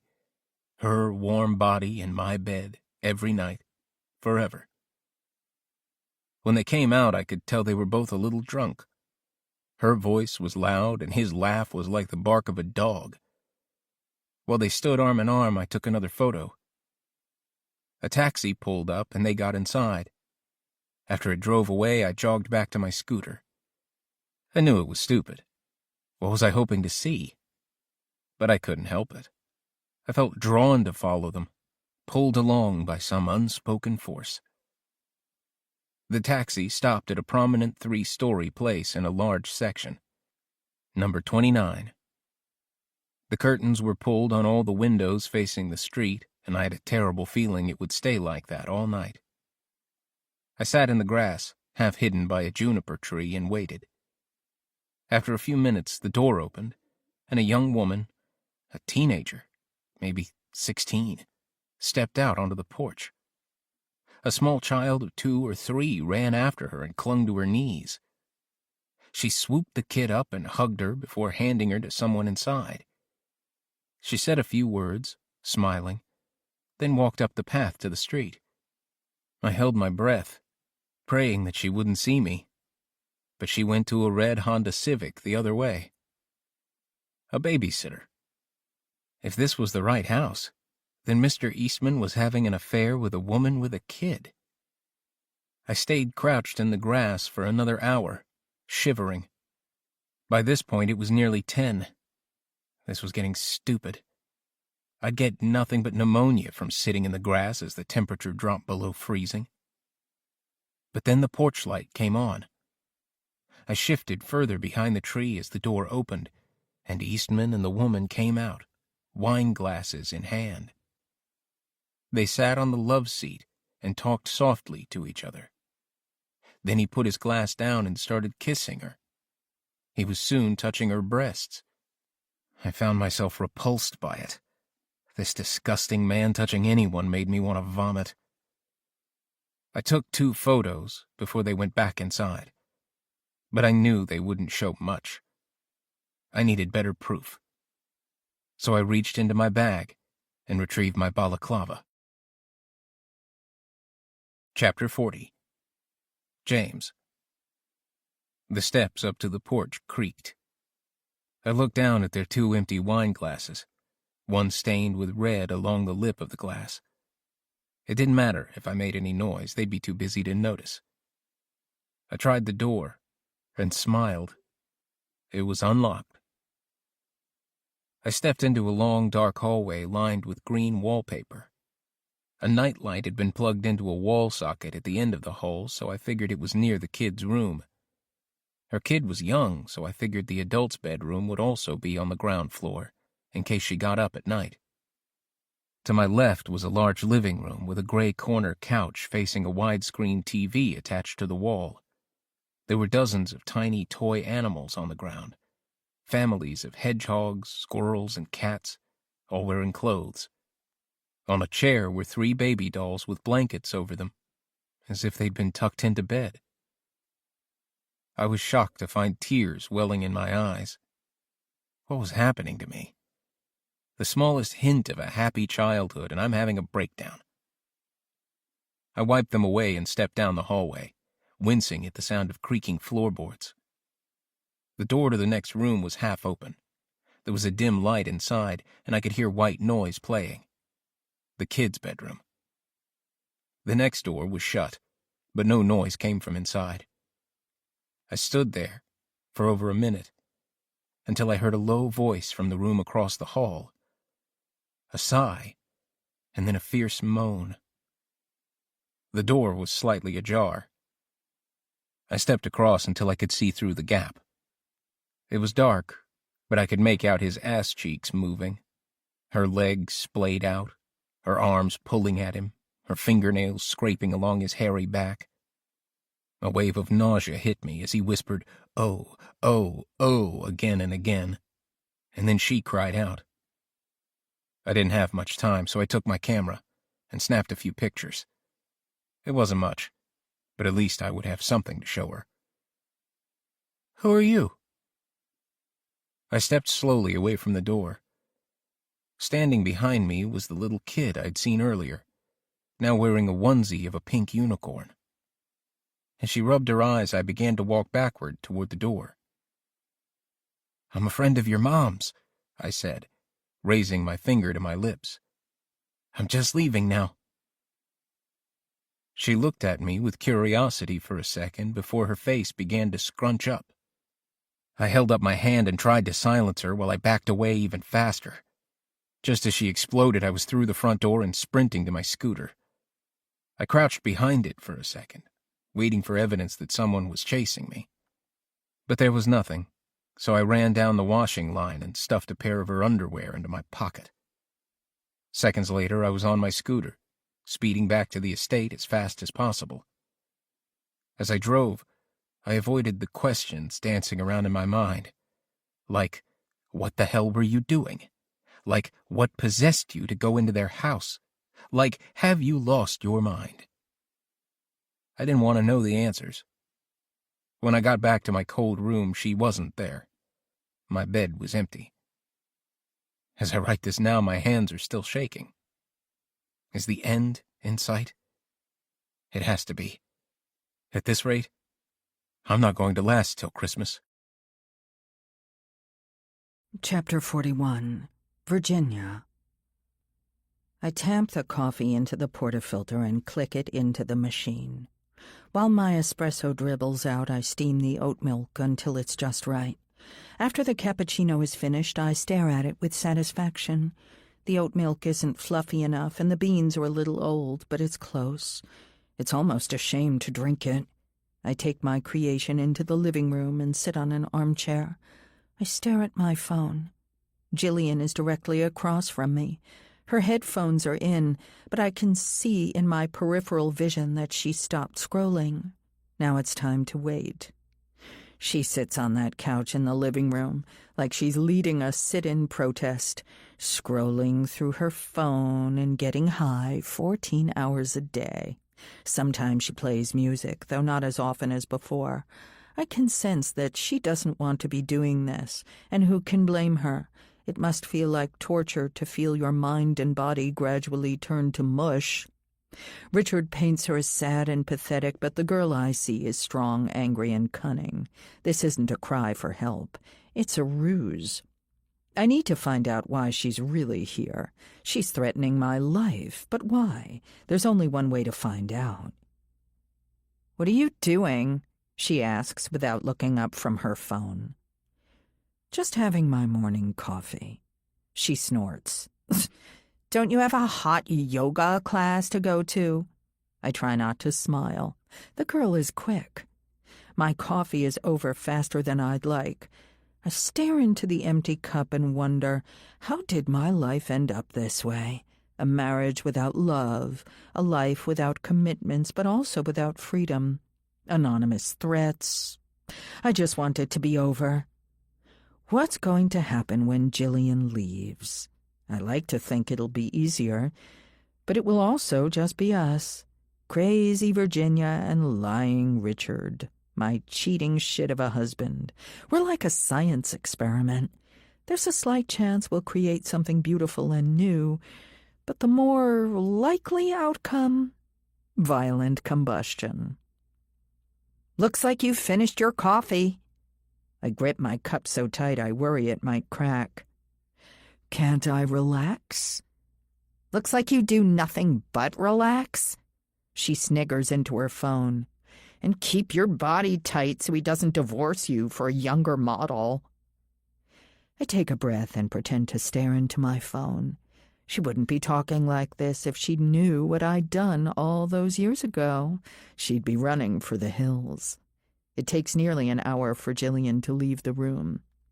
I was worried she might take the phone with her into the toilet, but I suppose even an addict needs a break. I hear the bathroom door close and count to 10 before jumping up and grabbing it from the coffee table where she's left it face down. I cross my fingers as I enter the passcode I have memorized. 147258. Like magic, the phone opens. I almost drop it straight away. Because there he is.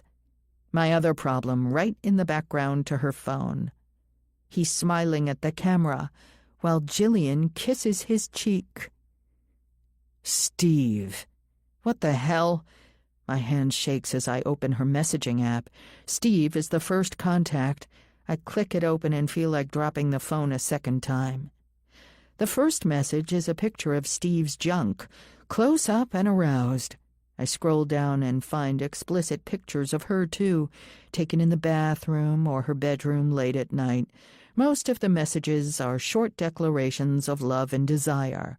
I can't wait to be with you, not long now. We just have to be patient. It's going to work, trust me. I'll set you up for life. I keep scrolling and find that the messages go back to just before my arrival in Montana. He must have found out my plans long before I arrived. I can't believe what a lying asshole he is. For the last 4 weeks, he's been declaring his undying love to me while sending pictures of his junk to this child. I can't wait to meet. You're my soulmate. He's laid it on thick. More pictures, more messages of love. There are calls, too. It almost makes me feel sorry for Jillian. Whatever scam she's running on Richard, Steve is running one on her, and I know exactly what he wants. Not money, but me. He wants Richard out of the picture, so he can make sure I keep the vow I made before he went into prison. Jillian writes in late September, "Sorry you had to move out. It was a nice few days. I'll never forget it. We'll be together soon, once we finish the plan and she's gone." Don't talk about her. Another text soon after. I'm thinking about our first time. I can't find anything about what they're planning. It doesn't seem like they've seen each other since I arrived in Montana. And how could they when she barely leaves the house? I click out of the thread and skim through her other texts. There are a bunch of other people, mostly young women, presumably friends from school. But further down, there's another person I recognize. Richard, with his last text from just a week ago. I'm curious. Since moving in, I'd never seen him say more than a sentence to Jillian. "What the hell are you doing?" Before I can open the thread, I drop the phone onto the couch. "I thought you got a text. So you thought you'd just read it?" She storms across the room and snatches up the phone. "My texts don't go to the screen, so you're shit out of luck. Christ, you're a stupid bitch."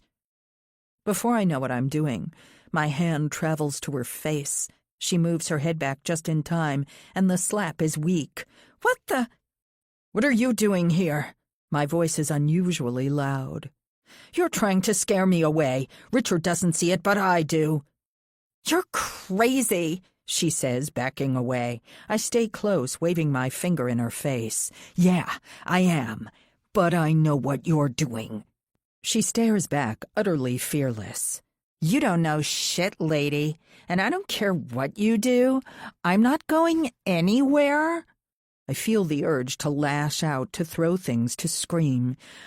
I want to hurt this girl who was sleeping with my ex, sending him pictures of her tits while plotting how to ruin my life. For a moment I picture killing her, and that's enough to break the spell. I do what the doctors at rehab advised in times of high stress and leave the house without another word. I storm across the grass towards the mansion. Everything's somehow worse than I ever imagined, and I'm not handling it well. I've smashed the coffee table, pushed her, and now I've slapped her. She's won. If she tells Richard, we'll fight, and if we fight, I'll tell him everything. There'll be no hope for us after that. I can see the events unfolding like a Greek tragedy, terrible and unavoidable. My life's over. Maybe I need to up my anxiety medication, but I can't afford it. And can any amount of medication fix the mess I'm in? Chapter 42, Virginia. I storm across the grass, up towards the mansion. I don't know what I'm doing, but I need to get away from this place. The house, the town, the mountains, they're all pressing in. I can't think straight. When I get to the mansion, I'm surprised to see Simone, standing next to the old foreman, sharing a cigarette. When the man sees me, he nods and returns inside. "What are you doing up here?" I ask. She takes a final drag of her cigarette and then tosses it into the grass. It's been a decade since I've smoked, and the smell is disgustingly beautiful. It would be the easiest thing in the world to ask for a smoke. The only thing that gives me pause is how much Simone dislikes me. Planning the gardens around this place. It's a bit bleak at the moment, just grass. We're going to do something big, all flowers and plants native to the area. I've never seen Simone so animated. That sounds beautiful. Maybe. I don't know about beautiful, but it will belong. The comment stings, but I no longer have the energy to be angry at Simone. She's right anyway, I don't belong here. My ex is stalking me, I announce. She looks at me like I've fired a gun. Here? I nod, bouncing from one foot to another. Now that I've stopped moving, I'm beginning to freeze. Yeah, from New York. He's an ex-con. I rub my hands together. Sorry, I don't know why I'm telling you this. Not even Richard knows. She raises an eyebrow. For real? He wouldn't understand. I hear that. She lets out a deep sigh, then takes out another cigarette. What did he go in for? Manslaughter. 10 years. Wow, that's a lot of time. He's lucky he didn't get more. He was breaking into someone's house. He was an addict looking for money. He thought the house was empty, but there was an old man there. He took a swing with a baseball bat and Steve smashed a lamp over his head. Jesus. And that killed him? I look past Simone into the ground floor window of the mansion. For all I know, someone is inside listening to my story. The guy was already at death's door. That's why he got manslaughter. And now he's stalking you, huh? Before he went inside, I made some promises. I said I'd always be there for him. I'd visit him every week and write him letters, all of it. Psst, she says, and spits into the grass. You were kids. No, I say, shaking my head. It was real. I owe him. Bullshit. I watch her take a drag of her cigarette and exhale. What are you going to do about it? Follow your advice, I guess, I say quietly. Leave. She takes another drag, then stares at the cigarette before tossing it into the grass. If some asshole is after you, there's only one thing to do. Get a weapon and scare him back. Get Mr. Eastman to give you some lessons. He's a hunter. I'm surprised to see Simone this fired up. Thanks, I say. Don't get me wrong, she replies, stepping back towards the mansion's front door. I still think you should get the hell out of here. When the door closes, I take out my phone and call the lawyer. If it's a choice between leaving my marriage and shooting someone, the choice is clear. I'm not a cowboy, and I don't want to kill. Not again. Chapter 43. James. 12. November. I left work early today to get to the library before it closed at 6. Klaus got it into his head that I had a date and made crass remarks throughout the day. It was infuriating, but better than getting yelled at. Only twice did I imagine swinging my sledgehammer into the side of his head. Aren't I a saint? I parked on the street, and for a moment enjoyed the energy of the place. The workday was ending, and the streets were full of shoppers and tourists. They looked happy, but I wondered how many of them were truly alive. Were they sleepwalking? Or were they awake to the actual intensity of life? I sound like an idiot, don't I? Like a teenager. But I am still a teenager. But does that mean my thoughts and emotions aren't real? I don't think so. She feels it too, doesn't she? Or is she lying? Am I being tricked? No, it isn't possible. She feels it. She loves me. Stop. Aside from a table of old women playing Scrabble, the library is mostly empty. I plugged my phone into the computer and sent my photos to the nearest printer. My phone camera was terrible, and the library printer wasn't much better. The photos came out like abstract paintings, but you could still see the truth if you knew what you were looking at. I looked over my shoulder before checking that they had all been printed. That was his hand. That was her mouth. That was his ass. It would be enough for her. I lie awake tonight, alone, but excited for what this means. I'm close. 14 November. She hasn't come yet, so I turned my attention to engineering fundamentals. I'm halfway through the textbook. Some of the math is more advanced than I'm used to, but the concepts are easy enough to understand. With this head start, I'll be at the top of my class when I go to college. The place I'm from, my high school, my mother, my accent, none of it will matter anymore. I'll be the brilliant one, the special one.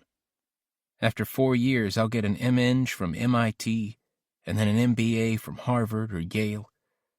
At 28, I'll be unstoppable. I'll be able to reshape the earth, level mountains, move rivers, build entirely new geographies.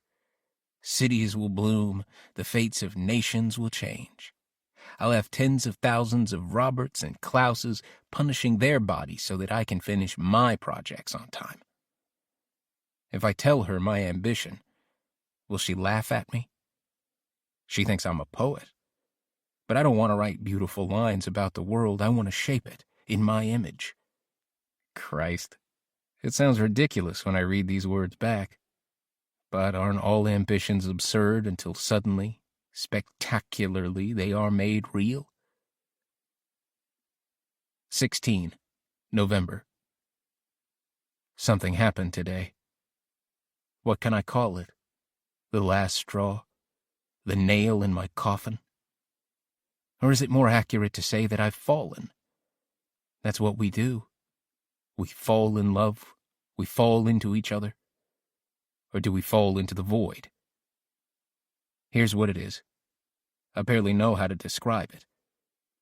She was on the edge of the bed, dressing, and I caught a glimpse of her slender, naked back, her chestnut hair falling just past her shoulders.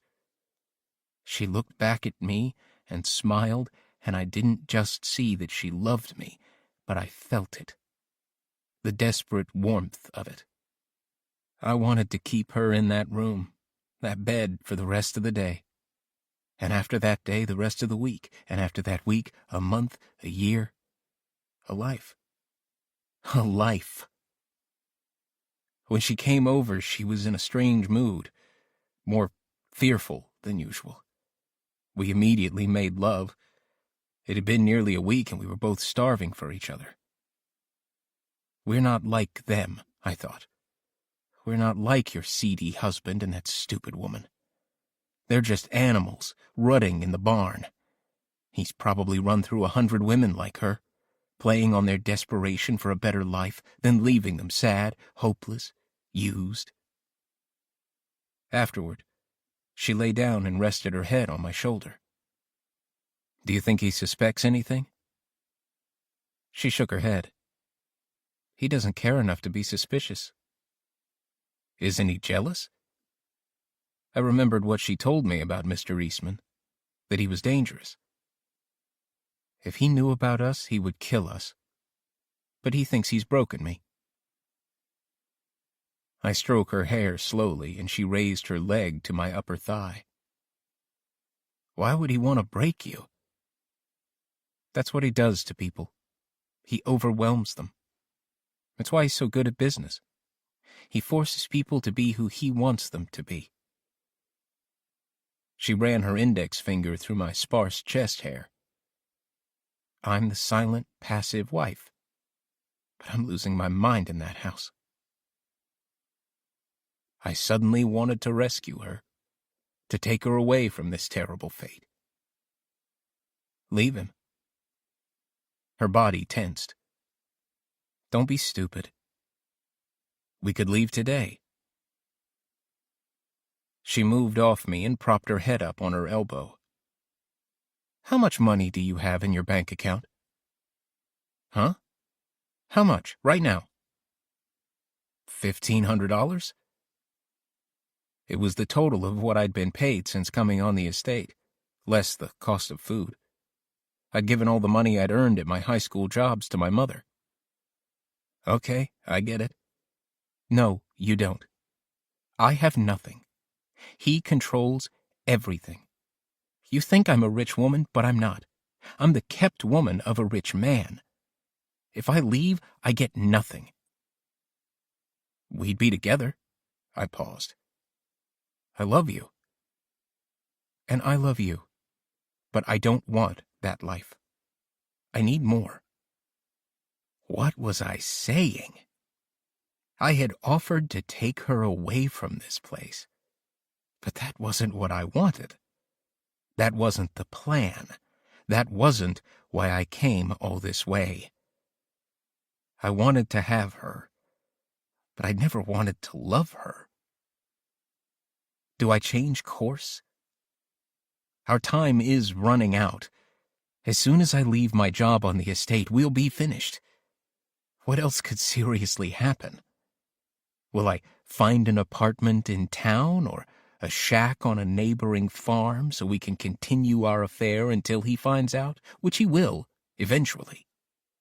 Frostwood is just a town, and everybody knows the Eastman estate.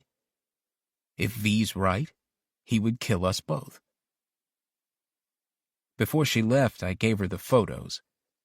She looked at them for a full minute. I expected questions like, how the hell did I get a photo of them in bed? But she was just quiet. Will they help? I asked to break the silence. Could you get a divorce? I saw the tears in her eyes. She was scared of him. Too scared, maybe, to do what needed to be done. I don't know, James. I thought she would thank me, like I was some kind of hero. I had practically risked my life, after all. But she just left without saying another word. Now I feel her absence. I want to spend the whole night with her, our bodies coiled together against the cold. Let's put the question plainly. Does my love outweigh my hate? 18 years of poison? My blood runs thick with it. It's in every pore, every organ, every synapse of my brain. I'm scared to think of what will happen next. Chapter 44, Virginia.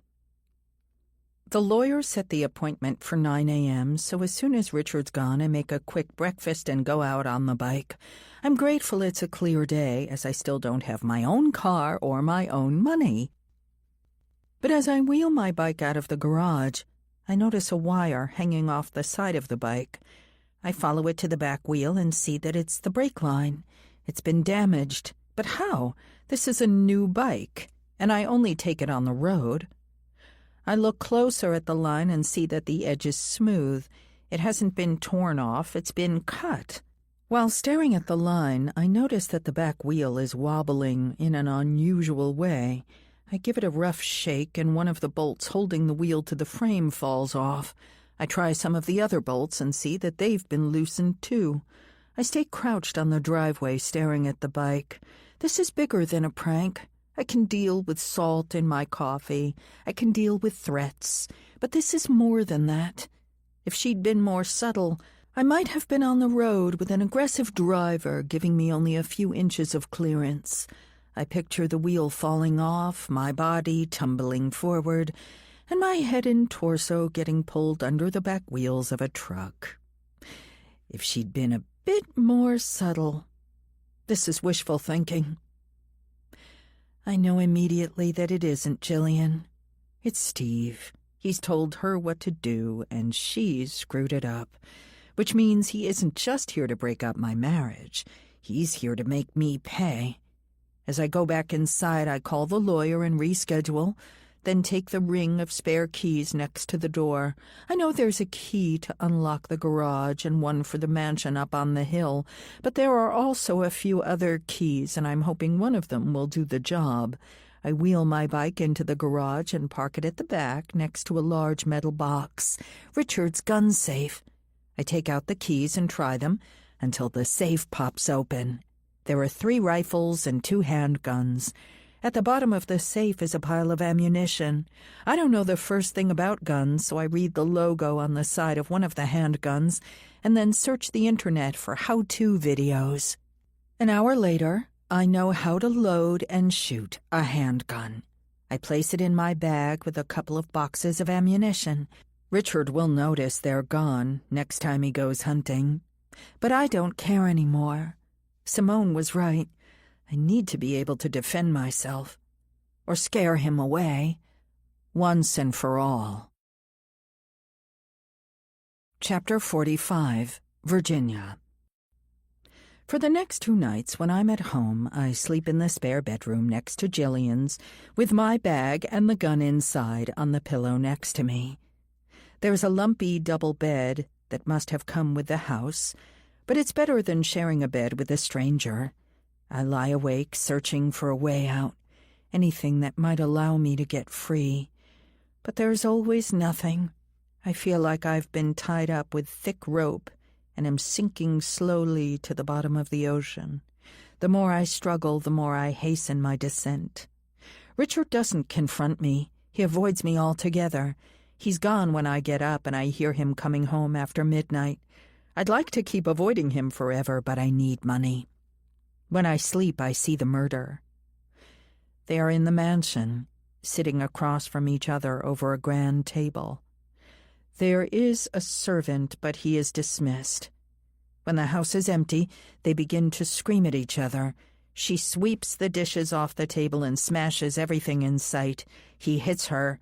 Then she has a gun. "Never again," she says, and kills him. Then she screams and kills herself. In another dream, there is no fight. They sit calmly by an enormous fireplace, talking quietly. Then she pulls out a small revolver and tells Richard's father it's over, that she can't put up with his affairs any longer. He panics and says that he'll grant her a divorce, she'll get money, whatever she needs, but she just gives a pitying smile. Then she shoots. She watches him die before raising the gun to her temple. The dreams merge with my memories so that sometimes it isn't Richard who dies, but the old man in the apartment. In both dreams I wake just as she pulls the trigger. On the night my anxiety medications run out, there's a faint dusting of snow.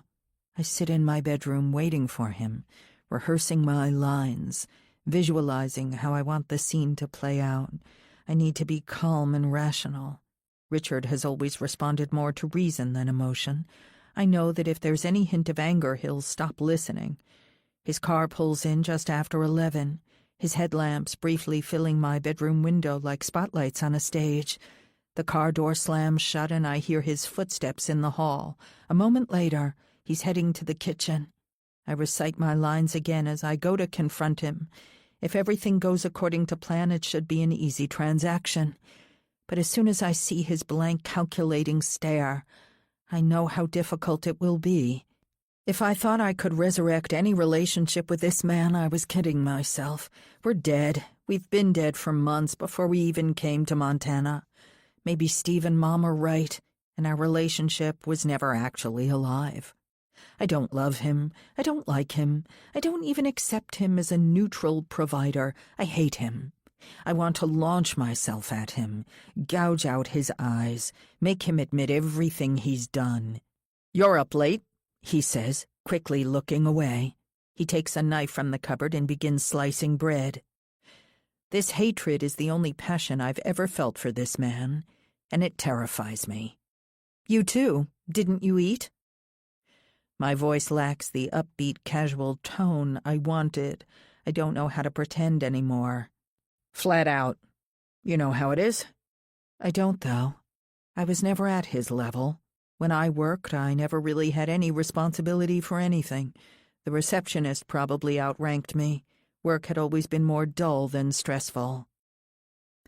"Haven't seen you for a few days." This isn't the script. I'm supposed to pretend that my mother is sick and can't afford her medical bills. I've been working. Like I said, it's busy. He butters his bread like it's committed a crime against him, then layers on thick gobs of peanut butter. Sorry to hear that. My lines. I need $500,000 to pay her medical bills, and I need to do it without her knowledge. Just move the money to my account and I'll pay it off. Then the divorce. You're in the spare room. He says this like it's a casual topic of conversation instead of what it really is, the beginning of the end. I stare at him, not trusting myself to speak, praying that he doesn't ask further questions. Not now, not until I'm ready. But as usual, my prayers go unanswered. Why? I just need some space. He snorts with disbelief. You have nothing but space. I need more. Don't ask why, I silently beg. Leave it alone. What do you even do all day?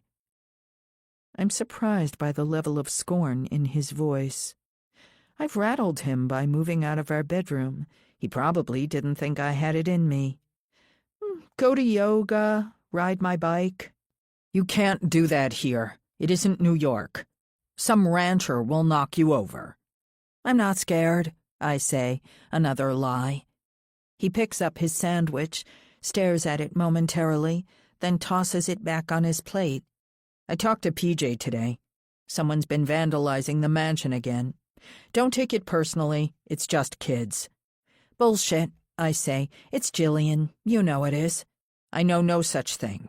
Why on earth would she do that? Her mother's dead. She's an orphan. She's just in mourning. You can't be this naive. Seriously. The girl is traumatized, Virginia. She's acting out, but she's just a kid. Yeah. I've heard that before, but she's not some innocent kid, and she wants me gone. She's making it pretty damn obvious. I don't know why.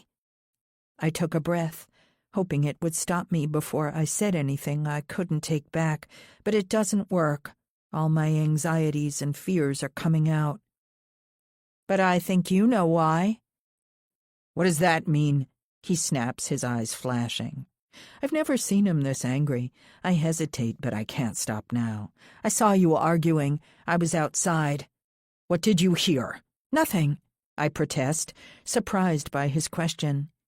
But you were pissed. So don't pretend she's just a traumatized kid. Something else is going on.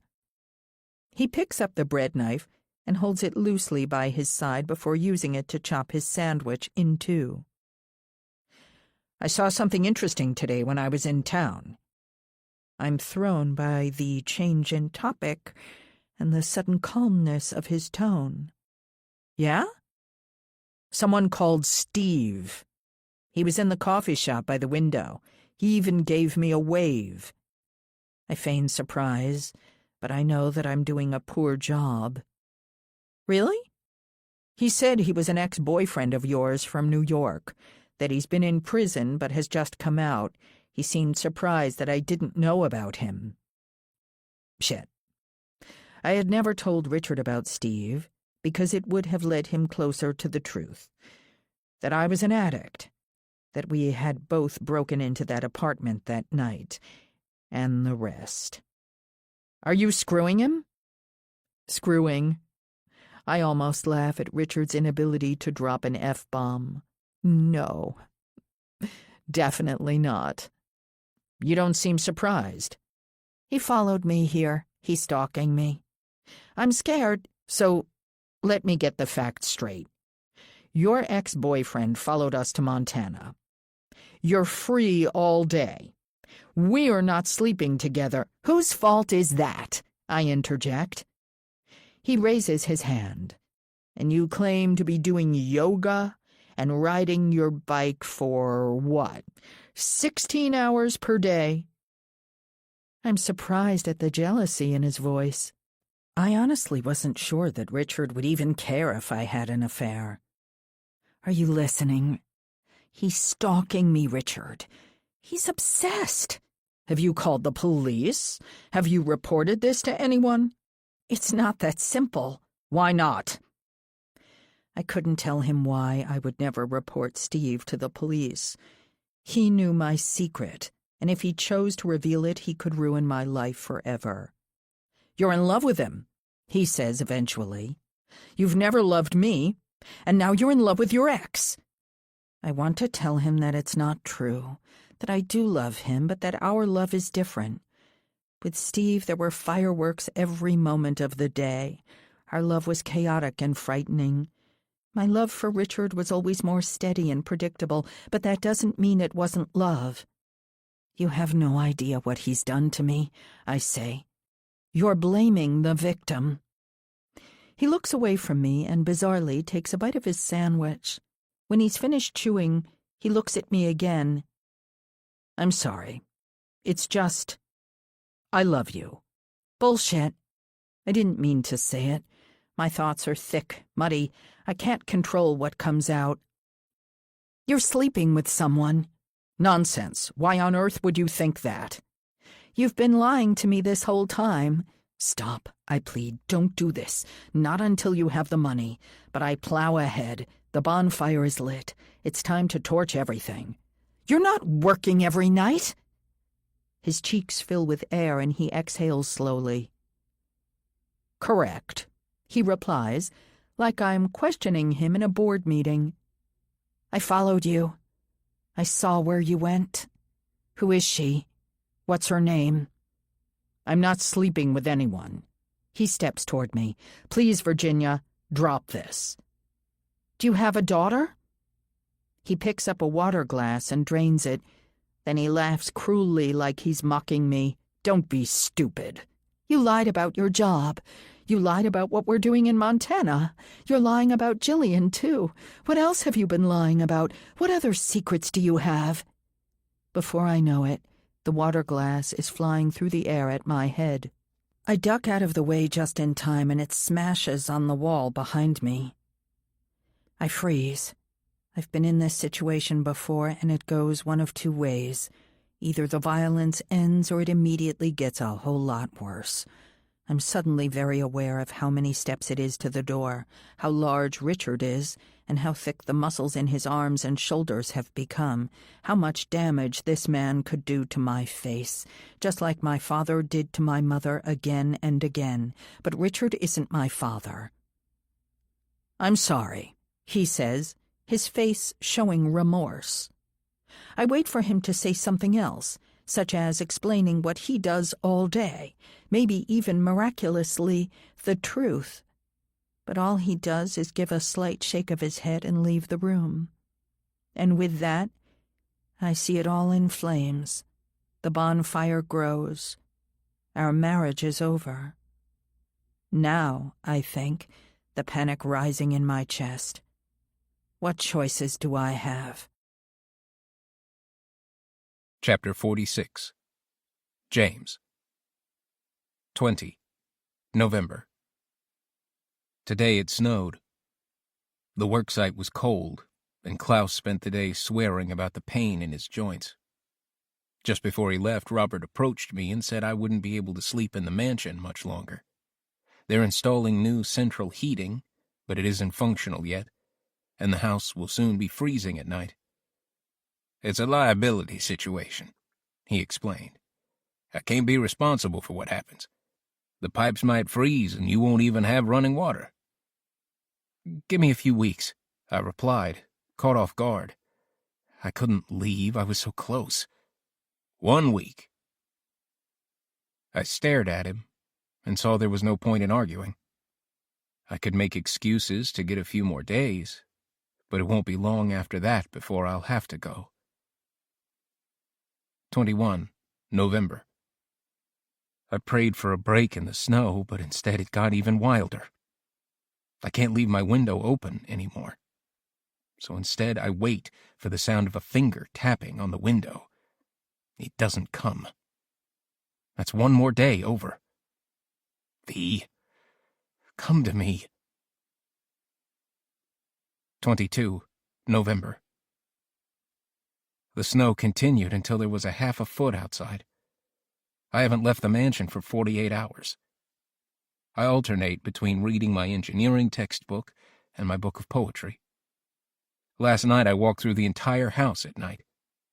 20 people could live here, at least, maybe even 30. But soon it will just be the two of them. How will she not go insane? The only way is to fill the house with children. Isn't that what a house like this is for? It's a monument to the power of a family. He probably wants to transform the Eastmans into a local dynasty. While she stays home raising his children, he'll be out in the world, allocating capital and spreading his seed. It's disgusting. Enough about him. V came again, just after midnight. I heard the familiar rhythm of her knuckles against the glass. She climbed in and shook the snow from her jacket. I tried to undress her, but she shook her head. Not here. Bring the mattress. I followed her up 2 flights of stairs to what would later become the master bedroom. Klaus had finished working on it last week, though it was still unfurnished. She walked over to the window and began to undress. Behind her, I could see the snow, and past that, the house where her husband slept. I put the mattress down in the middle of the room and undressed also, watching her. I love your body, she said. You know, at night, when I'm not here, I lie awake thinking about you, and I hate it. It was simple before. I was jealous of him, but I didn't know the truth. I had my life with him, and it wasn't perfect, but I could have made it work. Now with you, the photos. James, you've demolished my house of straw. I smiled at the strange turn of phrase. What am I? The big bad wolf? Yes, she said, her eyes squinting slightly as if confused. You think I don't see who you really are? Honestly, I'm not worried about money if I leave him. I know you could do anything. Your brain, your ruthlessness, your courage. What is it, then? I asked, breathless. Why won't you leave? She pulled me close and kissed me, then whispered in my ear, Because you terrify me. After we made love, those words felt heightened, almost ridiculous in their intensity. We talked easily about other things.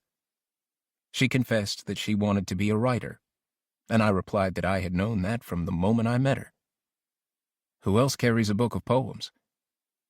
Am I that transparent? No, I said after a pause. You're endlessly surprising. It's only been a month, she replied. The surprises will end one day, I promise you. And then what? It was a good question, but not one we needed to face. I don't believe it. You're a child. When will you leave him?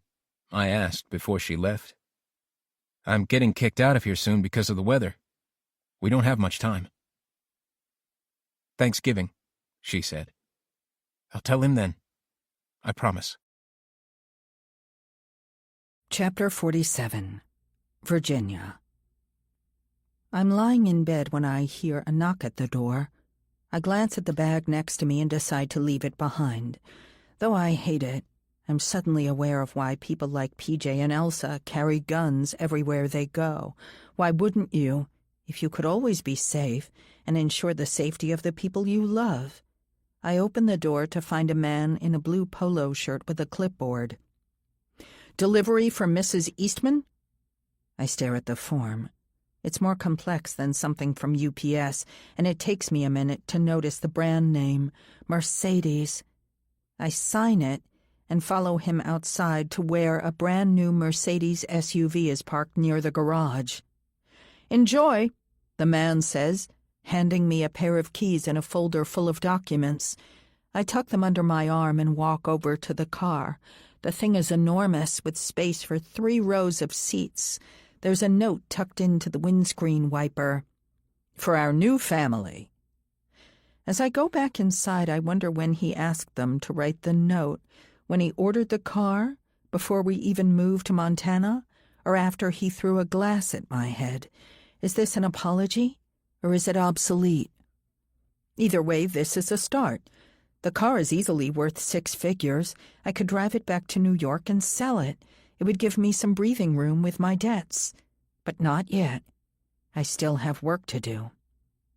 I walk past the hip-hop coming from the living room. It's been over a month since I moved in. I have to admire the girl's persistence. She's still occupying our house, making our daily lives just a little bit worse. She has to believe she's winning. In a small house like this, she must have heard me and Richard arguing.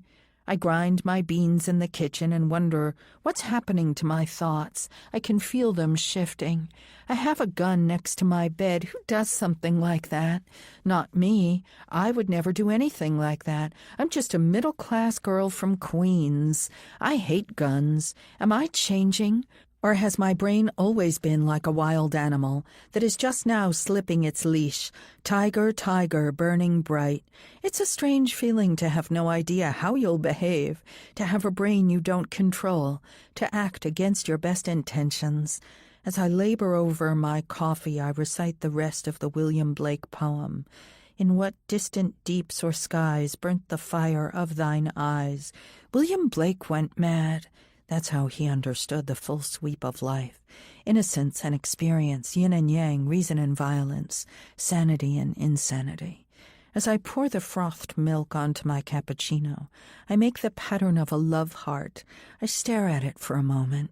It's beautiful, but as soon as I take a sip, it will be destroyed, just like all the beautiful things we love. We love the Mona Lisa, so we crowd around it till it degrades. We love the mountains, so we carve trails and campsites through the trees. We love animals, so we domesticate them, breeding the joyful wildness out of them. We love people, too, and look at what we do to each other. I sit at the kitchen table with my coffee on the chair nearest the door and wait. It takes an hour for Jillian to go to the bathroom. The first time I search the couch and coffee table but can't see her phone anywhere. When I hear the toilet flush, I run back to the kitchen and wait for another chance. I make a second coffee, then a third. I skim through social media and eventually open the video I'd taken of Richard's mistress. I pause on the kid and spread my fingers to zoom in. I wonder for a moment if Richard is her father. Richard often traveled for work. Maybe on some of those trips, when I thought he was in London or Tokyo, he was here in Frostwood visiting his mistress. It wouldn't have been hard. I was never suspicious of Richard. Unlike Steve, he never flirted with the waitress or stared too long at someone walking past. I honestly didn't think he had it in him to cheat. Is that the right word for what he's doing? Cheating? Maybe it's worse than that. Maybe it isn't lust but love, deep, permanent love. And what do we have compared to that? I hear Jillian go to the bathroom again and sprint back into the living room. This time I have better luck. She's left her phone on the coffee table. I quickly swipe in the code and go into her texts with Steve. There has to be a clue somewhere among the exchange of sweet nothings and explicit selfies. She wrote last week, "I can't wait to see you. Soon, when this is all over." I keep scrolling through the messages until I find it. Bingo! A pin dropped to a location deep in the Montana woods, followed by a message from Jillian. "Stay here. Keep it safe until he makes a deal." Chapter 48, Virginia. I find the location on my phone and leave the house, while Jillian is still in the bathroom. It's 50 miles away, so I take the new Mercedes. I'm soon off the highway and onto long, isolated country roads, driving past nothing but cattle and empty paddocks. After an hour, I turn onto a dirt road and have to slow down. I raise a cloud of dust behind me. The road ends at a muddy four-wheel drive track, leading into a thick forest, A private property no entry sign is nailed to a tree near the entrance, even though the map says it's a state forest. I pull over to the side of the road. My Mercedes is unmissable, but I don't fancy taking the SUV into the dark forest. If Steve is out here, then I want to surprise him. The trail is dark, shaded by enormous cedar trees, and I'm suddenly aware I'm alone. I check my phone but don't have a signal anymore. It's just the GPS. I wish Casper were with me. I smile at the thought of the dog barking and snarling at Steve. I take the gun from my bag, tuck it into my waistband, and cover it with my top. Steve's history of violence is longer than mine, if less dramatic. It started with regular outbursts when he was a child, first biting, then fistfights with other kids. When he got older, he started vandalizing property. He keyed his teacher's car, smashed windows in the school, and left graffiti around the neighborhood. He tried marijuana at 12, lost his virginity at 13, and was quickly addicted to acid and cocaine. Risk-taking behavior, they called it, a learning disorder, ADHD, dyslexia. As the crimes grew more serious, so did the diagnoses. Oppositional defiant disorder was soon followed by narcissistic personality disorder. When I met him at the high school party, he'd just been released from the Bellinger Clinic after being diagnosed with antisocial personality disorder. He didn't look like an antisocial person to me. Even though he was on a cocktail of drugs, he still had a spark in his eye, some hint of wild energy that I immediately found attractive. "What did you do?" I asked, when he told me where he'd been. I was just a high school kid from Queens, not very popular or rebellious. The idea that he'd been locked away in an institution was fascinating. "Huh?" He kept his eyes on the scene in front of us.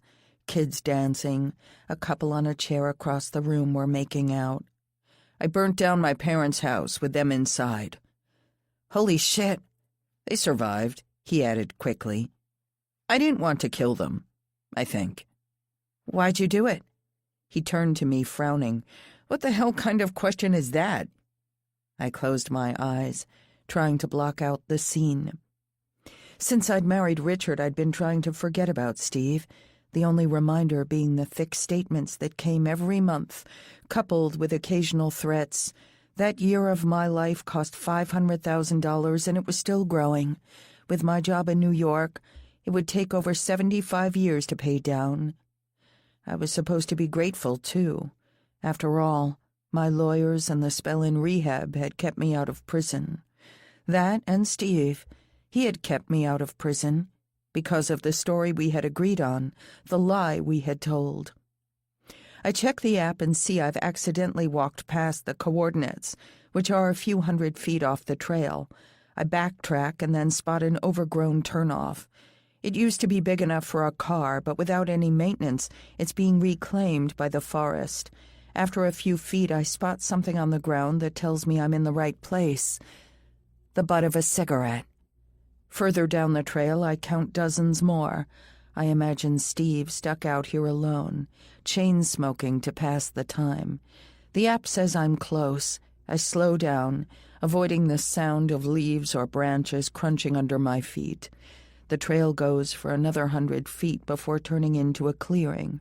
I immediately step off the trail and crouch down low. There's an old caravan sitting in the dirt. Its tires are flat, and its dark green paint is flaking off. The curtains are shut and there's no sign of life. I recheck my phone and calculate how long it's been since I've seen another human being. I'm way out in rural Montana. I didn't even see another car for the last 20 minutes of the drive. No reception on my phone.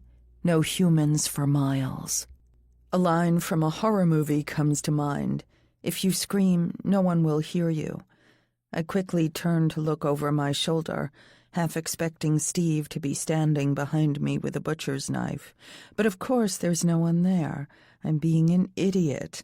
This is Steve. He's never even come close to hurting me. He's not here for revenge. He loved me. Loves me. For all I know, he's in Montana to break up my marriage and win me back. I watch the caravan for another few minutes before deciding to move. If he's inside, he's asleep or watching TV. But the Steve I know wouldn't be staying here during the day at all. He was always a social animal. He's probably in a bar watching football and using his crazy charm to make friends. I stalk toward the caravan slowly, trying not to make a noise. When I get to the door, I touch the handle and turn it slowly. It's unlocked. I go on to the first step and pull the door slowly, but as it swings open, it lets out a terrible creak. I'm so surprised that I let it go, causing it to slam shut. I jump away from the caravan in shock. If he's taking a nap, this definitely woke him up. A full minute goes by and I don't hear a noise from inside. He's not home or he's passed out. Either way, I can take a look around.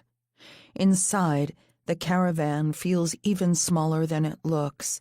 There are dishes in the sink and takeaway cartons on the floor. 2 enormous plastic water containers on the bench. I spot a cockroach moving towards a pile of fried rice near the door. There's a large black bag on the caravan's only table, stuffed to overflowing with clothes. Steve, what are you doing out here? You're out of prison, and this is the life you choose. I've only been here a few seconds, and I already feel claustrophobic.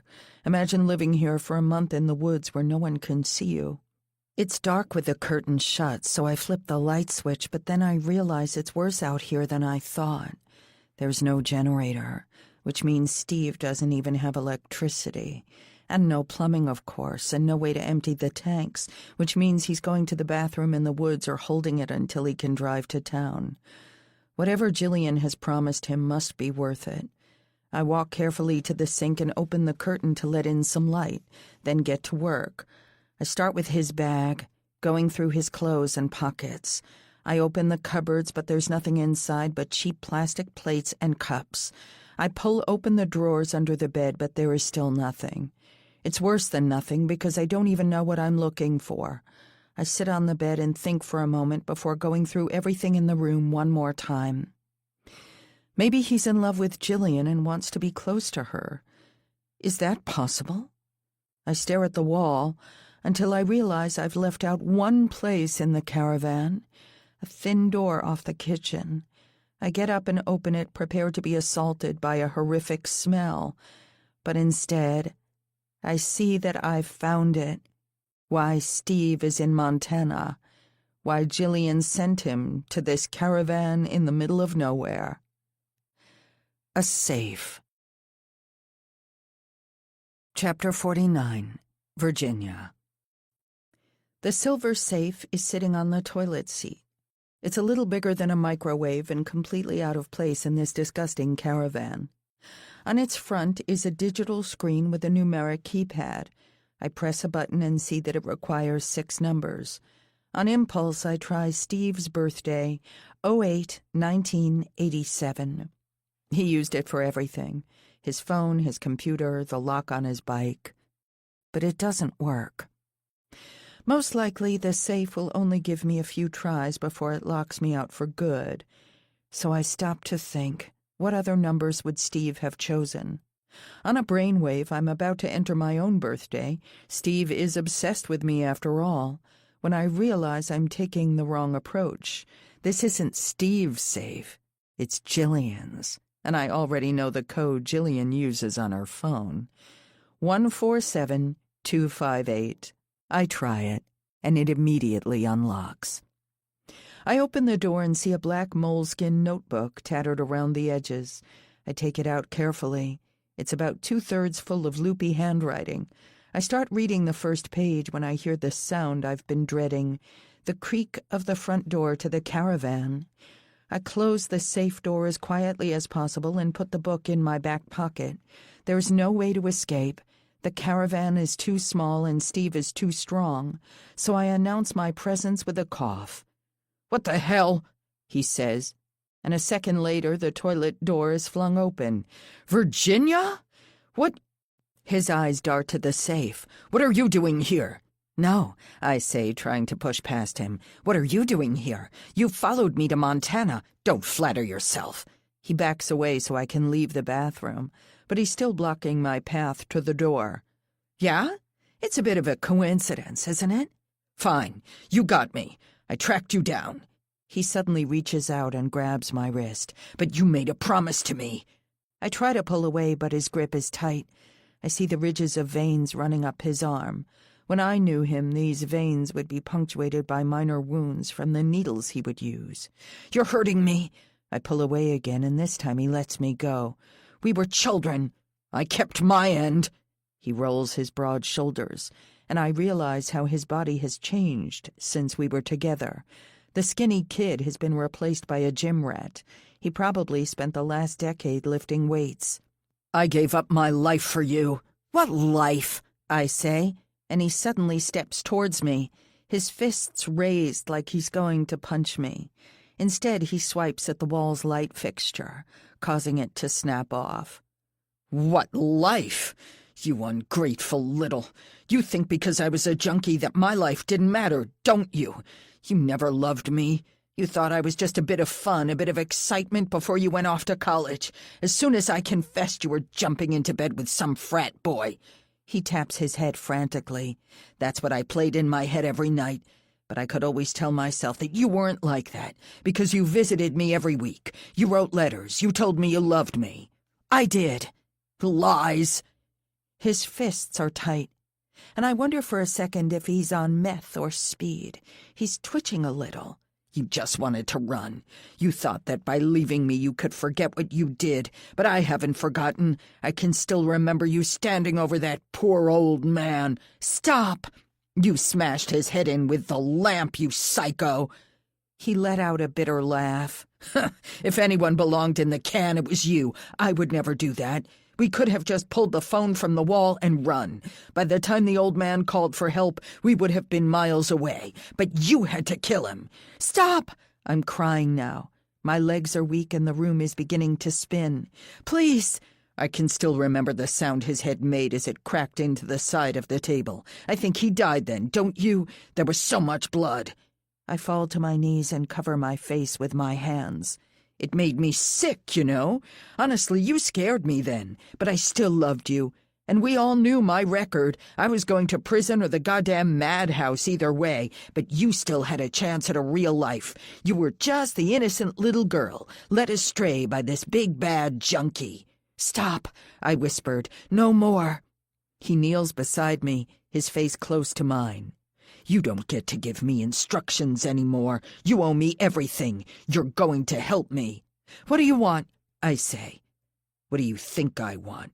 To hold your hand, to kiss you, to get you back, get revenge? He pauses and takes a breath. I wanted to scare you, it's true. Maybe even break up your bullshit. Sometimes, all we need is a few minutes of soft music to come back to ourselves. This is your moment. Thank you for being here.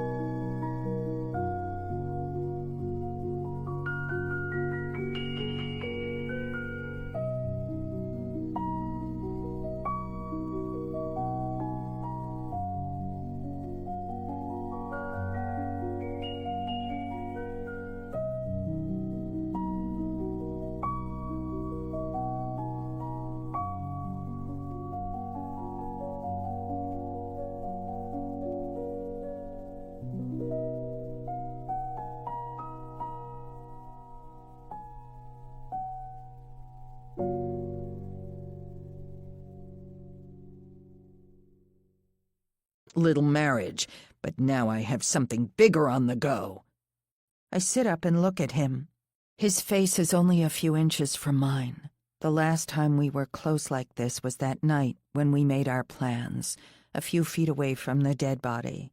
That was when I promised him everything, if only he would give me a life. Freedom. "Richard?" I say. He stands up and moves his arms like he's about to swing a baseball bat. I can't get a job, Virginia. I have a criminal conviction. I can already see my future. 12-hour shifts in a warehouse. How long do I do that before I relapse? And how long then before I'm back in prison? "What is it?" I say. I'm standing now, wiping the tears from my face. What could hurt him? He looks past me to the bathroom and shrugs. She won't say. My hand darts forward to push the door open, but he grabs my wrist and pushes me back. Now. What's the rush? You visited me, so why not stay for coffee? He winks at me. We can start where we left things. A last hurrah. I feel the book falling from my back pocket, so I grab it. What's that? "Just poems," I say quickly. When Steve and I were together, I always carried a notebook to scribble down interesting phrases and lines for potential poems. Steve had no way of knowing that I stopped doing that when I married Richard. About me? Yeah. About how I'm going to kill you. I pull out the gun and point it at him. He laughs, that disarming, boyish laugh that always made me forget how dangerous he could be. That's the Virginia I know. I thought you'd lost your spark. Just the dead weight. Ouch. He looks me up and down like I'm a new car. I can't believe he's ignoring the weapon in my hand. I do miss you, though. We're meant to be together. Stay away from me. I mean it. I'll call the police. No, you won't call the police. I'll kill you then, right now. He shakes his head slowly. No, you won't do that either. He's right, too. I can't kill him despite everything he's done with Jillian to hurt me. I drop my arm. What then? I told you. You're going to help me. That's the problem with Steve. He knows everything about me. During our year together at Bellinger, I told him secrets I didn't tell my therapist, like how it felt when my father hit my mother, like how her screams became normal, like how I would hide under the bed and then hate myself for it afterward. When Dad had his heart attack and died, it took months for the nightmares to stop. My mother's bruises healed, but life never became normal after that. Mom and I, we were broken. How? Make his life hell. Threaten to leave him. Make it impossible to stay in Montana. I think for a moment. Why? We want him to sell the ranch. It's worth millions, you know, enough to set me and Jillian up for life. Okay.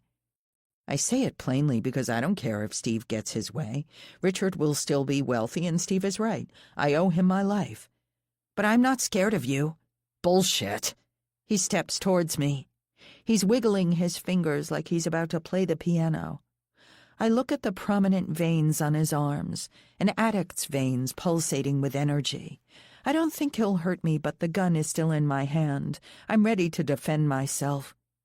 You love me. You know you love me. What we had, it was beautiful.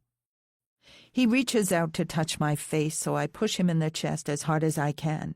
He takes a half step back and smiles. I get it. Here's the proof. I am weak. He is strong. But strength isn't everything. Let me go. You know what I'm capable of. We're both capable of a lot, baby. That's why we're good together. By the way, does the great Richard Eastman know what you're capable of? Leave me alone.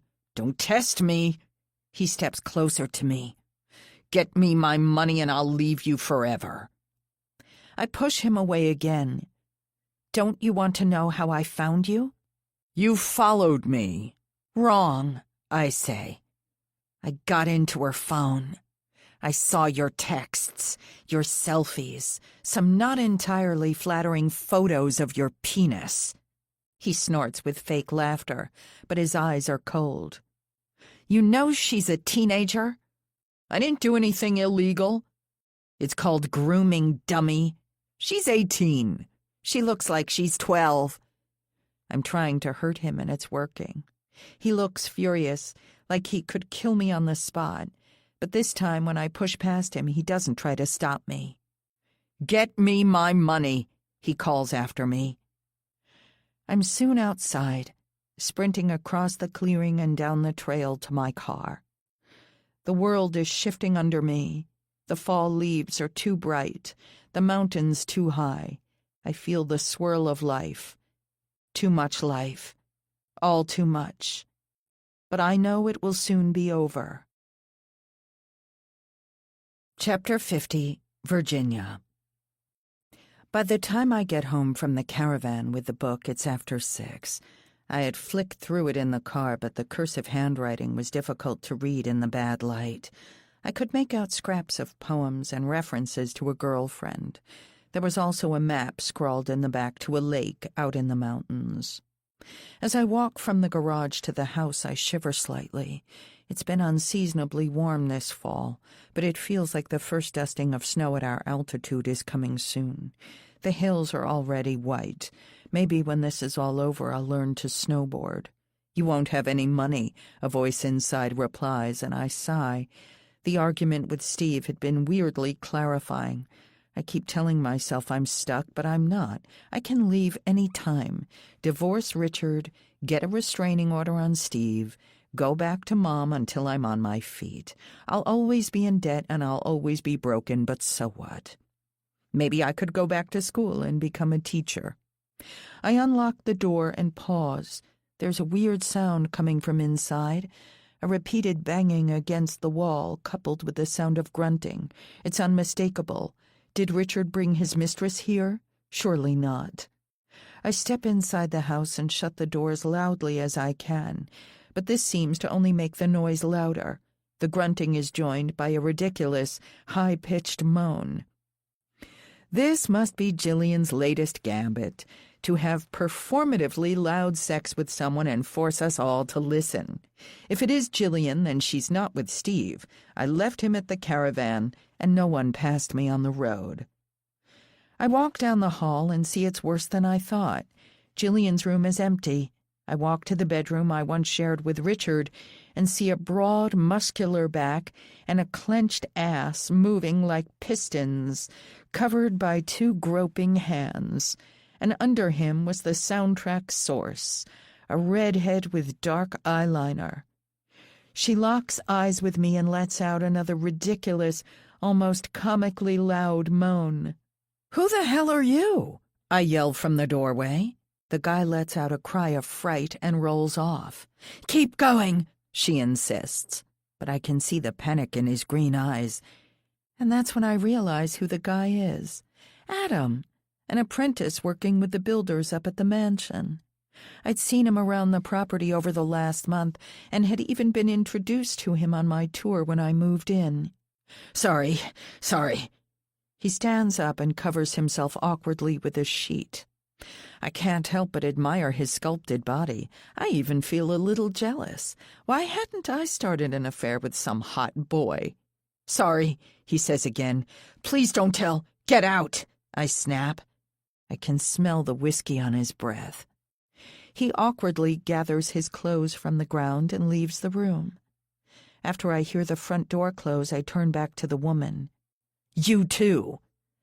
"Not without the rest of my cash," she says, pulling on some clothes. "Cash?" I'm pushed to one side as Jillian enters the room with a handful of bills. "Here you go. Nice work." The woman stops dressing and counts the bills before stuffing them in the pocket of her jeans. "Pleasure doing business." She glances at me. "For the most part. It's a shame you interrupted. I was close. Honestly, I would have done that boy for free." I glare at her while she finishes dressing. When she's gone, I turn to Jillian. "I'm telling Richard." My voice is unsteady, but I try my best to sound assertive. Do your worst. Adam will lose his job, though, she says. Why the apprentice? I remember the texts she had written to Steve, the professions of love. Why didn't you just ask Steve? She shot me a look of confusion, then fear. How do you... He's playing you, Jillian. He loves me, not you. But watch out. He's unstable, and you don't know what he's capable of. Shut up! Within a second, she's in my face. I'm quickly reminded that this girl is as tough as nails. You don't know shit about what this is. I feel sorry for you, actually. I'm actually going to meet him now. You'll see the truth. Before I can respond, she's left the room. Not long after, the front door slams and I hear the sound of a car starting. My car! She has my keys, but I don't care anymore. I sigh and then laugh. I'm leaving, I say out loud, as I strip the bed and open the windows. The air is cold but clarifying. I'm leaving you all for good. I pour a glass of wine, then go into the empty living room, lie on the couch, open the diary, and read. It starts on the 12th of October. Chapter 51. James. 26 November. It's the day before Thanksgiving. I watched Eastman leave at dawn, then crept down through the snow to their house. As I descended the hill, I looked at the white mountains in the distance. The town would be full of skiers and tourists here to explore the glaciers.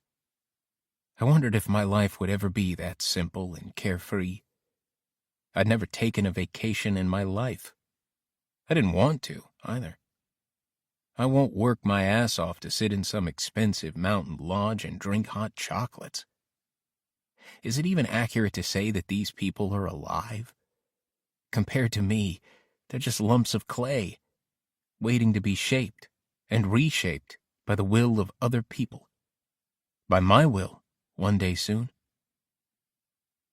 I opened the front door and found myself in a cramped hallway. After the high ceilings of the mansion, the house seemed claustrophobic. How could she have lived here with him all these weeks? I crept past 2 closed doors to the bedroom at the end. She was asleep in a king bed, snoring softly. I took a half step forward and a floorboard creaked, causing her to sit up in alarm. "It's you." She rubbed her eyes and yawned. "My God, what are you doing here?" I walked in and closed the door behind me. I saw him leave. "He'll kill you." "You keep saying that, and I'm still here." I crouched beside her and tried to kiss her. "He's gone, and I need you." She pulled away. "Don't. My breath." "I don't care." She gave in on my second attempt. She pulled away the bed covers, but I shook my head. "Not here." "This isn't his bed if that's the problem. I'm sleeping in the spare room." "I know." She let me lead her to the master bedroom. He'd left the window open, letting in the cold morning air. Still, I could smell him. Pungent, nauseating. But I had to do it. "You're scaring me again," she said, unbuttoning her pajamas. "That look." I stepped forward. To stop any further commentary, I kissed her. She pushed me back onto the bed, their marital bed, and took me inside of her. I imagined them sleeping here together, talking quietly, touching each other, making love. Never again. I pushed her onto her back. She was mine. Not his. Mine. "I love you," she said as I finished. And I said it back. As if this had anything to do with love. "This is just an ego trip for you? To have me in his bed?" She was sitting cross-legged, dressed once more in her pajamas. "You didn't have to." "No, I wanted to. It's just funny." She forced a smile. "A pissing competition." "That's not it," I said, standing up and walking to the door. My mind was foggy, and I couldn't think of the right words. "Don't make this small." She suddenly stood up and ran across to me. I felt her arms around my waist, her face pressed into my back. "I'm sorry. It isn't small, is it? It's everything." "You really think that?" "It's my life." I stood on the threshold. "You'll tell him tomorrow?" "Yes," she replied. "Now come to the kitchen." Without answering, I followed her down the hall to that boxy room, where she made me a coffee with a French press. "You lied about the cameras, didn't you?" She cringed at the blunt question. "Yes. It seemed safer to keep you away." She stared at me, unflinching. "But I'm glad you came. I need to tell you something. Tomorrow, you need to sleep in town. I booked you a room at a hotel. You'll need to pay for it when you get there." She scribbled an address on the back of a grocery list. "I'll be there after I tell him, with all my things." "Why can't we leave together?" I could see that she was nervous as she pressed the coffee slowly and poured it into a mug with a picture of a collie on the side. "Milk?" "No, V. Christ. What's happening?" "Richard wants to have dinner with me in the big house. You guys have finished the main dining room. He's ordering in." She flashed a false smile. "I don't think it's wise that you stay in the building while we're there." I gripped the sides of the mug so hard I thought it might crack. "Don't go." "James, this is perfect. It's the right time." "You want to have a romantic dinner with him while I sit jerking off in a hotel somewhere?" "That's optional," she said, looking at her feet. I found myself standing. I lifted the cup violently and the coffee sloshed over the side. She winced as if she thought I was about to throw it at her. I caught my breath and placed it back down on the table. "Shit. I'm sorry. I just can't stand you being with him." She came behind me and massaged my shoulders until I sat back down. "It's over, darling. You've won." "It doesn't feel like it." I felt her lips on my neck, my cheek, and then I turned around and she kissed me. Between the acting of a dreadful thing and the first motion is like a hideous dream. She maneuvered onto my lap and kissed me again. "That's a weird thing to say," I whispered. "It's Shakespeare. Julius Caesar." "And how did that end again?" She just smiled and shook her head. "Tomorrow." "Tomorrow," I said, pretending to agree. It's dark now. She will have dinner here, in this house, with that man, while I wait in a hotel room. I can already tell how it will go down. She'll tell him that she knows about his affairs and that she's going to leave. He'll be angry, at first. But then he'll apologize. He'll switch on the charm. The same charm he used to win her over years ago. The charm he uses for all his lovers. And she'll begin to have second thoughts. He'll make promises about money, about leaving Montana, about starting a family. And as he speaks, she'll weigh his offer against mine. With each fresh promise, the scale will go a little higher in the other direction. By the end, it won't even be close. She says she loves me, but it won't take much for me to be relegated to a crazy, regrettable fling. How will she get rid of me? Will she come to see me and break it off? Or will she tell Robert to fire me? Or will she instruct the property manager to keep me away? She might even sleep with him in their new bedroom as they rekindle their old passion. It's not what she wants. But she'll trick herself. because it's easier than the uncertain life we have promised each other. She's a coward, and I can't trust her to do the right thing. So I'll have to do it for her. Chapter 52. James. 27 November. I spend the day in the mansion alone, waiting for them. It's just me and my thoughts. My plans, if that's what we call them. Yesterday I told Richard and Klaus that I quit. Richard snapped his pencil and told me to leave. As I packed my bags, Klaus yelled at me about commitments and growing up. At the end of the day, I doubled back through the trails in the hills and stashed my bag inside the tree line before returning to the mansion. I'd left my bedroom window unlocked, but when I got inside, I saw they'd already removed my mattress. No matter, though. I didn't need sleep. Not till this was all over. One of the rooms downstairs had its floorboards ripped up, so I waited in there, directly under the stairs. Richard came just after 6, followed shortly after by a delivery service. I couldn't hear much from my room, just the occasional creak of a floorboard. After 7, she arrived. I heard her walk briskly down the hall to my room, our room, to check if I was really gone. Then she called out a hello and climbed the stairs. I immediately detested the friendly tone between them, the undercurrent of happiness. It could be different, but she had to come to a romantic dinner and let herself be seduced. It was her fault. After 5 minutes, I put on my gloves, crept back down the hall, and climbed out of my old bedroom window. Aside from the lights from the upper level, it was completely dark outside.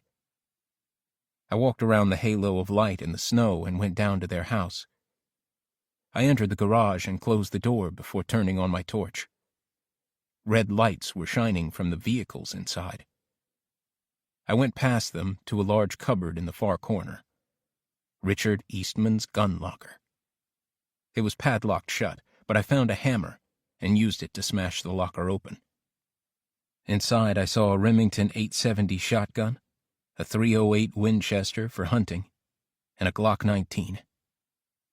I picked up the Glock and loaded the magazine from a box of cartridges. It was heavy.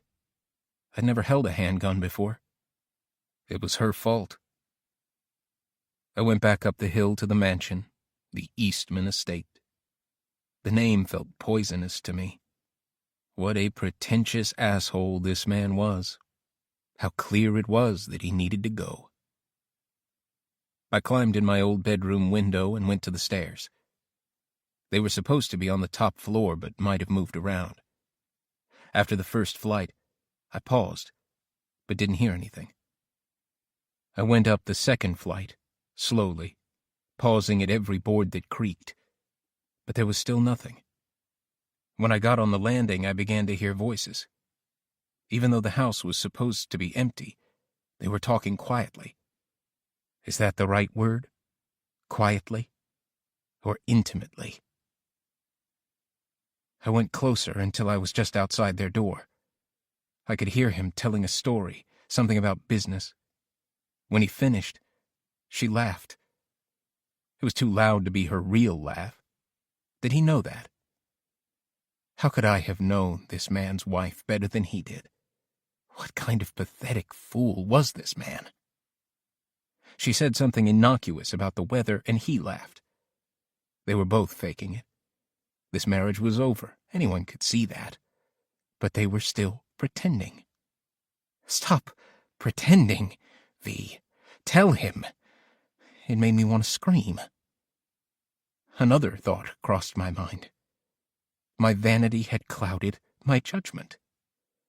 Maybe they had their secret language, something built up over years of marriage, something more subtle and profound than I could ever understand. No. Impossible. She was using him for money.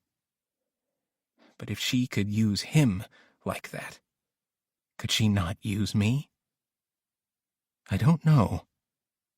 I can't ever know. If she was, this pale world is even more terrible than I could ever have known.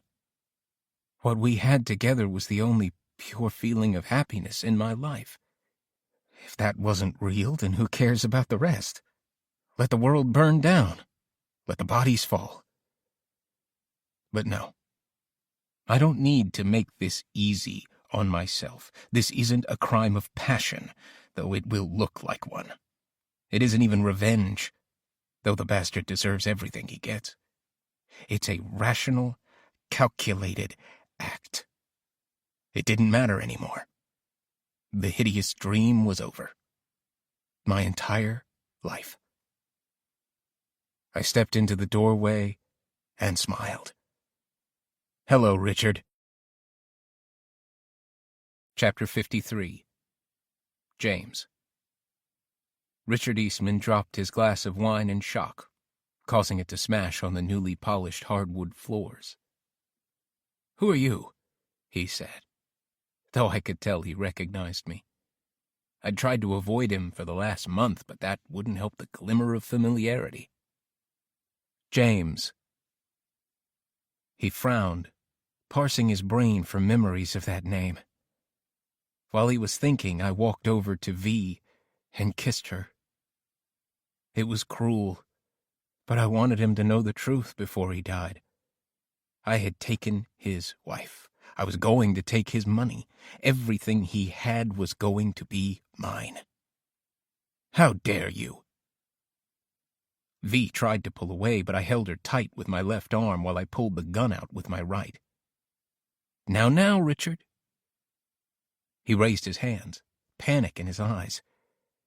I wasn't just a punk kid anymore. I was someone to be feared. But I didn't just want him to be scared of me. I wanted him to see the truth. "Leave my wife alone." "She's not your wife." He looked at V, confused. "Tell him." "James, please. What are you doing here?" "You know this man?" I gripped her harder so that she cried out in pain. "Tell him." "Okay," she said, her voice shaking. "Richard, I'm leaving you." "What are you talking about? For this kid? We've been sleeping together for months." He puffed out his chest, his face suddenly full of hatred. "You stupid slut. What have you done?" I let V go and marched across the room. She let out a scream as I cracked him in the head with the Glock. It was a stupid move. If he knew how to fight, I could have easily lost the weapon. But the silly old man just fell to his knees. "I'm bleeding." He looked up at me, the hatred gone. "What do you want? Money? A job? You've already got my wife. I'll give you whatever you want. $1 million. Wired to an offshore account. I could do it, right now." He kept babbling for another minute. I let it wash over me. Here was the most powerful man I had ever known, and he was on his knees begging for mercy like an idiot. If only he knew how helpless it was. How helpless it had been ever since I got the job as the builder's apprentice. Then the die was cast. He had been a dead man walking ever since he set foot in Montana. "James, there has to be another way," V cried. "We can go to another country, one without extradition. Take his money. Let him live." I looked at her in horror. Was she begging for his life? I was suddenly overwhelmed with nausea. It was her fault. No. I raised the gun at this pathetic man, this colossus, this wolf. He had ruined lives, including my own. I couldn't let him live. V was a complication. I didn't want to love her. It made it harder. It muddied my thinking. I only wanted to humiliate him. Transform him into a ridiculous cuckold, then end his life. "You don't want to," she said, clutching my arm, weeping. I was weeping too. I could feel it, my vision clouding till I could barely see the man in front of me. "Enough," I said, turning to V and kissing her on the mouth. "I love you, but this is the only way. He dies, and you can inherit everything." "It's not," she said, looking into my eyes. I saw then that she truly loved me, that it wasn't a trick, that she wasn't using me, it was real. "James, watch out!" I turned to find Richard Eastman charging at me like a wild animal, his face bloody and cruel, and so I fired. The bullet hit him in the forehead. He fell down and slid across the floor, stopping just a few feet from where I stood. I knelt and stared at the dead man. I want to say that it all changed, that all the suffering fell away, that I was a new man. But none of that was true. He was simply dead, and I was alive. That was enough. My attention turned to V, who I suddenly realized was screaming. It was powerful, plaintive, as if she were screaming not about the murder but about the world itself that led us to this point. How long had that been happening? Oh well, it didn't matter. It had started. Now it had to end. Before she could gather her senses, I took her hand and placed it around the gun. "Let's do it together," I said. "No." Before she could pull her hand away, we fired twice into his chest. Then she fell onto the floor, sobbing quietly. After a moment, she looked up at me, her eyes full of disgust. "No, no. What have you done? No, no, no." It was a hateful performance.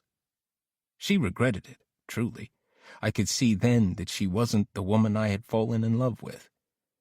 This pathetic figure was just a spoiled housewife who had taken me as a lover to alleviate her boredom. She was playing out a fantasy, and now it was real, and she regretted everything. I hated her then. I took her by the hand and lifted her.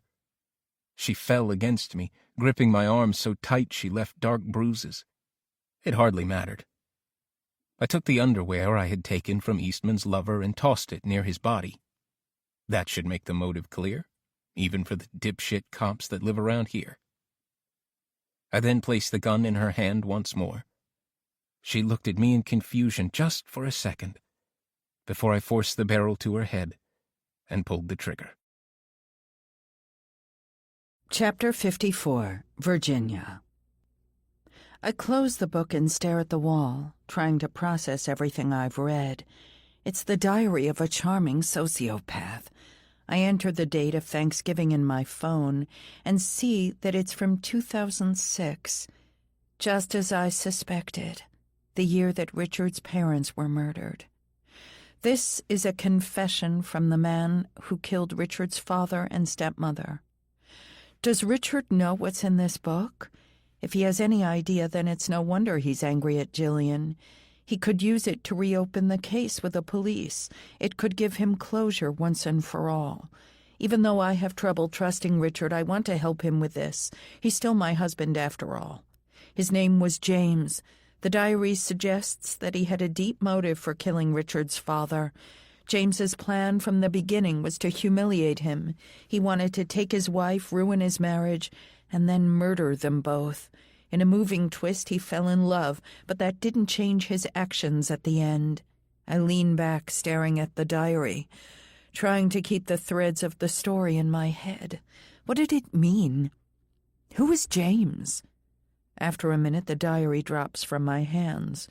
My heart begins to race. I don't want it to be true, but it's so obvious. PJ, short for Peter James. Who did Richard's family hurt more in the world than PJ?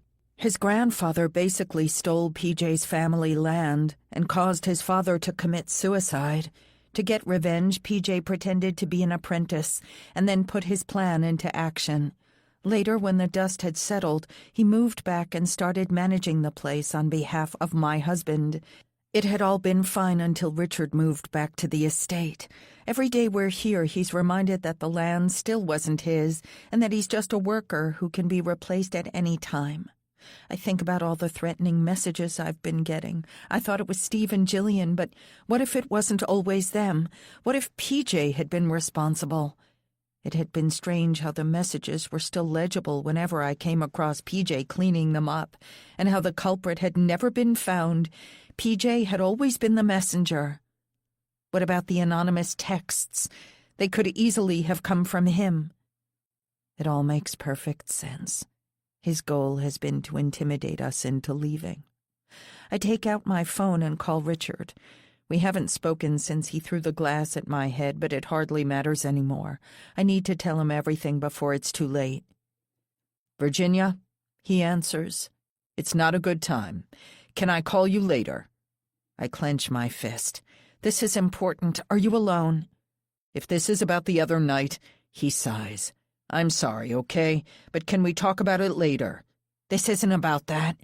I move to the kitchen window and look up at the mansion. It won't be long before it's finished. Are you alone? Hold on. He mutters something and then shuts a door. What is it? It's a long story. Virginia, please. I found something. A book, I think. I pause, the words sitting in the back of my throat. What if I'm wrong? I think it's a confession from whoever killed your dad and your stepmother. He's silent for a moment. Richard? Where did you find it? There's one more thing. I think it's PJ. I think he wrote it. I think... Virginia, take a breath. Slow down. Tell me everything. I sit at the kitchen table and briefly summarize everything that happened, including my interaction with Steve. He's in the woods? Yeah, way out. Text me the location. The state might be surprised to find someone living in the woods illegally. Richard, are you protecting him?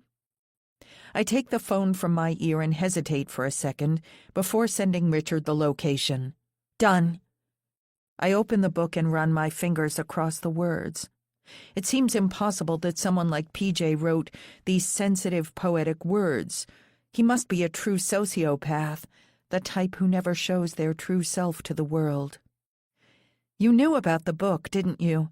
That's why you're letting Jillian stay here and be such an asshole to everyone. I hear him take a deep breath. Correct. Someone anonymously mailed the diary to my mother, but she had already passed away, so Jillian ended up with it. She figured it was her chance to get rich. But why didn't you just pay her off? Virginia, please. Now is not the time. Do you have the diary? Right here.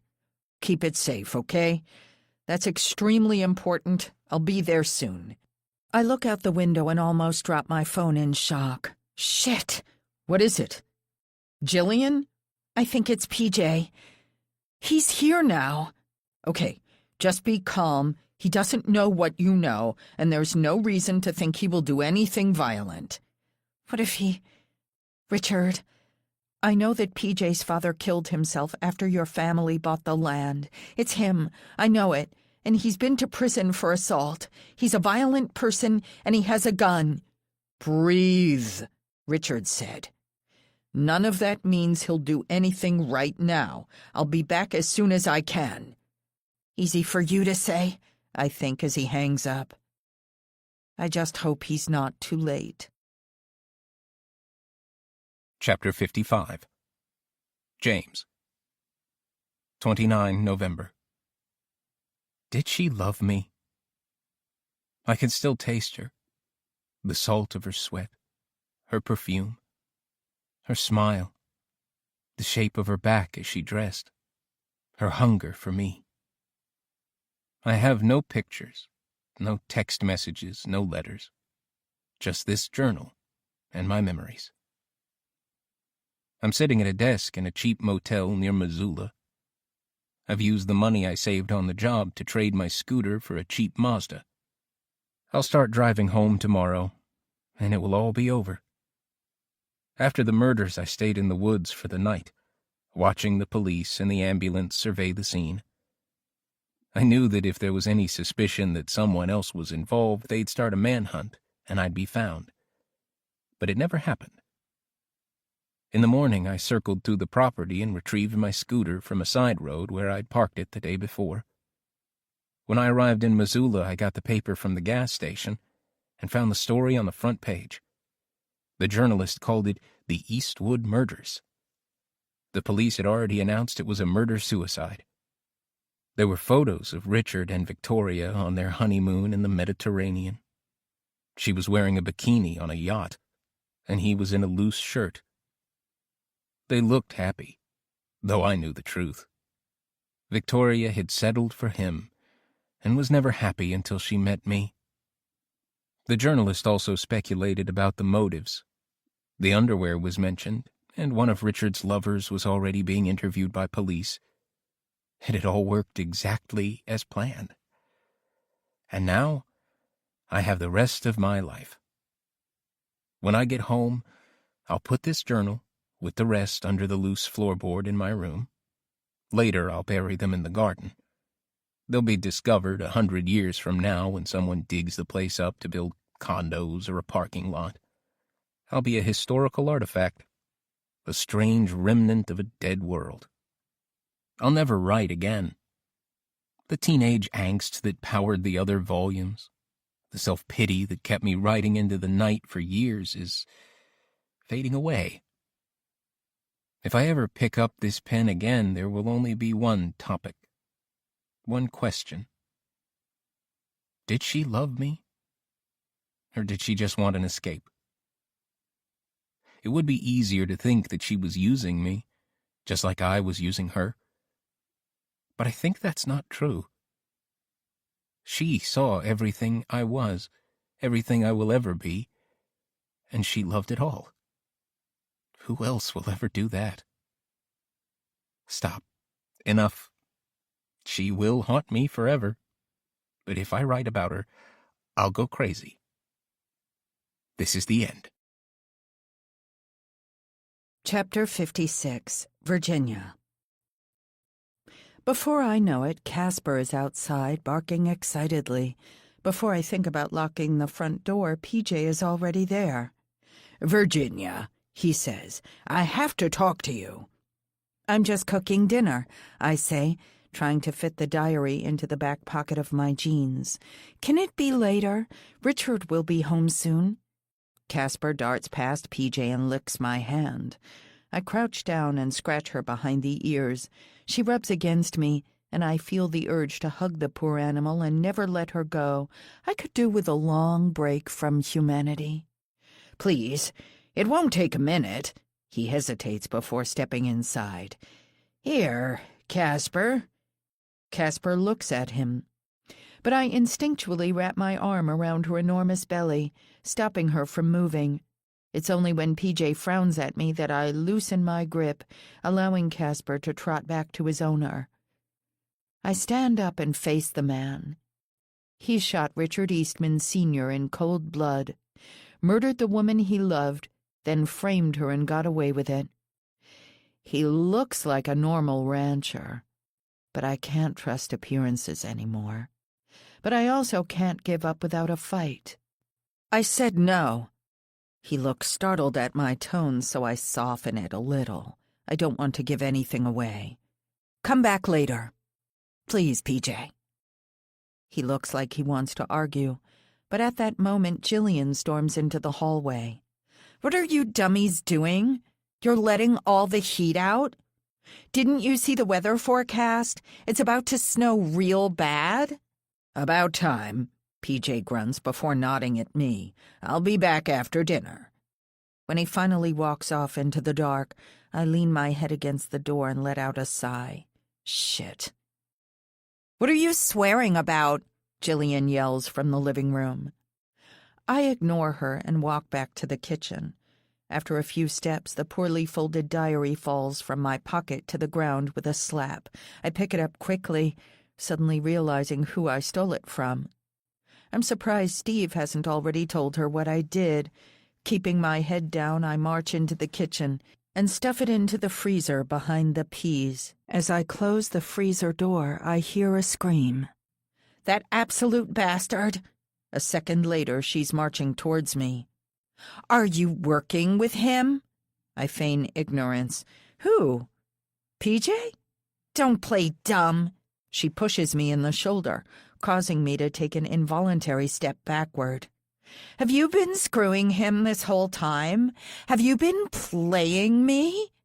She tries to push me away again, but this time I catch her arm and twist it around, so she loses balance and slams against the kitchen table. "Don't touch me again," I say, talking slowly. Jillian's young, but she's weak from the months she spent lying on the couch. "If you're talking about Steve, I wouldn't go near him if you paid me. He's a stalker." She stares at me for a moment before letting out a piercing scream. She leans against the fridge and then slides down to the floor. "Chill," I say. "You're going to scare the neighbors." She glares at me through the tears in her eyes. "You're loving this." "What am I supposed to do? Have sympathy that he broke your heart? Or whatever this is?" "I don't give a shit about him!" She screams again and slams her elbow against the refrigerator door. "It's what he has." I can feel my phone buzzing in my pocket. It's an unknown number. It must be telemarketers, so I reject the call. "He's a psycho," I say. "You're better off without him." "He loves me." "So? What does he have?" "Something valuable of mine." She stands back up, looking thoughtful. "He says someone took it, but I know better. Maybe you can help me track him down." "Not a chance." "I'll leave for good. Give you anything you want." "Money?" My phone buzzes again, a text. "Virginia, it's Simone. Can we talk? It's urgent." I stare at the message for a moment, confused. How did Simone even get my number? And what could she possibly have to say that was urgent? It doesn't matter now. I have bigger fish to fry. I suddenly feel tired of playing with this girl. It's time to end it. "I have the diary." She stares at me astonished. "What? It was you?" "I got into your phone and found the caravan. You should really choose different passwords." Before I can finish my sentence, she's on me, pulling at my hair. "I'll kill you. Give it to me. Give it, you bitch." I fall back painfully against a chair and tumble to the ground. She follows me, and as I cover my face with my arms, I yell, "It's too late. Bitch, Richard already has it." She stops hitting me. When I move my arms away from my eyes, I see she's looking away from me towards the door. Her voice is quiet. "Do you know what you've done?" I take the chance to push her away and get on my feet. "Yeah, I got rid of you." The blood has drained from her face. I wait for another angry comeback, but instead, she sprints to the front door and slams it behind her. I close my eyes and let myself smile. I've won. Chapter 57, Virginia. When Richard comes home 2 hours later, I'm in the middle of packing my stuff into a suitcase. I keep expecting PJ to return, and when Richard makes a noise behind me, I scream, Hey, it's me." I feel the tension leave my body, and before I know it, I've collapsed into his arms. The last month feels like a bad dream. How did PJ put it in the diary? A hideous dream. I will leave Richard, but he's still the man I married and loved. I need to help him figure out the truth about his parents and help him get away from Steve and Jillian. After all, I'm the reason Steve got involved with Jillian in the first place. Who knows if she would have been able to torture us without Steve's involvement. "Where is it?" His voice is low, even though the house is empty. "What?" "The diary." "Ah." I go to the kitchen and take it from the freezer. "Sorry, it's a bit cold. Jillian turned up out of nowhere. He grabs it from me and flicks through it before nodding. Thank you. Did you read it? It's about the death of your father, I say. I'm so sorry. I don't know if you should look at it. Maybe we should give it to the police. He stares at the book as if it were some sacred relic. This has caused me a lot of headaches. I know. He folds the book and puts it in a pocket inside his sports coat. It's not over yet, though. Where is Jillian? She ran. Where? She just took off. She looked scared because I said you had the diary already. We need to find her. Why? He's about to leave the kitchen when I grab him by the bicep. Richard, don't you think you're burying the lead? It's PJ. The name in the diary is James. Peter James. His father killed himself. This is his family land. Forget about Jillian. We need to go to the police. PJ? He looks confused. Of course. But if he did it, we have all the evidence we need right here. What do you think we should do? Interrogate him? There's no rush. A knock at the door. I glance at him, then raise my eyebrows. Worth a shot? A moment later, PJ is standing in the living room, looking agitated. I stay close to Richard until I realize that Richard won't be any good against the gun PJ's carrying on his hip. I need to tell you something, he says, his eyes locked on Richard. He's one of those guys, I think to myself, the type that only speaks to women if there isn't another man in the room. What is it? Richard asks impatiently. Not a good time, PJ. I just wanted to let you know I found out who the graffiti artist is. It's you, I think, frowning. Who? Richard asks. Jillian? I feel a twinge of annoyance. Richard has spent the last month telling me I was crazy for thinking it could be Jillian. Now I see that he thought it was her all along. No, PJ says, looking surprised. It was Simone Andrews. I caught her in the act trying to damage the big house. Why would she do it? Richard asks. Her family has had some claim to this property for centuries. What are you talking about? She's Native American, one of the local tribes. I mean, she's not wrong. He angles his head. But water under the bridge at this point, right? I catch the irony in his voice. They had lost their land, just as PJ's father lost his. Want me to call the police? No, Richard says quickly. Let me deal with it. Are you sure? She's done a bit of damage, I can tell you. PJ, let me deal with it. All right, then. Simone. I'm shocked. All those threatening messages, those text messages, too. She had my number, after all. Were they really all from her, not Steve, Jillian, or PJ? Hey, I say, just as he's about to leave. Did you go to college? He looks like he's about to spit on the ground. You must have lost your damn mind.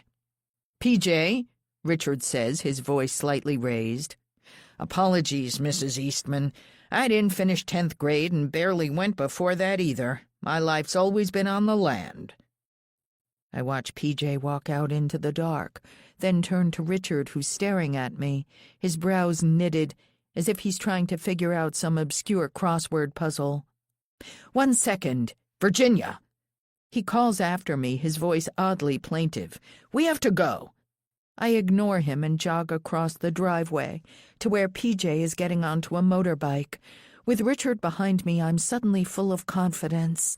There's no need to fear this man right now, and I can't go any longer without knowing the truth. What is it? He snaps. You want to know how many languages I speak? How much I know about Greek poetry or classical music? Richard said you were single, I say, ignoring his tone. Have you ever been in love with an older woman? He stares at me, his eyes full of hatred, then laughs coldly.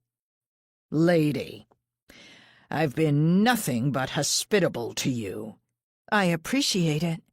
I've worked this land for decades. Your husband, He says the word with surprising venom. He comes here after 2 decades and starts throwing his weight around, which is fine, it's his land, but I don't need to take these insults. Frankly, What's the insult? I say, interrupting him. He looks at me with surprise. I thought you knew. No, what? From behind me, I hear Richard calling out, I'm getting the keys. Meet me at the car.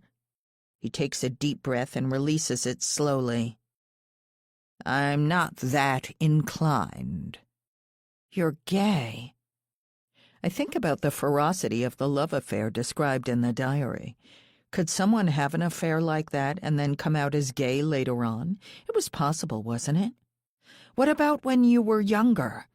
Christ, woman. Despite what you might have learned in New York City, there are gay people out here, too. We're no different. And no, I never pretended to be otherwise. He pauses. It's part of why I left school so young, if you must know. I'm sorry. It's just... I stare at him, the truth slowly dawning on me. It can't be PJ. The boy in the diaries was summa cum laude and a Don Juan with women. It was also someone who didn't seem to know the first thing about ranching or the town of Frostwood, the place where PJ was born and raised. How long have you lived here? Virginia, Richard calls out. Sounds like you have to go, he says, spitting onto the snow-flaked grass. How long have you lived here? I ask again. 40 years, most of my life. Were you here for the murders? He looks away from me into the night. He brushes the snow from his face. You found out about that? I hesitate before I say more. It could still be him. The boy in the book was also a practiced liar. Could PJ have spent his entire life here, faking his true identity? Or did he lie in the book to hide who he really was, in case someone found out? But no, that couldn't be true. Those weren't the words of a high school dropout. Whoever wrote the diary was educated. And all the evidence said that wasn't PJ at 18. I found something. A book. It's a confession. I think it was by the person who committed the murders. Holy shit! He stares at me before shaking his head. What do you mean, murders? You're saying it wasn't a suicide? That's right. He keeps staring, then frowns and spits again. You thought it was me? I decide to dodge the question. It was the apprentice working at the mansion. You were here? I was young. We didn't manage the land then. But do you remember? I'm sorry. I did some work on the house, though. Some odd jobs here and there. I probably met the guy, but it was a long time ago. This person had a motive, I say. He wanted to kill Richard Eastman Sr. Do you know who that might have been? PJ looks past me, and I turn to find Richard approaching across the grass. I'm afraid I can't help you, miss, he says, tipping his hat and switching on his engine. What the hell was that? Richard says, as PJ drives off. Just asking about Simone, I say quickly. She's a friend, sort of. That was a shock. He exhales in frustration. We have to go. Let her go, I say. It's over. You don't know Jillian. His voice is shaky, even emotional. She's unstable. She has a history of self-harm. Now that she doesn't have anything over me, I'm worried about what she might do to herself. I stare at him for a moment. This girl has tortured me for over a month and harassed him for even longer. But aside from me, Jillian is the only family Richard has left. He's trying to do the right thing, and I grudgingly admire it. Okay, I say. I'll come. Chapter 58, Virginia. We drive in silence in his truck. The snow has picked up, and if we drive for much longer, we'll need chains on the tires. As we pass through Frostwood, he makes a call, arranging for someone to meet us. Given the conditions, I want him to pull over but don't want to add another distraction.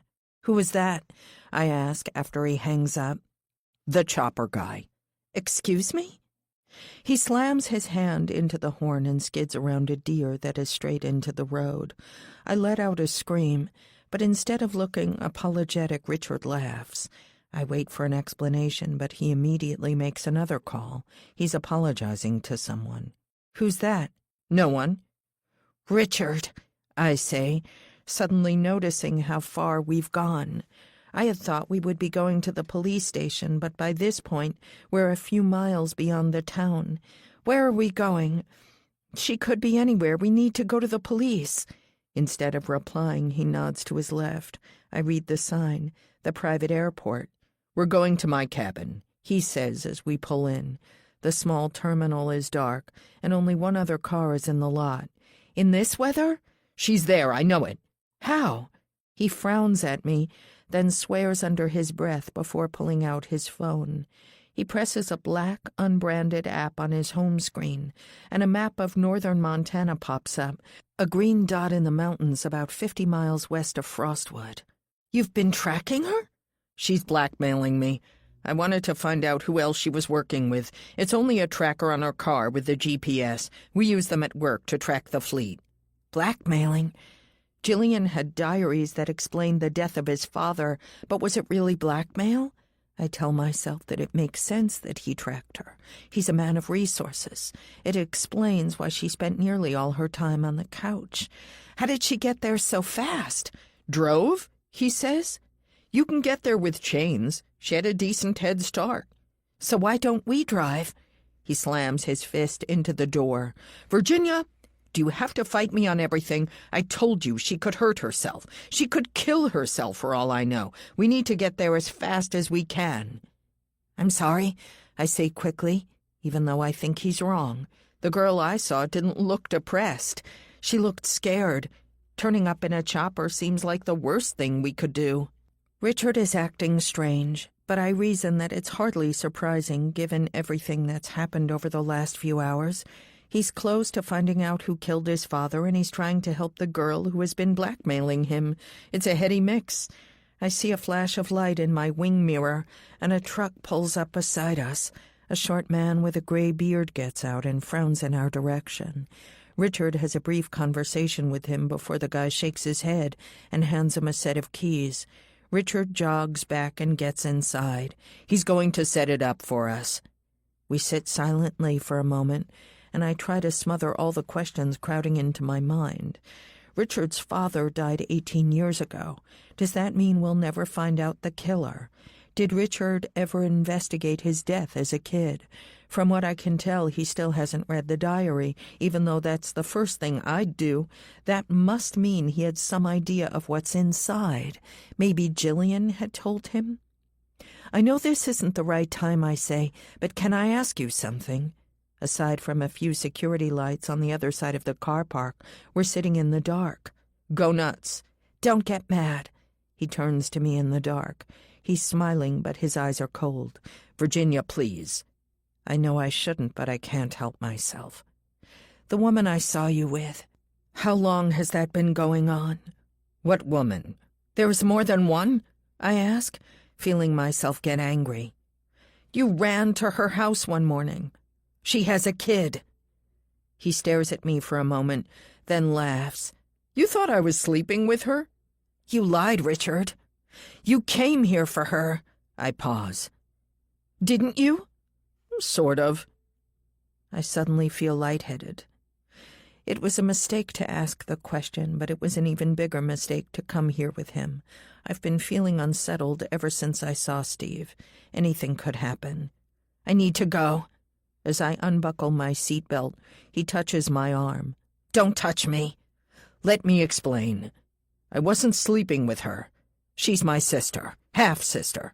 Like Jillian, but on my dad's side." Oh my God. I remember the scene in the diary where James follows the senior Richard Eastman to a house near the estate, just like I did with his son. James sees him having an affair, and he's interrupted by a preschooler. That little girl would be about the age of the woman I saw Richard with. How long have you known about her? Years. We keep in touch. I want to ask more questions, but my phone vibrates in my jacket pocket. I see that's an unknown number. It must be Simone. I might as well deal with her while we wait, so I step out of the car. Hello? The connection is scratchy, and I can barely hear the voice on the other end of the line. It's like it's coming from another world. Virginia, be careful. I won't see you again. There are a lot of words in between that I miss, but the voice is unmistakable. Jillian? I can't hear you. She swears, and I hear a door slam in the background. You don't know? James. Ruthless. I try to stitch together the threads of what she's telling me. Jillian, do you know who James is? Name.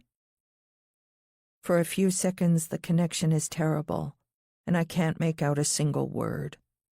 Then the connection miraculously clears, long enough for me to hear a single terrible phrase. Steve is dead. I almost dropped the phone. Jillian, what? Steve's dead? How? There's nothing but static. Jillian! As the call abruptly ends, I see a flashlight near the terminal. A man's voice. All right, folks, it's all yours. A few seconds later, Richard is leading me across the tarmac. I feel like everything in my vision is a mirage, that we're all just characters in a game, waiting to be reprogrammed or deleted. Strange thoughts. Only Steve would understand them. My Steve, dead. 10 minutes ago, I would have said that I hated him. But I also know that I can't really blame him. He's imperfectly wired, a malfunctioning machine, and I drove him to the edge. He's broken and he saved my life. Is that all it takes for me to forgive him? Were all his hateful acts just aberrations from his true, gentle, and innocent self? It can't be that easy, but I loved him still. I will always love him. Because of Steve, I got through the worst time in my life. My attention shifts back to Richard as he helps me into the chopper. When he jumps into the pilot's seat, his jacket falls away, and I see that there's a handgun on his hip. Why the gun? He sweeps his jacket closed, covering up the weapon. Just in case. In case of what, I want to ask, but he immediately switches on the engine and the chopper begins to roar. He taps a pair of headphones and I put them on. She's dangerous, he says. It's like the voice is coming from inside my brain, and I realize there's a stubby mic at the end of the headphones. Unpredictable. I'm not sure how she'll react when we get there. I want you to be safe. I don't know what to say, so I nod. I see that he's right. We don't know Jillian. A person who can calmly bully us for months does seem like a person who is capable of violence.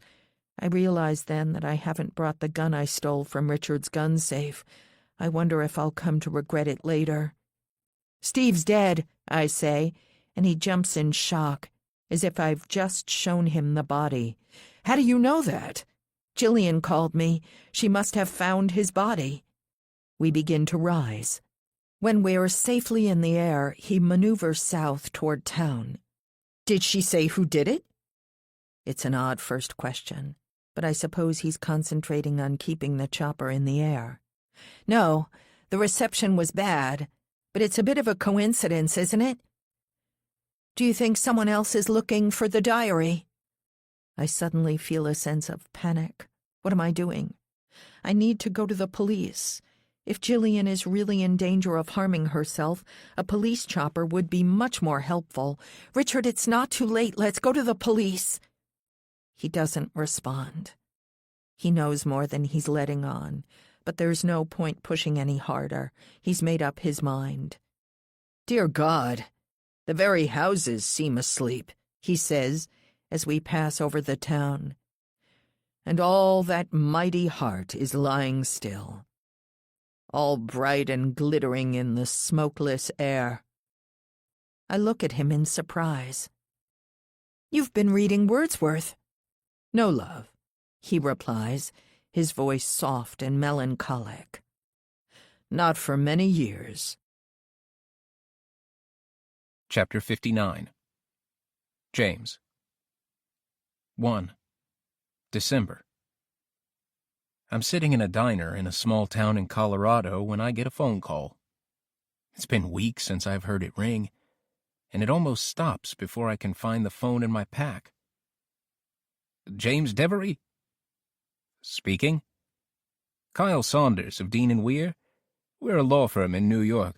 I'm afraid I have some bad news about your... He shuffles some papers.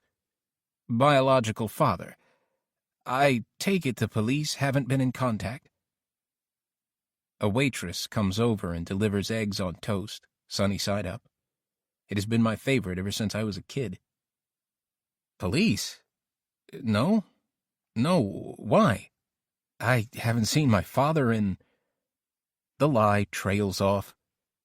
What is it? I'm afraid he's passed away. I won't go into the details now, but the upshot is that you are the major beneficiary to Mr. Eastman's estate.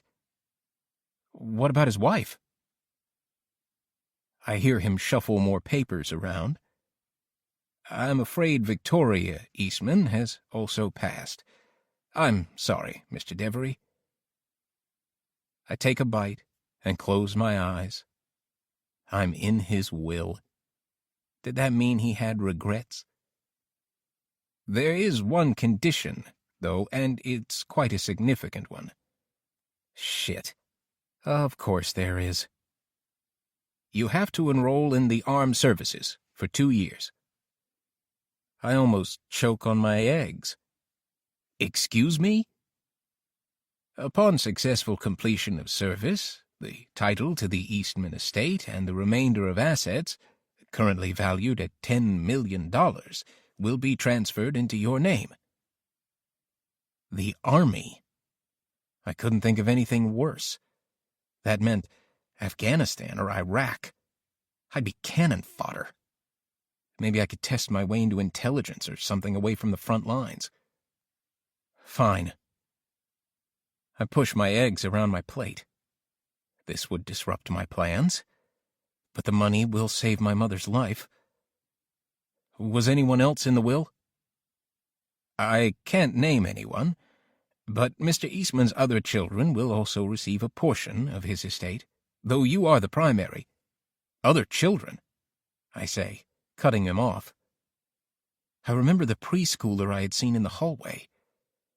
Is she my sister? And did that mean there were others?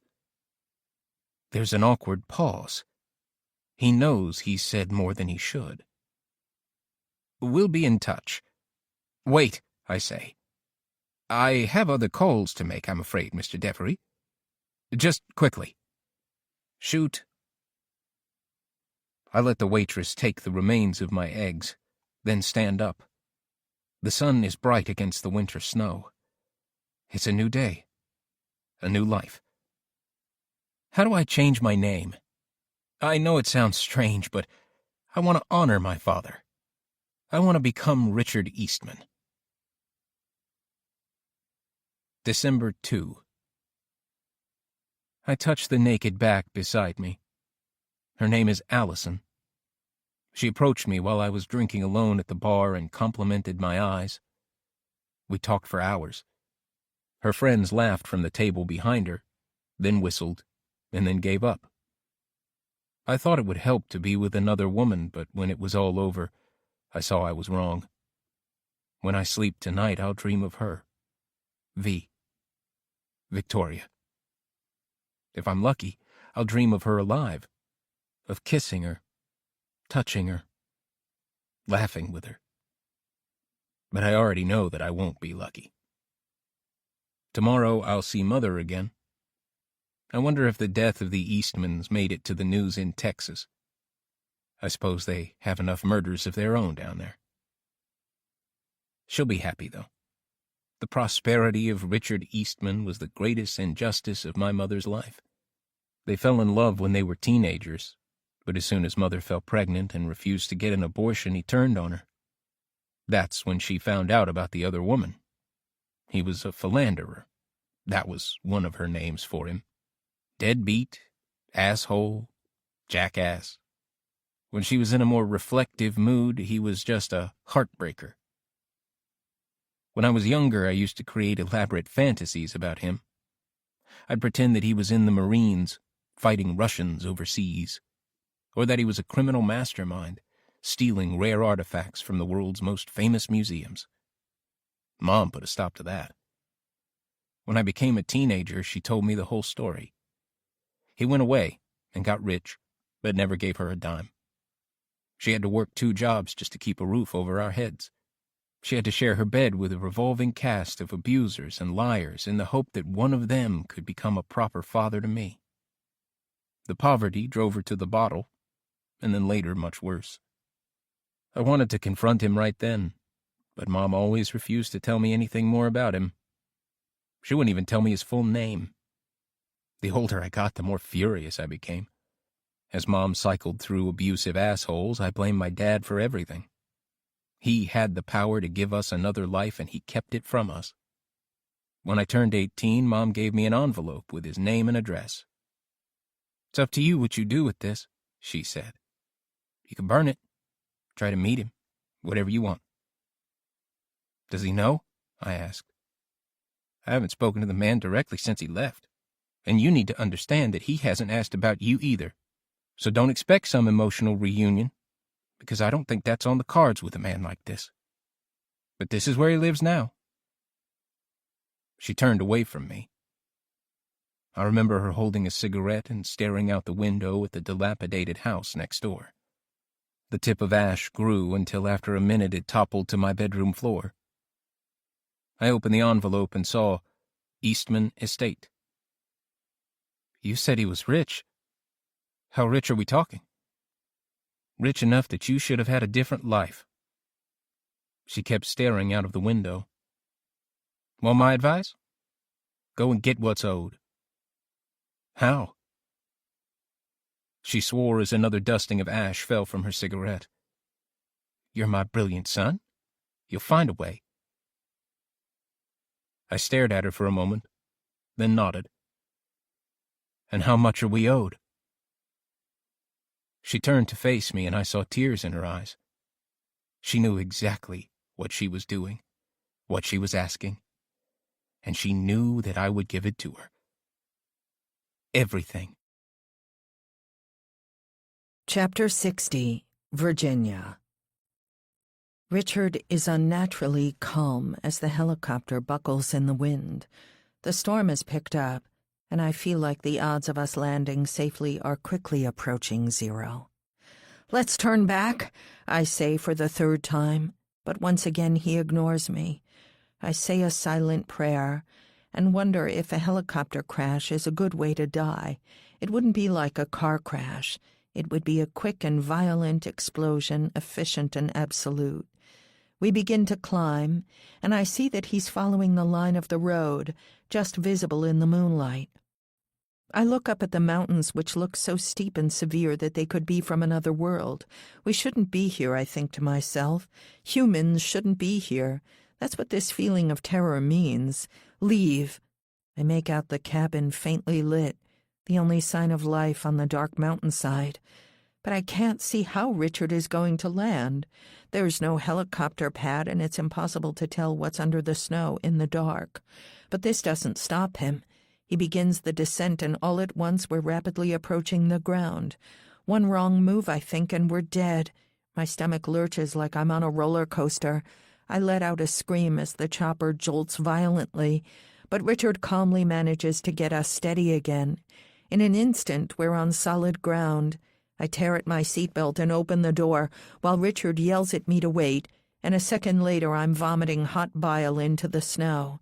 "Never again," I croak when the chopper is silent. He nods, then holds out his hand. "Come on, let's get this over with." We walk hand in hand to the cabin, which seems to glow like a furnace against the night.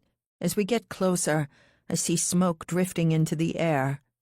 She's lit the fire. Given how scared she seemed of Richard, I thought she would run off at the sound of the helicopter. But the snow around the cabin is clean with no footprints. There's a Mercedes parked outside. My Mercedes. "What are you going to do?" I ask as we approach the door. He looks at me with a faint smile on his lips. "End it?" But when we get through the door, the smile fades. Jillian is sitting in an armchair facing the door, aiming a shotgun at Richard's head. "You came," she says. "I was wondering how long it would take." Chapter 61. Jillian. My mother died of lung cancer on the 1st of July. She was 55 years old. There were 27 people at her funeral, which we held in a church.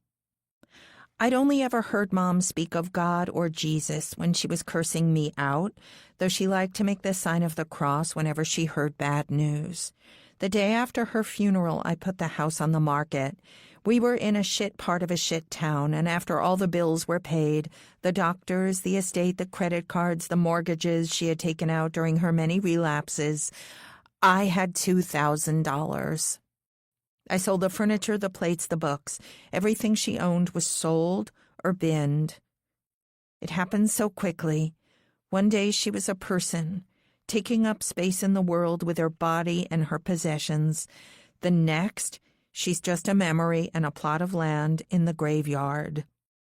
When I spoke at her funeral, looking over the small group of friends and acquaintances, I thought, who else will remember her but me? Most of these people hated my mother at one time or another. She was never an easy woman, and the addiction made it so much worse. For the last 17 years, my entire life, Mom was on a downward spiral. When I was born, she owned the house freehold and lived with my father. He left when I was 5. That's the first time in my life she relapsed. It happened again when I was 9, and again throughout my teenage years. We never had enough money to pay the bills. The power got shut off multiple times a year, which almost killed us during the summer heat waves. Sometimes we ate rice and beans every night for weeks on end. After she died, I wondered if I'd follow in her footsteps. I had no money, no education, no skills. But then one day, I saw my way out. I was standing in my empty bedroom when I noticed that one of the skirting boards was broken. I went down to shove it back into place and saw a cavity in the wall. That was when I found a metal box full of notebooks written by the brother Mom never talked about. I took them back to the motel I was staying in while the transaction for the house closed. I spent a whole day reading them all. Most of the entries were embarrassing rants about being a teenager. Some were graphic depictions of sexual encounters with girls you went to school with. It was after midnight when I came across the final journal, the story of James and V. After I finished it, I knew I had my ticket to a different life.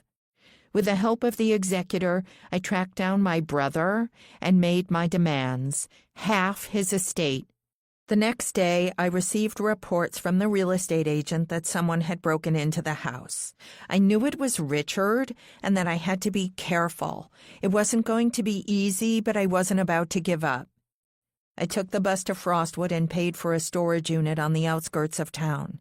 I bought a safe and placed the diary there, then walked for hours to the estate.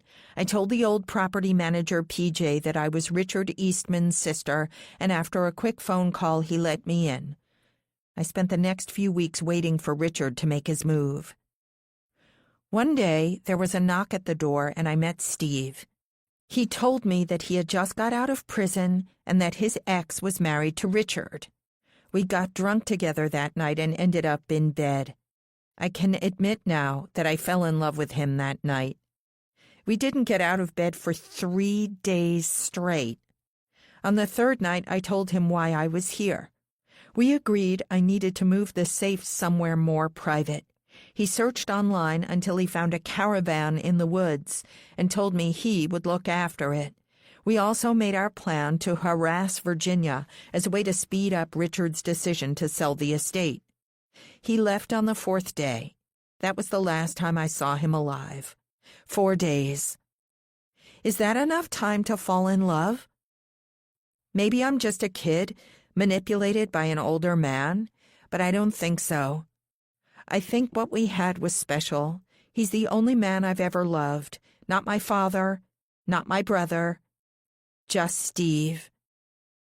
And now he's dead, and Richard and the bitch are still alive. But not for long. Chapter 62, Virginia. Jillian. He says the name slowly, as if he'd only just been introduced. What are you doing? My fallback plan? She stares at him for a moment. Did you think I wasn't going to fight back? Richard shakes his head but doesn't speak. Put it down, Jillian, I say. It's over. This is going to make everything worse.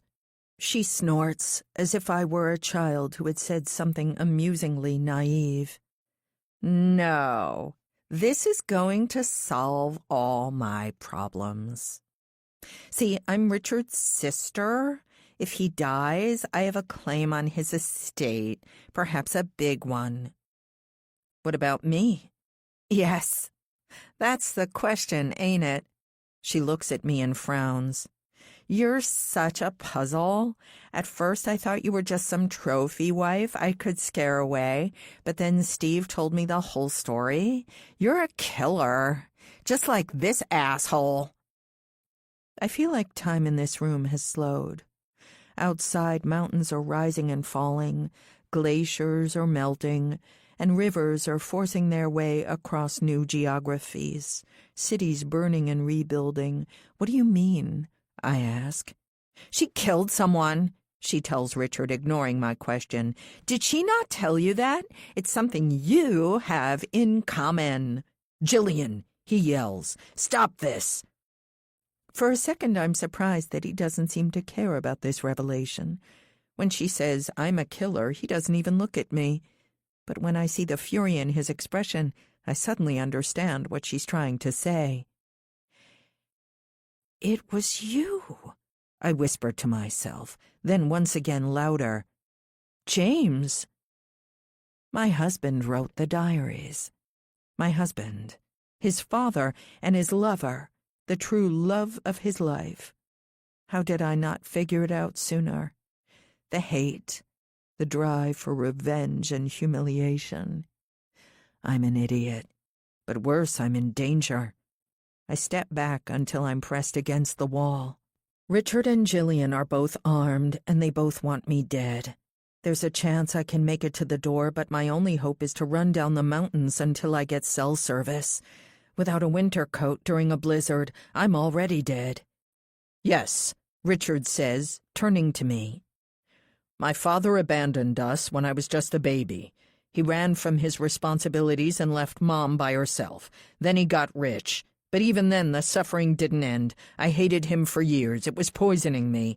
I could feel it in my blood, Virginia. I didn't just want to kill him. I wanted to ruin him for what he'd done to us. What about Victoria? I don't know what I'm doing. I shouldn't be trying to make him talk. My only thought should be to get off this mountain safely.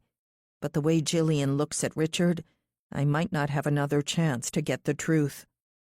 It was the only way. I knew Victoria wouldn't stay strong. If I had let her live, I'd still be in jail or on death row. I wanted to let her live. I really did. It's pitch black outside. Maybe time has accelerated all the way to the end of the world. Perhaps the sun has extinguished itself. Maybe the seas have gone still. Seasonless, herbless, treeless, manless, lifeless, a lump of death. A chaos of hard clay.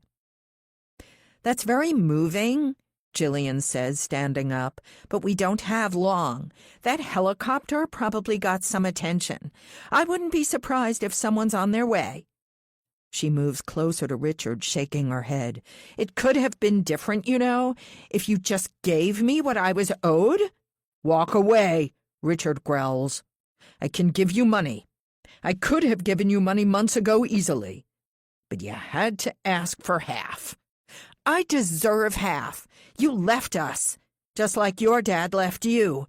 He scowls at the comparison. I'm not your daddy. I don't know you shit. Yes, you do. Steve was right to push you. My Steve? I ask, causing Richard to wince. He was my Steve by the end, Jillian says. There are tears in her eyes. I loved him. We had a plan. He would look after the safe, and I would make your life unbearable. I figured you'd make him sell eventually. I'll never sell. Do you know what I had to do to get the estate? Richard roars, reaching for his gun. Jillian panics and tries to fire, but there's only a click. What the? Jillian says, pulling the trigger again. You stole my shotgun, Richard says, wagging his finger at Jillian. It needs servicing. It hasn't worked in years. It was my father's. Jillian screams as Richard raises the gun. No, don't do it, I yell. But he ignores me. She drops the shotgun and starts to move away, but it's too late. He shoots her in the chest, and she falls to the floor with a sickening moan. While he walks over to her body to check if she's dead, I make it to the door, and before he can turn and shoot, I'm outside and sprinting into the black snow. Chapter 63. James. 3. December. The grass in the front yard is up to my knees. I've been away since school ended, and the place has already turned to shit. I mentally add it to the list of maintenance chores I will have to get through. Mom is jogging up the path when the gate clicks shut behind me. It's mid-morning and she's still in her robe, but at least she seems sober. Hi, Mom. I hug her tight. She's skin and bones, just like always. But she feels like she's aged a decade since I left. You look pale. Are you looking after yourself? James, it's so good to see you. Closer up, I can see she's wearing makeup and a floral dress under her robe. But I can also see that she's relapsed since I left. The state paid for her last rehab. I'd hoped it would be her last, but clearly not. She kisses me on the cheek a few times until I pull away. Okay, Jill. I follow her inside with my bag. Put your stuff in your room and I'll make coffee. Thanks, Mom. I go down the dark hallway to my tiny room at the back. I feel mildly nauseous as I step inside, as if the air were poisonous. The room is a lie. Basketball and football stars, a few girls in bikinis from a magazine, some photos of parties and ex-girlfriends. I copied all of it from friends at school. It was never me, and it sickens me now that I've left it behind. This is the room of James, the boy I pretended to be for so long. I want to rip it all down, but I know that'll just lead to her asking questions. Coffee's ready. Coming. I open my bag and reach in to grab the diary. I should burn it, but it's my only record of her. As the years go by, I'll forget her, but at least I'll have this record of our love. Maybe it's the only real love I'll ever know. I move my bed as silently as possible and remove a skirting board from the corner of the room. A hollow cavity runs down into the floor, in which a metal box is stored. I open it, and a dozen notebooks spill out. I carefully put them back in order and add the latest, and the last, record of James, to the top. I lock the box and carefully put everything back in place. One day, when I have more time, I'll come back and bury it. Just as you like it, she says, giving me a cup that's gone nearly white with creamer. Thanks. I sit down at the kitchen table. Did you see the news? No? I study her expression, looking for a sign that she's lying. She knows I was there. If she saw the news of their deaths, surely she would have mentioned it by now. He's dead. Coffee slops over the edge of her cup to the filthy linoleum floor. Richard? And the wife? She puts down her dripping cup and sits. Jesus, what a tragedy. How? Police say she shot him, then herself, in that big mansion of his. He'd been stepping out on her. No shit. She shakes her head for a moment, then makes the sign of the cross. And you were staying there? I stare at her in disbelief. She's acting like she doesn't know what happened. Yes? Poor man. She picks up her coffee, stares at it, then puts it back on the table. What do you mean? He got what he deserved. You're a tough kid, she says, staring into her coffee. That's your father. No father of mine. I slam my fist on the table. Are you grieving for him? You should be celebrated. He needed killing. She recoils suddenly, and then makes the sign of the cross again. What do you mean, needed killing? Shit, Mom. I lean in, my voice barely above a whisper. You think it was a coincidence that I was staying there?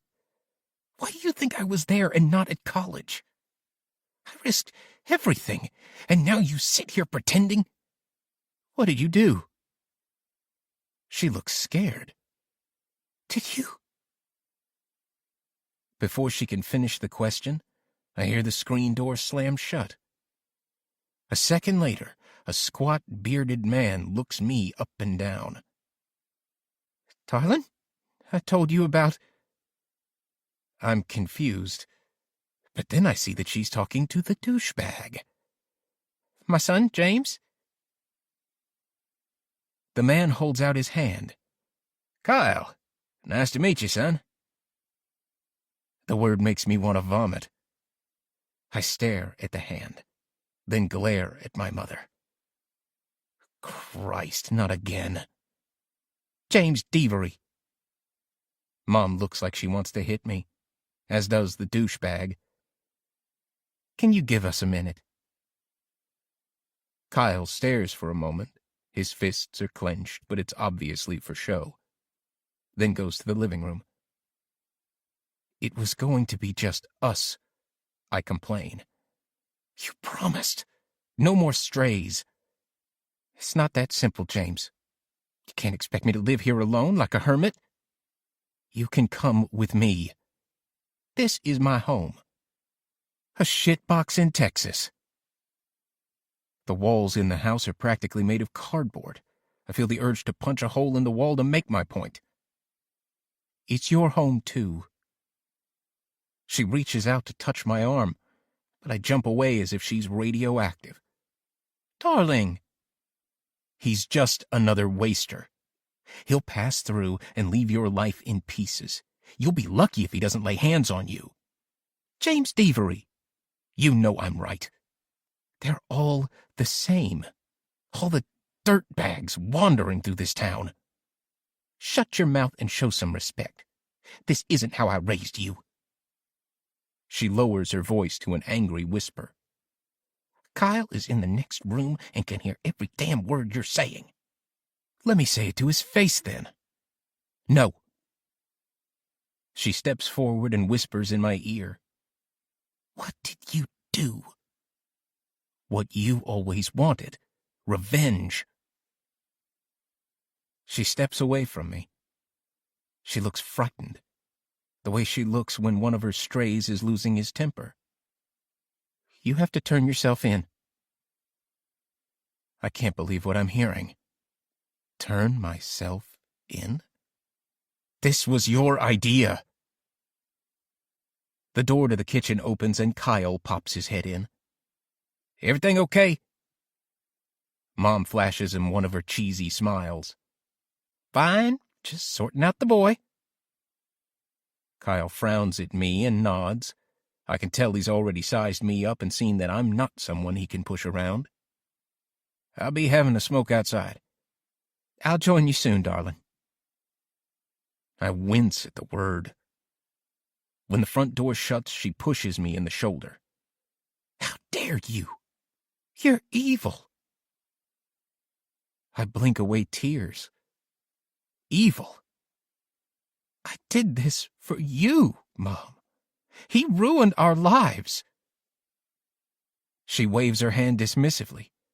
Nonsense. How do you think I have this house? What? I feel winded. This house. I own it outright. How do you think that happened with $8 an hour at the diner? There was nothing when you were little, that's true. But later, when he became a big shot, he gave us some money. Doesn't make him a good man, but he gave us more than the law said he should. My knees suddenly give way.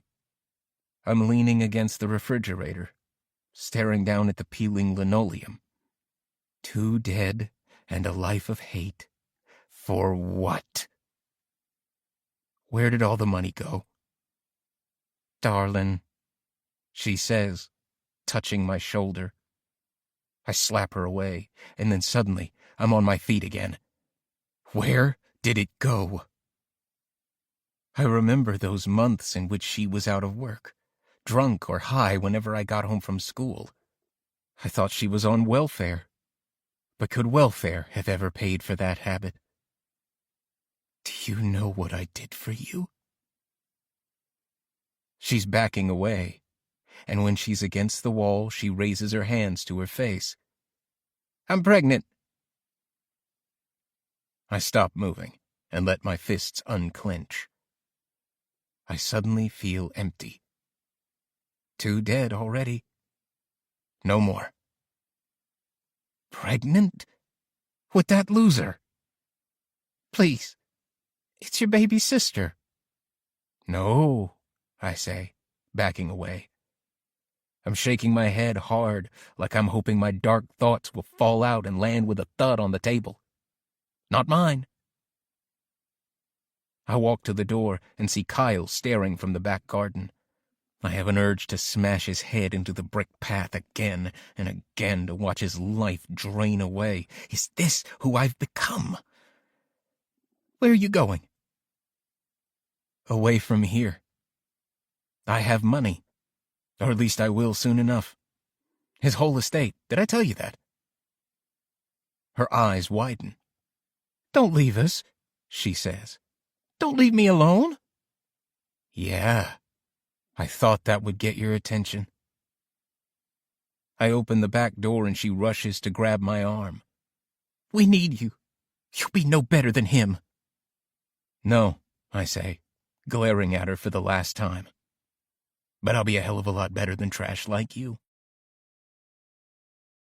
Chapter 64, Virginia. I take a few steps away from the house, then hear another 2 shots. Richard's finished her off, and I know I'll be next. If I run into the dark, he won't easily find me. The snow is heavy now, and there's no light outside, but I'm already aching from the cold. A few hours in this weather and I'll be dead. That leaves one other option. I run to the far side of the Mercedes parked in the driveway and quietly open the back door, just as I hear Richard stride out to the deck of the cabin. Virginia, I'm not going to hurt you. There's a gust of wind, and I use it to close the back door without him hearing. Virginia, he yells. I get as low as I can. For a moment the car is filled with light from a torch. I hear his footsteps crunching in the snow. He's getting closer. The light comes back, then away again. I pray the snow has covered my tracks, but I can't be sure. There's a moment of silence, then he moves away. What am I going to do? Virginia! He's further away now. Do I wait? Jillian said someone might be coming. But that was speculation. No, I need to be gone by the time he gets back, and there's only one way that's going to happen. I wait to hear him call out again, then open the door and tumble out. My legs are frozen, but I do my best to sprint towards the cabin. When I get inside, he calls out again. He's out the back. I have to move fast, but I freeze when I see Jillian's body. Her white top is soaked in crimson. The blood has drained from her head, forming an enormous speech bubble. I've only seen that much blood once before. The old man we killed. No, I killed. Don't be scared. I won't hurt you. Richard's voice is louder now. I run across to Jillian's body. I'm so sorry, I whisper as I rummage through her pockets until I find what I need. The keys to the Mercedes.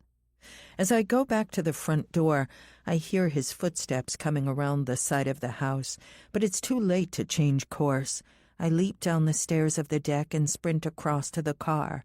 Richard's footsteps behind me. Close, too close. I open the front door and lock it behind me, but as I fumble with the keys, he slams his shoulder into the window. Once, twice, and then it cracks. Before I know it, his hands are on me. The keys are on the floor, and he's pulling me out of the window by my arm and then my hair. Shards of glass are slicing my shoulder and torso as I fly through the air onto the snow. Don't fight me, he grunts. He pulls me to my feet and pushes me back towards the cabin. I stumble into the snow again. He pulls me up by the hair and I scream out in pain and terror. When he pushes me again, I stay on my feet up the stairs into the cabin. I end up a few feet away from Jillian's body. Please, I say, my heart racing, my knees weak. There's no hope anymore, but I don't want to die, so I keep talking. You don't need to do this. He shakes his head. Virginia, I love you. Please, I'll help you. Lies! He fires his gun just past me, the bullet smashing through the window.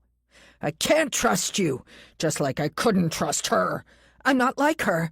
I don't know what else to say. Please, you know my sister? The woman you thought I was sleeping with. You know what else she is? An ex-cop.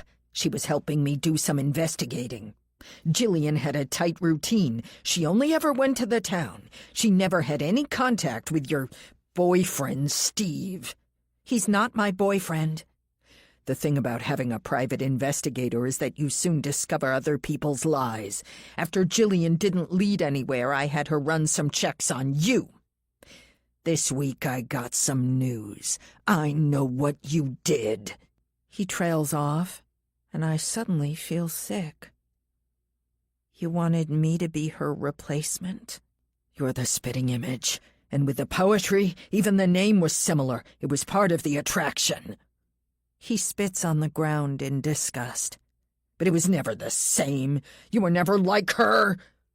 We were alike in one way, I say. What's that? He's smiling, as though he's enjoying this last encounter. I read your diary. I saw how she treated you. I force a laugh, a cruel laugh. Before I go, I want to stick the knife in. It's the same way I treated you. She was in control the whole time. She needed you to escape her life, and so she used you, just like I used you. You don't know what you're talking about. I see a movement behind Richard outside. You're so naive. Why would either of us go for a man like you? Seriously? Mom was right. You're dead inside. It's PJ. His face is against the glass. He raises his finger to his lips, and I pray my eyes won't give him away. You're just being cruel, he says, shaking his head. Let's not make this undignified. I give a loud, unnatural laugh, hoping to give cover to PJ as he opens the door, but as I do so, Richard swings around and fires 3 times. No! I scream as PJ falls to the floor. That's it.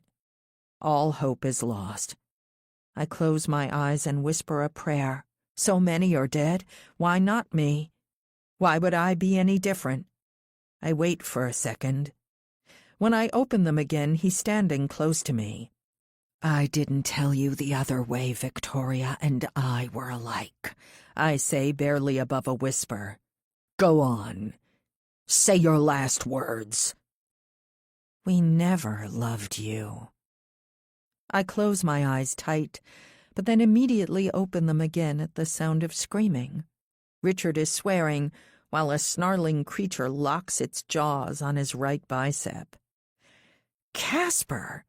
The gun rattles to the ground. I scramble across and pick it up as Richard falls to his knees. "Down, girl," I say. Casper looks at me, then gives him one more nip before trotting to my side. With my free hand, I give her a scratch behind the ears, and then I turn my attention back to Richard, who's trying to stand up. I want to say the colors were swirling, the ground shifting, my thoughts muddled, but that wasn't it at all. I was calm and clear-headed. "Bitch!" he yells, and Casper steps towards him, growling. As he kicks out at the dog, I fire. It hits him in the shoulder, and he falls back to the ground. "Now, Richard," I say, kneeling to hug Casper close. "Let's not make this undignified." And then I fire into his body, again and again, until the gun is empty. Chapter 65, Virginia, 1 year later.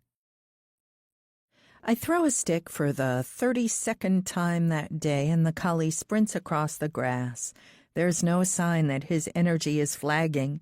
PJ had warned me before I took the puppy, but I couldn't help it. If I couldn't have Casper, having her son was the next best thing. "Good boy, Ghost," I say, attaching his lead and heading out of the dog park. I'd always thought Casper was just overfed, but it turned out she'd been pregnant that whole time. She'd given birth to an entire litter only a few weeks after the death of Richard. Before I can reach the gate, a man in a crisp white shirt approaches me and smiles. "What's your dog's name?" I raise an eyebrow. It's been a while since a man approached me like this. "Ghost." "He's beautiful," he says, taking off his sunglasses. The man looks young and has astonishing green eyes. "But not as beautiful as—" "Not interested," I say, though I find myself unable to look away. "Not even for a coffee." "Sorry." I feel a twinge of regret. The guy seems corny as hell and about 10 years too young for me. But his mom keeps saying it's time for me to live again. Why shouldn't I have fun? I have somewhere to be. He kneels down and Ghost licks his face. He smiles and scratches him around the ears. "No kidding, this is a beautiful dog." Okay, that's all the sign I need. It's time. How about I give you my number instead? "You made it!" PJ stands with difficulty, wincing as he pushes on his wooden cane. "Don't," I say, knowing that he won't be stopped. I lean across, hug PJ, and wave for him to sit. And of course I made it. I live 20 minutes away. You had to fly across the country. "It's a bit of excitement seeing the big city." He tugs awkwardly at his blazer. "Don't see much of this in Frostwood." "Bullshit." I sit and wave at the waitress. "I need a drink." A few minutes later, I'm sipping on a gin and tonic. PJ takes a large gulp of beer and then begins to rip his napkin into small pieces. "This is weird, huh?" I say. "What gives you that idea?" I laugh and then lean forward. "I know you don't want to hear it, but thank you. I'd be dead without you." "No need." He shakes his head vigorously. "You saved my life, too, remember? He'd have finished me off, no question." "It's not the same." "Hell, it isn't." We're quiet for a moment, and then both burst out laughing. "I didn't come here for that. This is a celebration. We're survivors." "Hell yeah." I down my drink and wave for another. "But what you did in court—" "Hush now. I'm serious, Virginia. I'm going to walk out that door." I lean back in my chair and smile. I can still remember the interviews with the police. We didn't have long to get our stories straight, and they tripped me up with contradictions more than once. But in the end, A confession is a confession, and the fact that PJ was almost killed made the charge of self-defense easy to accept. Ultimately, I'm not sure the detectives believed our story, but the fact that Richard had murdered Jillian and Steve in cold blood and already shot PJ meant that they were happy enough to close out the case. I'd probably be in prison right now, I ventured, maybe for the rest of my life. With my history? PJ made a show of trying to stand up with his cane, then relaxed back into his chair.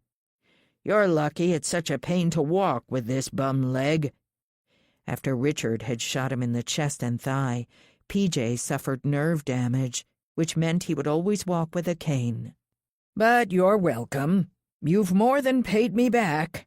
It's just money. I would have preferred the land. I almost choke on my drink. This had been the one sore point with the distribution of Richard's estate.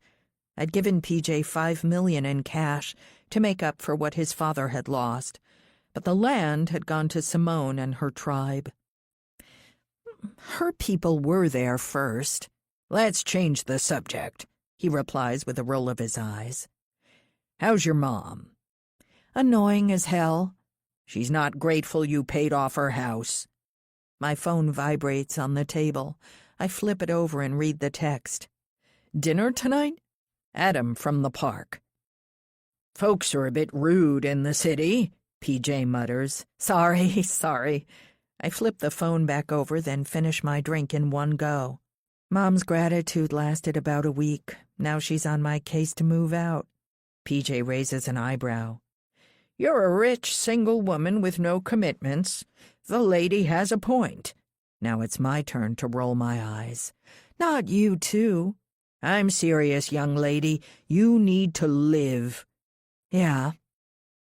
Despite the drink, I still feel sober. Too sober to have this conversation. It's been hard. Next to us, a man in a suit talks quietly to a woman in a black dress. She's in heels, one tucked behind her ankle. I imagine he works in finance or tech, and she's a lawyer. This is probably their only break before finishing work at 8 p.m. They're a beautiful couple, though. Lean, manicured, shiny. Richard and I were like that once.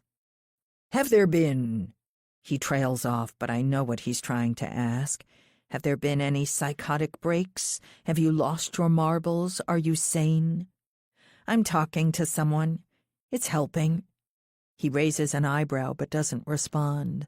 But I know what he's thinking. I killed my husband in cold blood.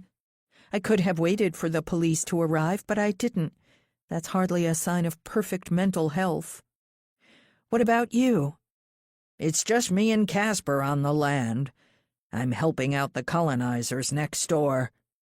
The joke is in bad taste, but I can't help smiling. You should talk to someone. I like being alone. That's not what I mean. We chat for another hour, and then I help PJ to his feet and walk him to a cab. He's returning to his hotel and apparently to a Broadway show. It's time I broadened my horizons, he says as he gets inside the taxi. Maybe you should do the same. Shut up, old man, I say with a grin. Till next time. I wave as the taxi drives off, then take my phone out and send a reply to Adam. PJ's right. I'm rich, single, and relatively young. Why not live my life? Sure. What did you have in mind? Chapter 66. Adam. While Virginia sleeps in the bedroom, I walk over to the window and look down at the Hudson. I'm wearing a robe around my naked body with the letters R.E. sewn into the wool. This is his apartment. I'm here, finally. I was surprised when she said we should come here. For the last week I'd followed her back to her mother's house in Queens, and I figured that was all she had. I'd even booked a fancy hotel room just in case. When she told me this was her ex-husband's place, I knew it was meant to be. They had lived here as man and wife before moving to Montana. Montana was where I met Virginia for the first time. Not that she remembers me. I was just a builder's apprentice. Since then, I've dyed my hair and grown a beard. In fact, tonight wasn't even the first time she'd seen me naked. Over dinner, I thought there were a few glimmers of recognition, but Virginia couldn't possibly guess who I really was. I told her I was 25 and a junior analyst on Wall Street, which she believed. The reality is I had only just celebrated my 18th birthday. After dinner, we walked through the park and she told me fragments of her life. She claimed to be a divorced communications consultant, looking for a new career. I told her I was looking for something new. Everyone sleepwalks through life, don't you think? I said, stopping to look over the lake. I don't want that to be my life. I don't know, she murmured. I've had enough drama for a while. No drama, just meaning. I took her hand. To me, the meanest flower that blows can give thoughts that do lie too deep for tears. She looked at me with curiosity. You like Wordsworth? It was a gift from my father, I replied shyly. I memorized a few things to seduce women. At this, she laughed, and then she kissed me. My big worry was that I wouldn't be able to do it, that my hate for this woman might make it impossible. But when we kissed, I genuinely wanted her. It scared me, but not enough to put me off the plan. It must be genetic, I think to myself, this love of slender brunettes. I hate to admit it, but it's working, she said, running her hands over my abdominals. Do you have any other lines for me? Just that you're beautiful, I said, kissing her again. That's weak sauce, she whispered in my ear after pulling away. But? She waved at me to follow her, and soon we were in a cab heading to her apartment. And that was it. After months of planning, I succeeded on my first try. All those days spent following her movements, learning everything about her, planning a series of dates to lure her onto the line, and she was already hooked. It didn't have to be like this. All I wanted was to know my father. Mom had known his name my entire life. They were only together that one night, but when she fell pregnant, she tried her best to find him. She eventually discovered that he had gone off to do a tour in Iraq. Later, she met a new man and married him. He was Dad, the only dad I ever knew. But I always felt the absence of my real father, and from a young age I would hound my mom to help me find him. On my 16th birthday, she relented and gave me his name and location. Richard Eastman from Montana. I followed a few dead ends before showing Mom some photos of people on LinkedIn, and she recognized him immediately. He was an executive at GSP New York, a global engineering firm. I spent weeks finding out everything I could about him. I had planned to meet him in New York, but when I called his office, I discovered he had moved across the country. When I mentioned Montana, the secretary confirmed that he had moved there for the winter. From there, it was easy. I got a job as an apprentice in the renovation of the mansion on his estate, and after a few days, I gathered the courage to approach him. I was prepared to be rejected, but when I told him about my mother, he immediately wanted to get to know me. That first weekend, he took me on a hunting trip into the mountains. He promised to bring me to New York when the house was finished, but said he had a problem to deal with first. I didn't mind. We had our whole lives ahead of us. The work on the mansion was slow, but we got to see each other most weekends. On the days that he was busy, I explored the property. One day, 2 girls approached me and asked if I wanted a drink. The blonde introduced herself as Jillian and explained that she was a relative of Richard Eastman. The redhead was quiet at first, but after a few drinks, she was all over me. When it got dark, Jillian led us to the house, saying that Richard and his wife were out for the night. We drank some more, and then Jillian disappeared, and it was just me and the redhead. She still hadn't told me her name, but before I knew it, we were in bed together. She was wild, louder than anyone I'd ever been with. When Virginia walked in on us, I felt humiliated. It was only then that I realized I'd been set up. Jillian had been using me in some strange battle with her brother's wife. The discovery sent me into a spiral. If Richard found out, he'd be so disgusted that our relationship might never recover. I thought about leaving. But the next day at work, the foreman told me that Richard Eastman and his sister Jillian were dead. The newspapers said that he had been killed in self-defense, but I didn't believe a word of it. The kind man that had accepted me immediately, without question, couldn't possibly be a murderer. When the police announced that they weren't pressing charges, I knew I had to act. I saved all my money and hired a private investigator who got me access to the police files. My dad's apparent killer had been unconscious when the police found him, a dozen feet away from the body and the murder weapon. Even stranger, he had his gun, which hadn't been fired that night. The only prints on the murder weapon, aside from my father's, were hers. Virginia Eastman's. He confessed, and the police accepted his bullshit story. She got away with murder, and they both got rich. For now, anyway. But not for long. I walked back to the bedroom. She's still asleep. Father, rest in peace, I whispered to myself. I'll soon get revenge on the woman who killed you.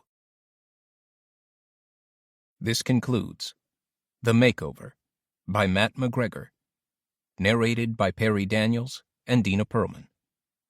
Copyright 2024 by Matt McGregor. This unabridged audiobook is published by arrangement with Incubator Books and was produced in the year 2025 by Tantor Media Incorporated, a division of Recorded Books which holds the copyright thereto. Please visit tantor.com for more information on our growing library of unabridged audiobooks.